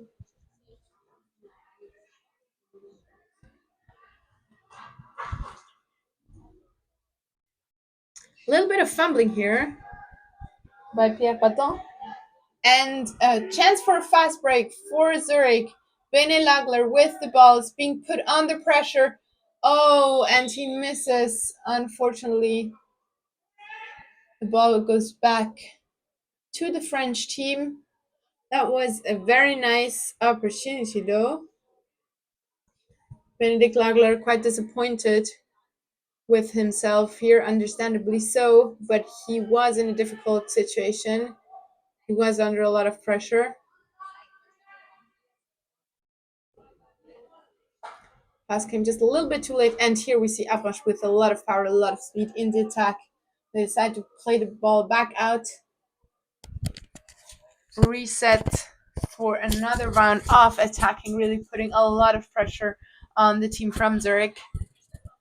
And a shot from the outside, hitting the bar again. Ball still on the pitch, and now it's out. It goes back to Avranches. Not sure why. There must have been a Swiss paddler boat touching the ball before it went out. Anyway, another chance for Avranches, who are playing with one box player. Now, second one is joining the first one on the right side, actually substituting. We've got Thomas Toulon trying to create some space on the right side, and a long shot from the outside.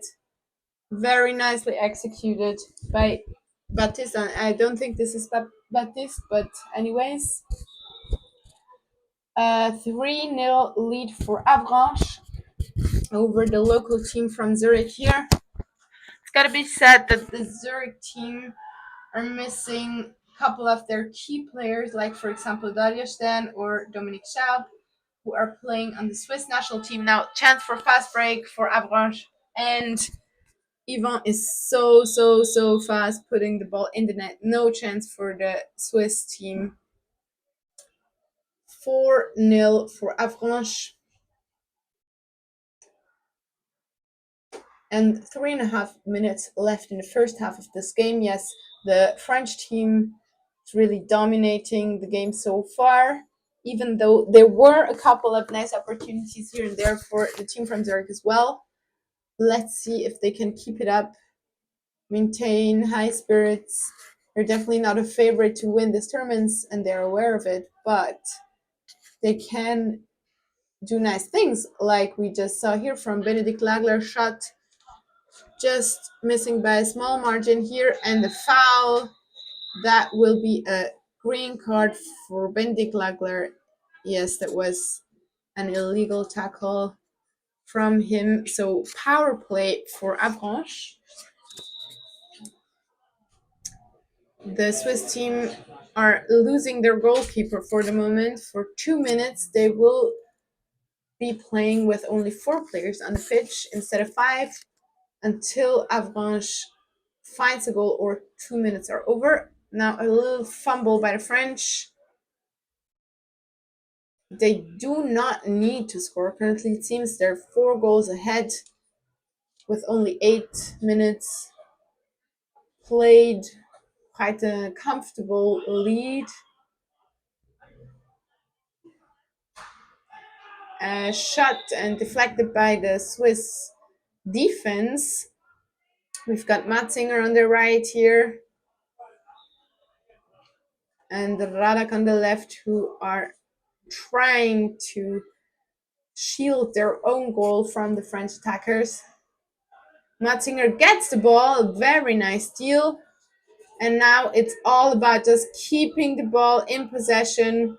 Ooh, yes, that was nicely played by the French. Nathan Lemoine scores the 5-0 for Avranches, and Zurich are back with 5 players.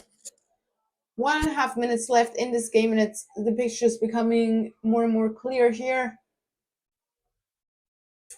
Avranches is really dominating this game.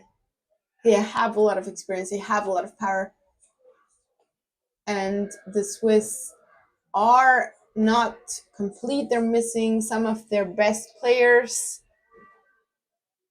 So a win would be a very huge surprise, and indeed, Avranches managed to extend their lead 6-0 with 1 minute left on the clock in this first half.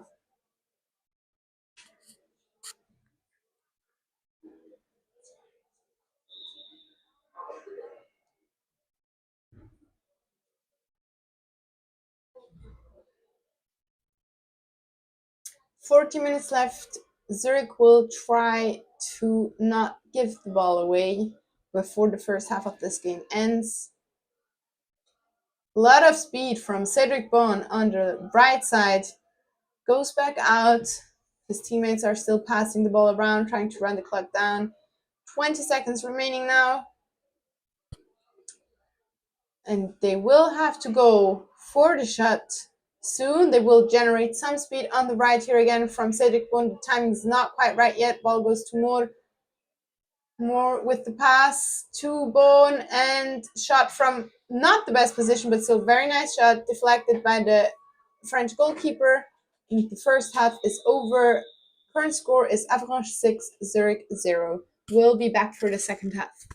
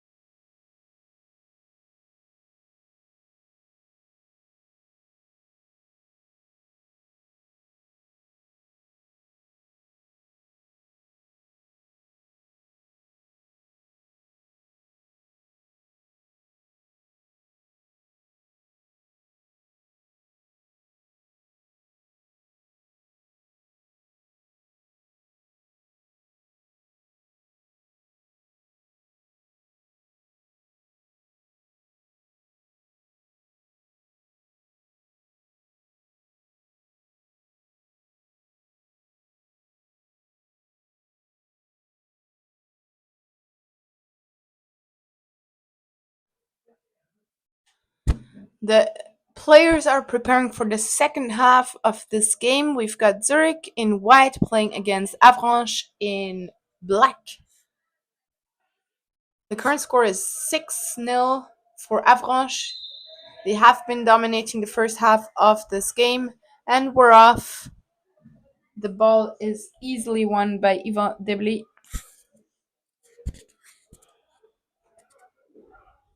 Oh, and nice work by the French. Thomas Thielon has scored here, extending the lead of the French team even further. This is quite a tough game for the Swiss players, it's got to be said, for the local team of Zurich.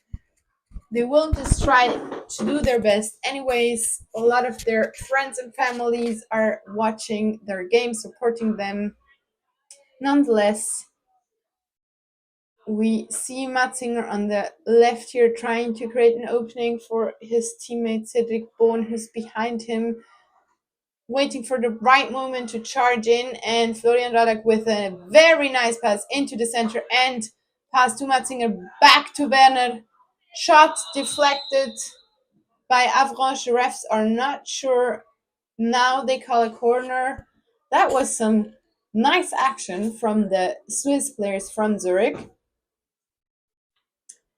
Cheeky little passes in the box, and the French not really managing to put a lot of pressure on them.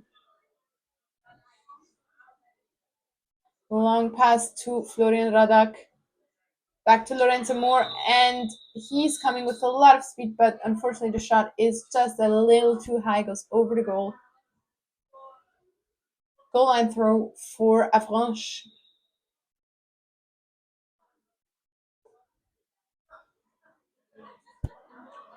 Avranches are the reigning French champions, it's gotta be said. This was a tough game from the beginning for the local team from Zurich. Another corner for the French team.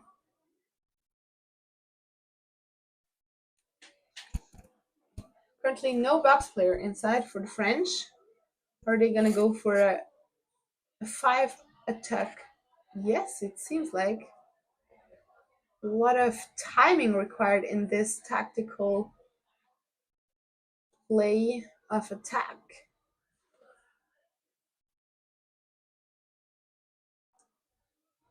Now they do have one box player.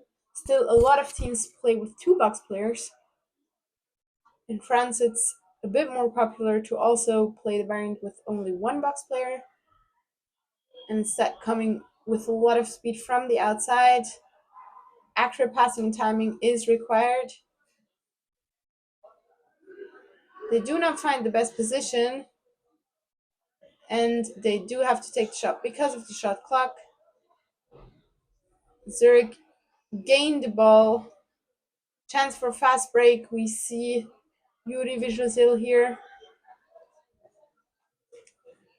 Not available for a pass though. Too many French players surrounding him.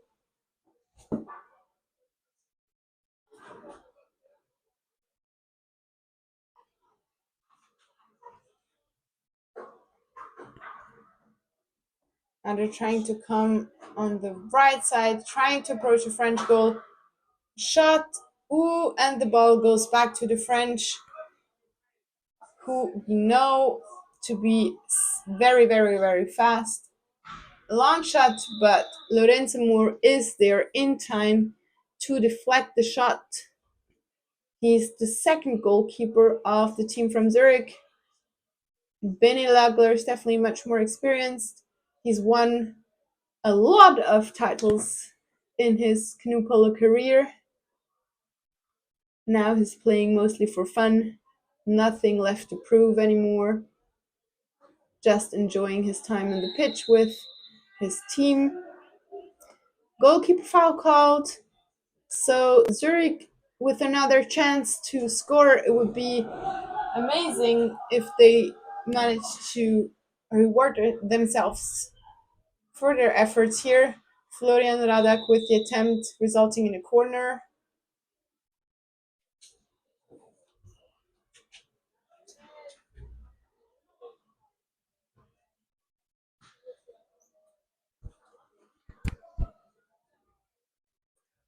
Two Swiss players. Oh, unfortunate loss of the ball. Chance for a fast break for the French.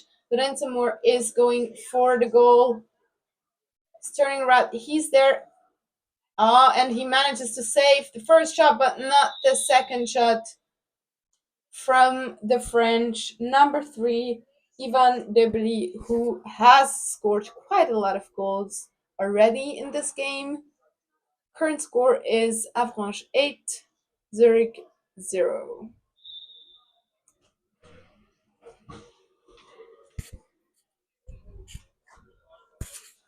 Now Zurich with another chance to attack here. Florian Radek's coming on the right side, playing the ball back out to his teammate Cedric Bon, who fumbles the ball and loses it to the aggressive French players.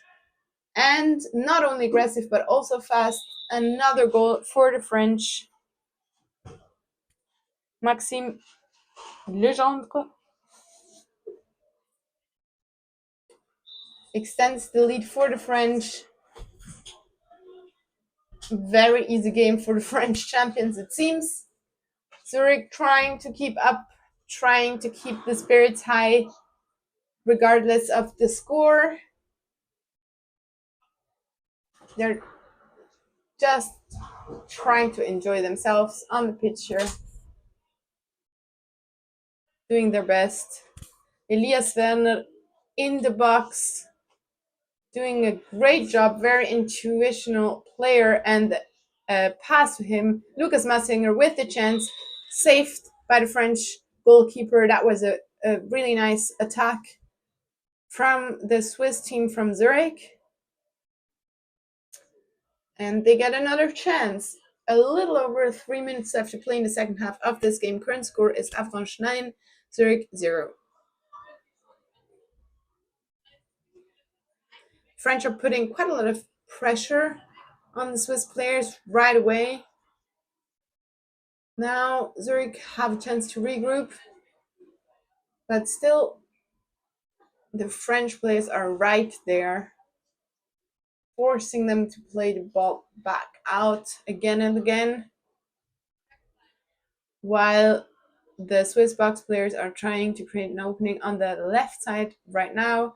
We've got Werner and Matzinger working really, really hard for their teammates who have not managed to score just yet. 20 seconds remaining on the shot clock. They will need to find the throw now. Ball to Werner, and again a nice shot from the box, giving their team another 60 seconds to attack. Bohn with a very good recovery off the ball, and Lagler with some speed. The pass just a little too high for Radak to catch it. Ball goes back into French possession. Fast break once again. Bohn in goal. And his intimidating enough for the French to hit the bar. Now chance for a fast break for the Swiss. Radak fumbling the ball and losing it right away to Ivan Debli, a very experienced player. And hitting the bar again. Lucky for the Swiss, who've got the ball back, a little more than a minute left to play. There's still a chance to score for the local team. Ball to Radak, and very easily saved, it's got to be said, by the French goalkeeper. Now chance for the French to extend their lead to a 10. Nope, they're not taking it, actually losing the ball. 45 seconds left. Still some energy left in the Swiss team. We will see. Long pass from Bohn to Werner. But that was a bit too easy for the French. Still, Radak manages to keep it. Cheeky pass, and Bohn with the shot. Blocked by the goalkeeper and the defense. Now the ball is out. Goal line throw for Avranches with 15 seconds remaining to play. There will be no goal for the Swiss, but will there be one more goal for Avranches? Free goal, yes. And Ivan Debli puts it in back of the net. The game is over. 10-0 for Avranches.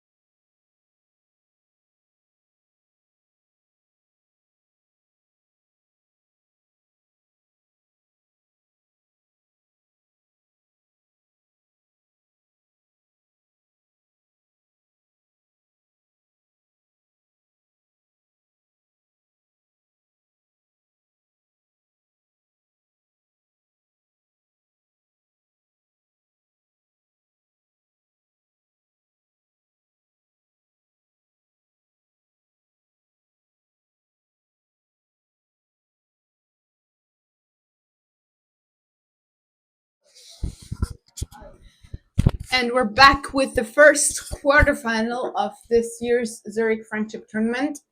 We have two German Bundesliga teams facing each other, Rote Mühle Essen in white and MKC Duisburg in blue.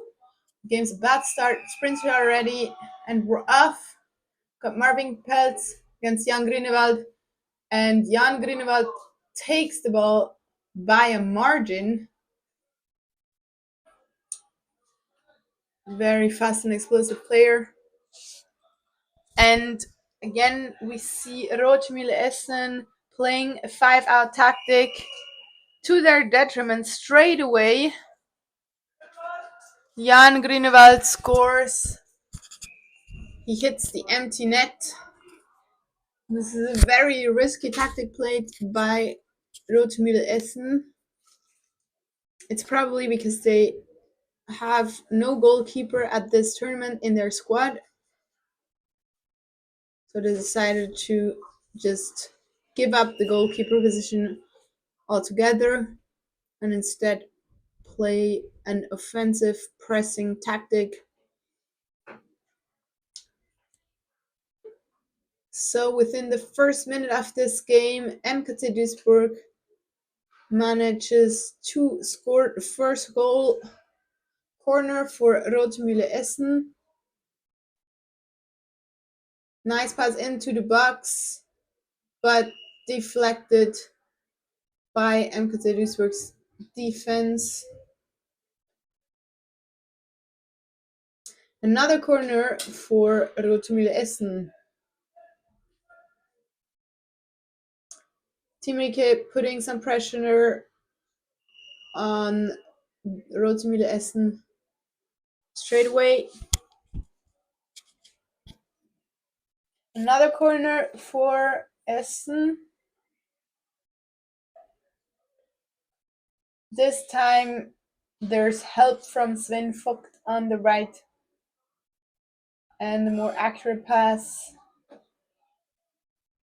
Very nice passing, but they're lacking a little bit of speed and efficiency right now. Essen have to play the ball back out. Now Leon Conrad charges in, does not find any opening. Ooh, risky pass. Almost worked out, 30 seconds remaining on the shot clock.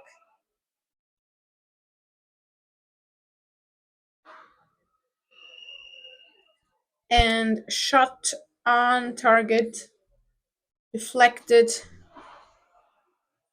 Another corner for Rote Mühle Essen.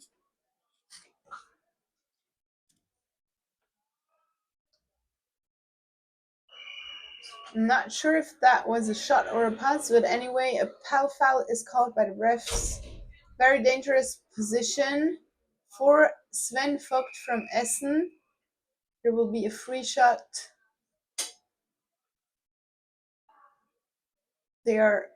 Somehow the players seem to not have understood. They wanted to go for the corner. Instead now they have taken a free shot.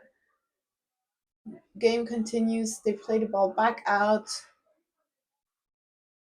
Sven Vogt and Marvin Peltz are working hard to create openings for their teammates.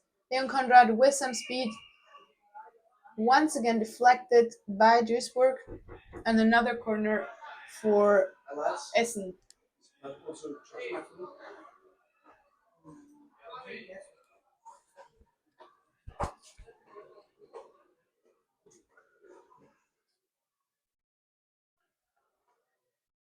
Leon Conrad plays the ball back out. A chance for Essen to regroup their attack. They've got two players working Duisburg's defense in the box still. But up to now, they have not really been able to capitalize on their box players' work. And a foul has been called by the refs. Ball goes to Duisburg. Chance for a fast break. Erik Balkenbusch in front, gets the long pass. He's waiting for his teammates to join him, just keeping the ball in possession. And Jan Grunewald's there on the right.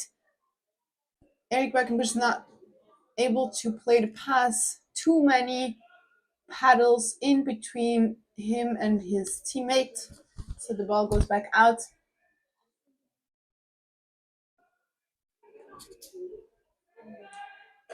So let's see what Duisburg is able to make of this risky tactic played by Essen. Again, the long pass to Erik Beukenbusch now. 15 seconds on the shot clock. Erik Beukenbusch takes the shot, easily kept by Nils Novak. And another chance for Rotemühle Essen to attack. As in their previous game, most of the possession is actually in the hands of the team from Essen, but so far they have not been able to bury the ball in the back of the net. Now inaccurate pass, but no problem. They regroup, play the ball back out. Erik Beukenbusch is working hard on the right side of Duisburg's defense. A shot comes, but it's deflected by the paddles from Duisburg defense, and now another corner for Rotemühle Essen. 6 minutes have been played in this game so far, and I think this must have been at least the sixth corner we have seen for Rotemühle Essen. Oh, now good opportunity for number 3. Pass the ball. And Marvin Peltz just misses the goal. A paddle from Duisburg touched the ball before it went out, so there's even another corner for Rotemühle Essen. And a shot from the outside by Leon Konrad. Another corner for Rotemühle Essen. They are taking a lot of shots now, Essen, but somehow Duisburg managed to keep a clean sheet so far. And now they gain the ball. This time Moritz Becker's taking the position in front of Essen's goal, waiting for the long pass to arrive. Erik Beukenbusch with the ball. It's being put under pressure by Marvin Peltz. Plays the ball to Timrike. Back to Jan Grünewald. Will he look for the long pass to Moritz Becker? No, he plays the ball back to Timrike, who's also looking for the long pass. Now only 17 seconds remaining on the shot clock. They need to move towards the goal from Essen. Oh, this was a slightly inaccurate pass.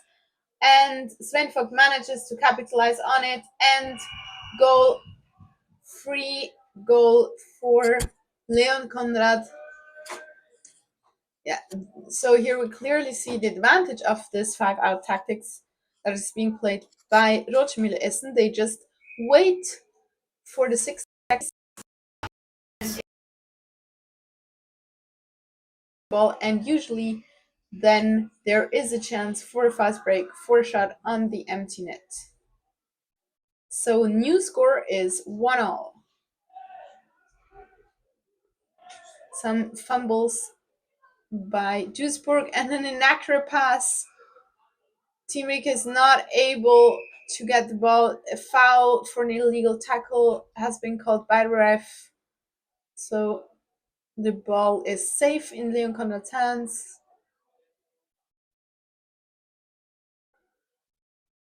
Now some energy in Rotemühle Essen's attack. They are charging towards Duisburg's goal, but decide not to take the momentum on to shot on the goal. They play the ball back out. Again, some speed on the outside. Decide not to play the ball. There are 45 seconds on the clock remaining in this first half, 30 seconds on the shot clock. They will run down the shot clock, take the last shot, and hope that they will keep the ball in their hands, or at least that there will be no time left for Duisburg to do a counterattack. Now Leon Conrad with the shot, it's wide. There will be a goal line throw for Duisburg. 22 seconds remaining on the game clock. Timeout has been called because the ball is outside of the pitch. Now the game continues. Long pass, but slightly inaccurate. Erik Balkenbusch with his extremely long arms manages to keep the ball. Now 12 seconds remaining on the clock. Oh, blind pass to Erik Balkenbusch. Oh, long pass over to Tim Rieke, and he's got 5 seconds left, and he scores.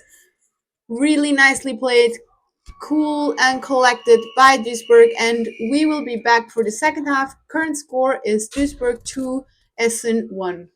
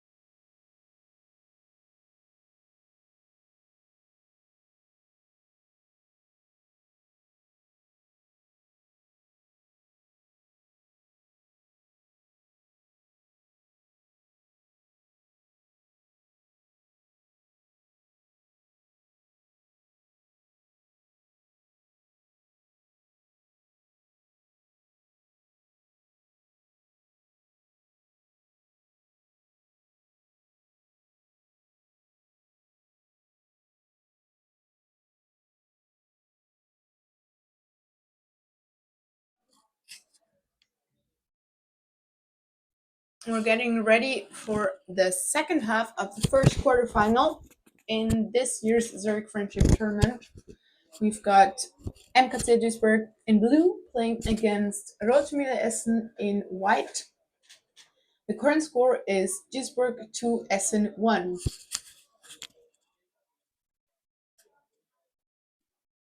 We've got Jan Grunewald sprinting for MKC Duisburg and Leon Conrad for Essen.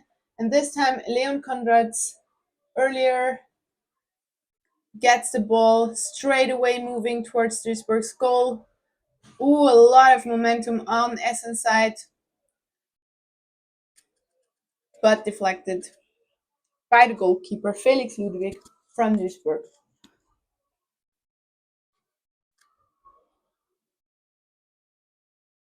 Corner for Rotemühle Essen.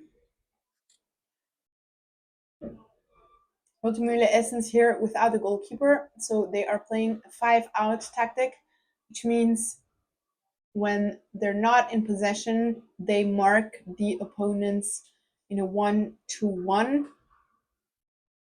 It's quite a risky tactic, but it did lead them to their first goal. And now we see another corner for Essen. Ooh, Leon Conrad with a shot from the outside, like a bullet, buries it in the net of Duisburg. And here's the draw. It's 2-2 now for both teams. And still a lot of time left to play in the second half.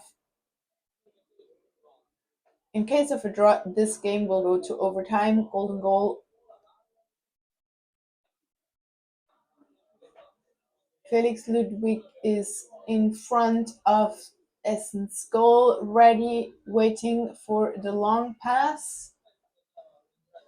Ball to Jan Grunewald now. He makes the long pass to Felix Ludwig. And will he be able to sprint towards the goal? Yes, he is.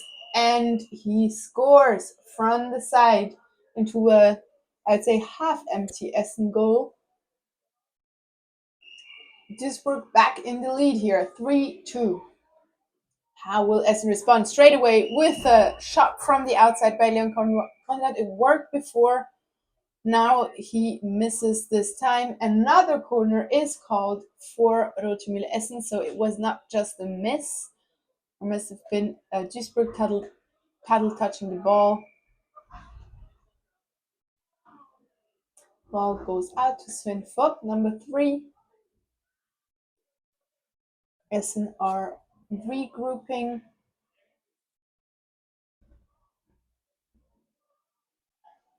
Ball goes back out. They're really not taking a lot of very unnecessary shots. They are trying to patiently wait for an opening like this one. But Nils Novak misses. So goal line throw for MKT Duisburg. Currently no one in front of Essen's goal, ready for a long pass. Team Rike, number 7's alone in the back, plays the ball to Jan Grunewald. Now Moritz Becker made it to the front of the pitch. 40 seconds on the shot clock, which is plenty of time. Long ball, but just a little too short. And this is exactly what Essen have been waiting for. Leon thinks about taking the long shot, but decides against it. Gets the ball back from his teammate, Novak.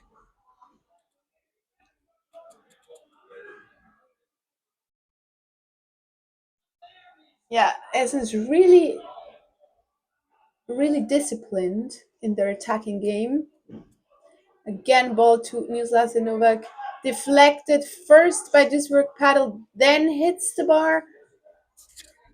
And Duisburg managed to gain possession of the ball, straight away faced with pressure by Essen's 5-out tactic. They're forced to play the ball around in their own half of the pitch, taking quite a lot of time to set up. 35 seconds on shot clock. Still plenty of time.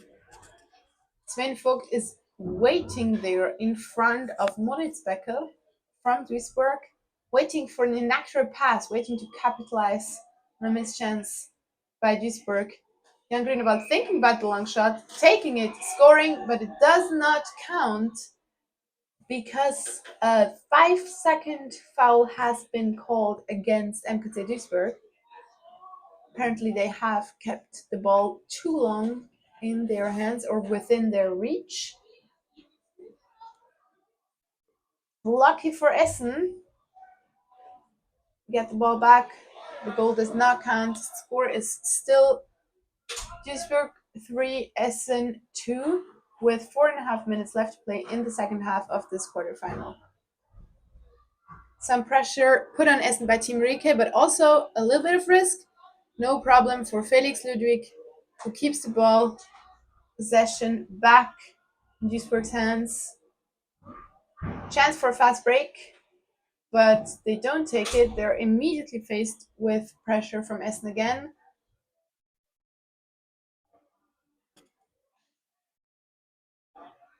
"40 seconds on the shot clock. That's a lot of time left. They proved before that they can score from the mid-line. It's no problem. The goal's empty. It's just about whether or not they have the space. Team Rieke, for example, is being put under pressure by Leon Konrad. 20 seconds on shot clock. Now they will want to move towards Essen's goal. The ref threatens with the 5 seconds and the long shot by Team Rieke. Just a little bit too far to the left side of the goal. Goal line throw for Essen.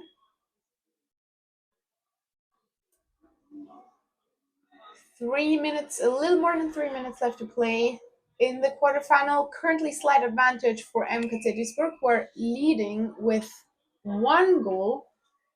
A foul has been called for Essen in quite a good position, I have to say, quite close to Duisburg's goal. Leon Konrad is setting up, but he's also pushing the defenders out of his way, who still managed to block his shot. So another corner for Rotemühle Essen.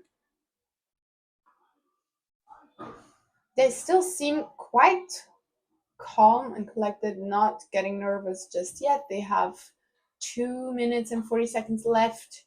They need at least 1 goal to go to overtime, or preferably 2 goals to win. Oh, and hit the bar. Jan Grunewald manages to gain possession of the ball. Crucial moment for MKC Duisburg. If they manage to keep running down the clock just a little bit more, and then again, they might be able to take the win here.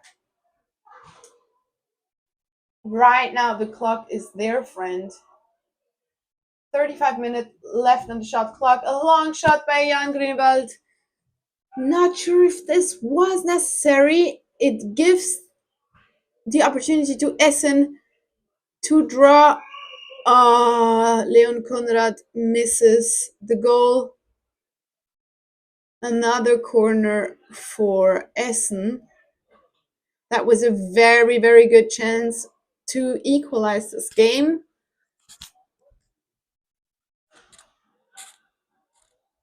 Nislas Novak with some energy plays to Sven Vogt. He thinks about taking the shot, does not do it. Ooh, very cheeky pass to Marvin Peltz. Duisburg. Oh, very cool steal by Team Rieke.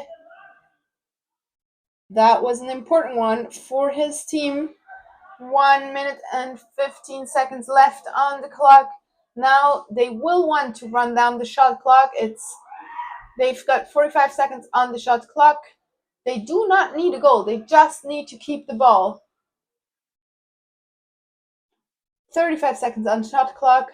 Erik Beukenbusch with the ball plays to Felix Ludwig.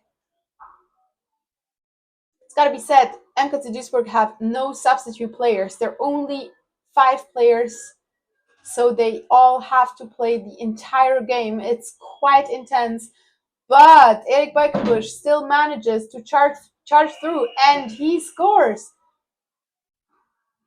No tiredness visible whatsoever. And the nerves. Now 23 seconds left. Felix Ludwig saves. Ooh. Moritz Becker gets the ball. Now they just need to keep it. 12 seconds on the clock. They will not give this win away anymore. 5 seconds left. And there is the win for MKC Duisburg. They will proceed to the semifinal tomorrow morning. First semifinal will take place at 10:30, second one at 11. Be sure to tune in tomorrow, and we will proceed straight to the next quarterfinal. See you soon.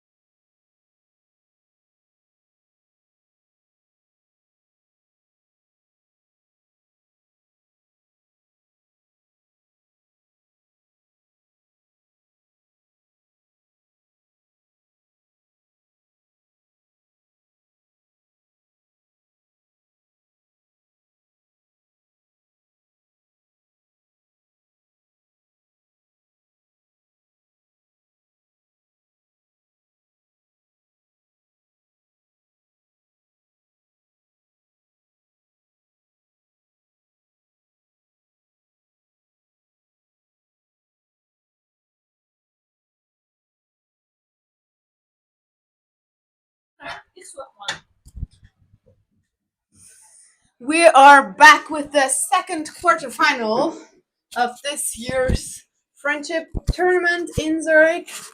And to the locals' delight, the Swiss national team is in the quarterfinal. We've got Dario Stern sprinting for the ball, and he manages to gain possession for his team.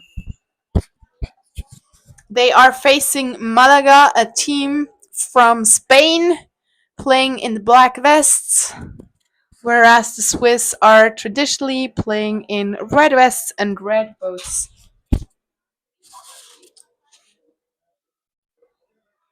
A timeout has been called by the referees. There seems to be a problem with the clock. They're trying to figure it out. Meanwhile, the players keep themselves busy on the pitch, moving around, staying warm, although I gotta say warmth is no issue in this pool here in Oerlikon.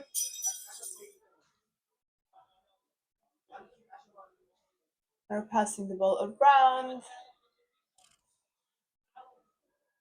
Referees are discussing at the referee table. They're not managing to set up the game clock correctly.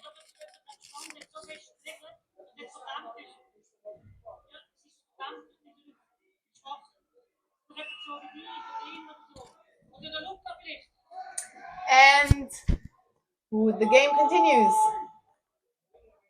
A lot of energy on the Swiss side, right away charging towards the Spanish goal. Cheeky play inside the box. And Levi Kubler there with the opportunity, but decides not to take the shot. He's immediately putting under pressure by the Spanish players who manage to steal the ball away from the Swiss team and now have the opportunity to counterattack. Meanwhile, the Swiss set up their defense. Hook capsized there quickly. He's the chief of the Swiss defense, playing the center position, and a shot by Malaga's number 7, Antonio Romero Meza. Misses the goal, but the ball has been deflected by Swiss paddle, so there will be a corner for the team from Malaga.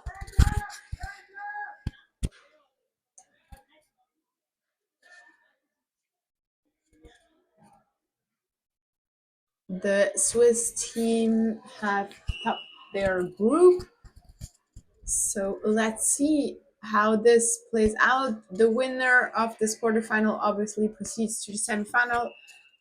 That will take place tomorrow morning at 10:30 or 11. The referees are meeting in the back of the pitch. No, the referee's looking for the correct ball. Apparently there has been a replacement of the ball, involuntarily so, after the ball has left the pitch for a quick moment there. So now the problem has been fixed and the game can continue. Malaga in possession, they have the opportunity to attack. They will be trying to score the first goal of this match. It's always good to start a game off with a lead. But they are currently, not getting close to the goal. This was an illegal tackle by number 3, Dario Stern, who has been awarded a green card and therefore has to leave the pitch for 2 minutes unless Malaga score. So power play for Malaga. This is definitely not the start to the game that the Swiss national team would have wanted. Straight away having to deal with a power play against them. Oh, a lot of space on the left side for Malaga, and they bury it. Carlos Uriel Leon Martin buries it in the back of the net for Malaga. 1-0 for Malaga, and Dario Stern is allowed back on the pitch. Let's see how they will respond to this early goal. Oh, another foul called against the Swiss. May have been goalkeeper foul. Ball goes back to Malaga. They have the chance for a semi fast break, I think, because the Swiss are back quite early. The work from the Swiss here, setting up their defense.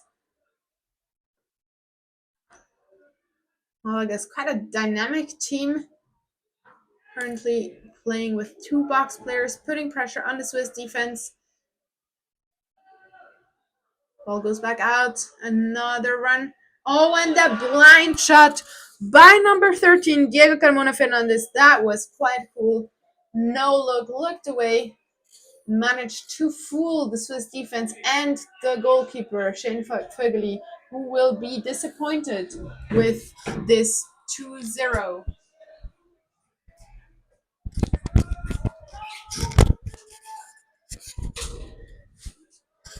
So here's an opportunity for the Swiss to respond to this current score of 2-0 against them. They do have quite a lot of speed. Reset their attack, play the ball back out.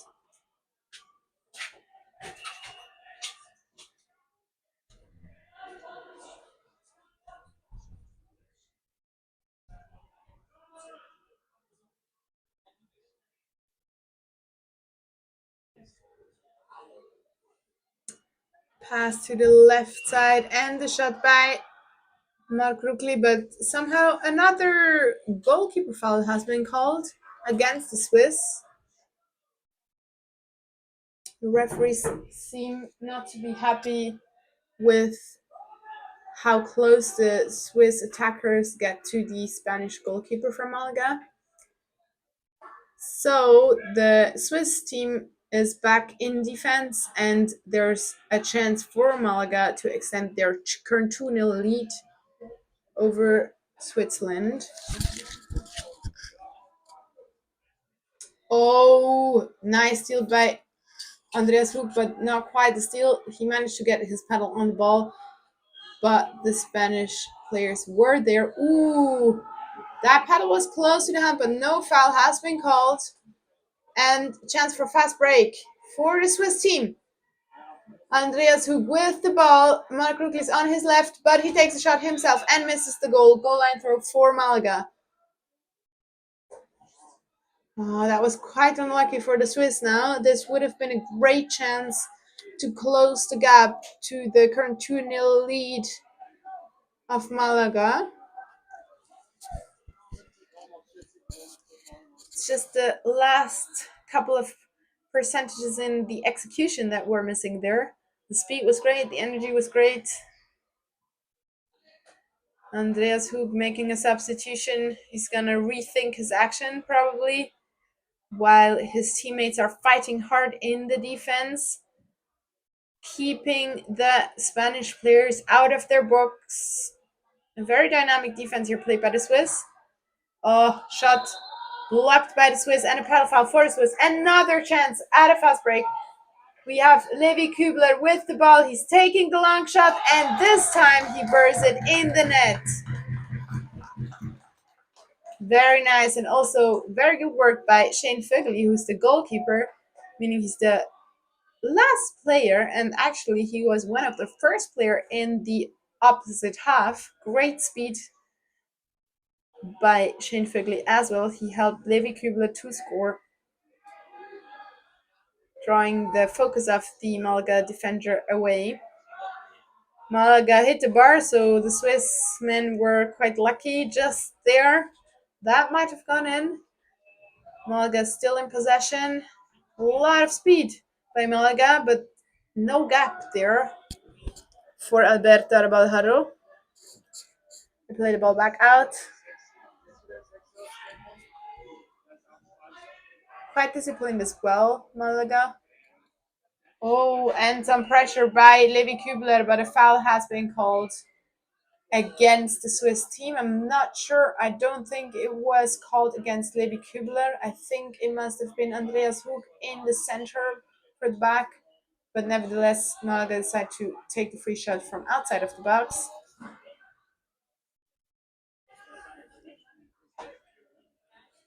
They get another 60 seconds though, which have shrinked to 35 seconds now.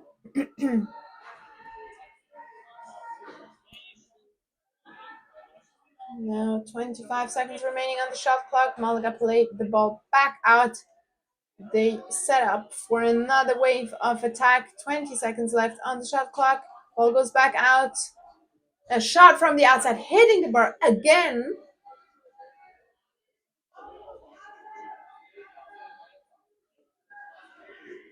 And another new 60 seconds for Malaga because of this shot. Nice accurate passing from Malaga. And the Swiss are really having to fight hard now. There's an opening on the right side for Javier Jesus Saborido Ruiz, who does not manage to capitalize on this nice opening, but he does get his team a corner so they can keep possession. They made a quick substitution.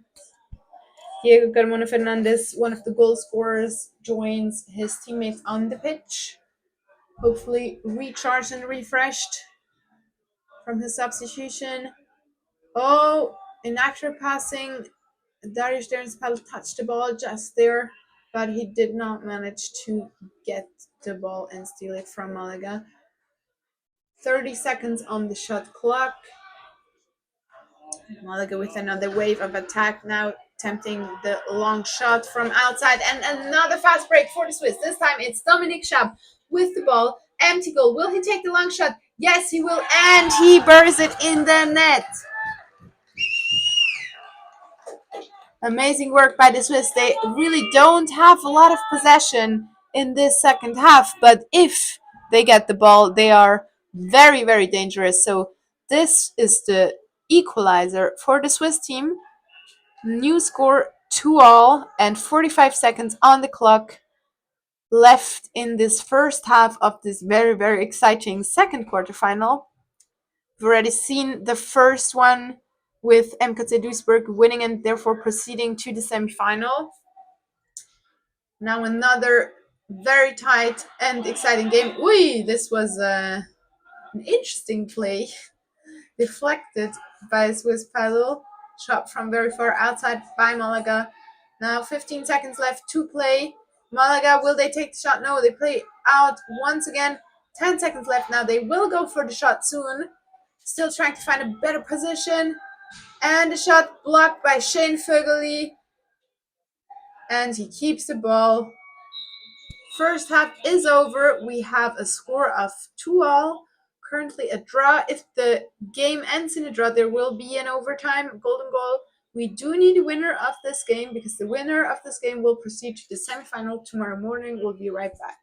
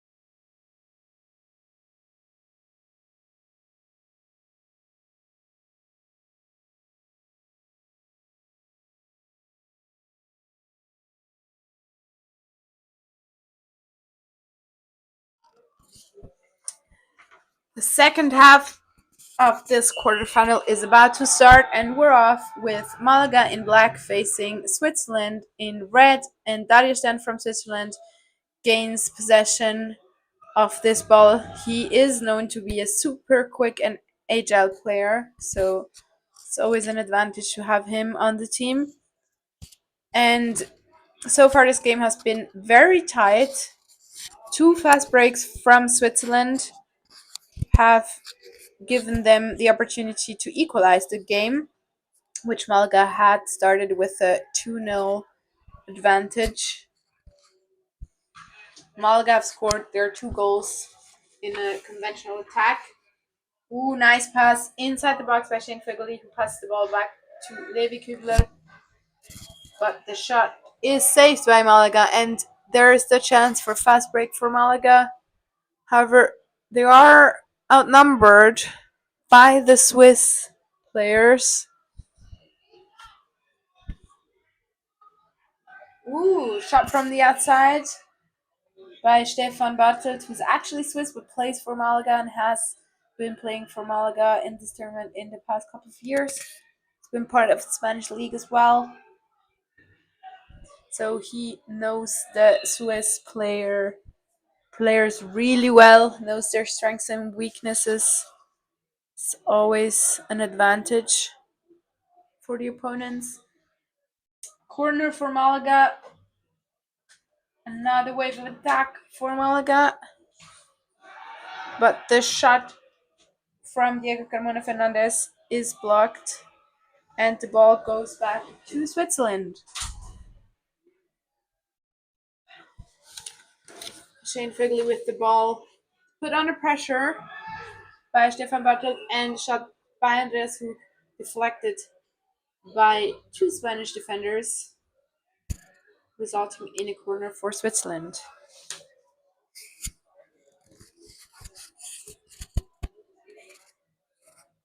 Good teamwork here by Alberto Arabajaro and Antonio Romero Meza in blocking the ball.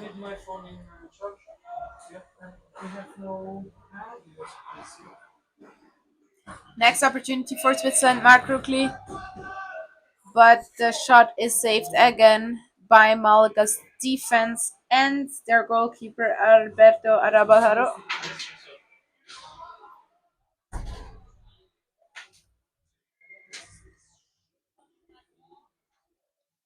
Next wave of attack from the Swiss team. Shane Vögele with the ball, plays it back out to Dagestan. Blind pass to Livio Vögele. On shot by Mark Ruckli from the box. Foul has been called by the referees. Foul in an excellent position for the Swiss team. Timeout. The players from Malaga do not agree with this decision. There is no arguing with the referees. They are sure about this one. Shane Vögele with the ball, working his way into the box just in front of the Spanish goal. Will he take the shot? Yes, and he buries it in the net with his long arms. Shane Vögele's shot is really hard to predict sometimes. So very well done by Shane Vögele, gaining the lead for his team, 3-2 for Switzerland. And 6.5 minutes left to play in the second half of this quarterfinal. How will Malaga react to this now? A lot of speed and determination from the outside, but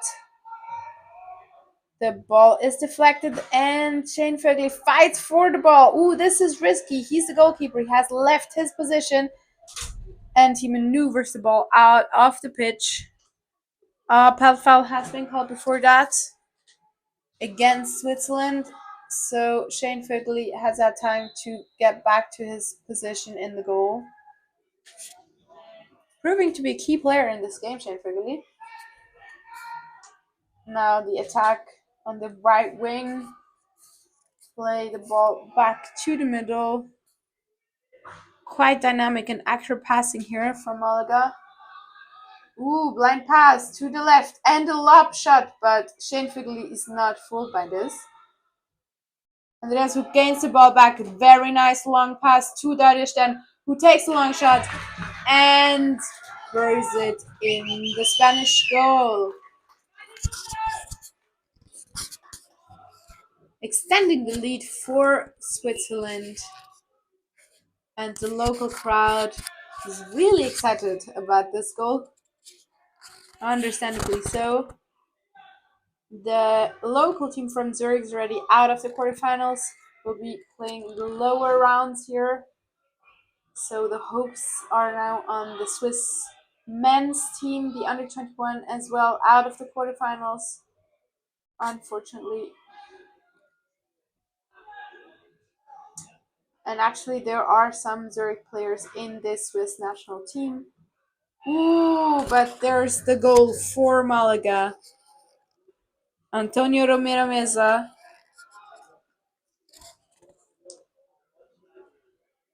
Kind of unexpected shot maybe for the Swiss team. So the new score is 4-3. Switzerland still in the lead, but not as comfortably as before. And there are still 4 minutes on the clock, so they will want to score another one. Put them back in the great position that they were in just before this goal. Playing the ball around outside of the box, while Andreas Hook and Debbie Kubler are trying to create openings.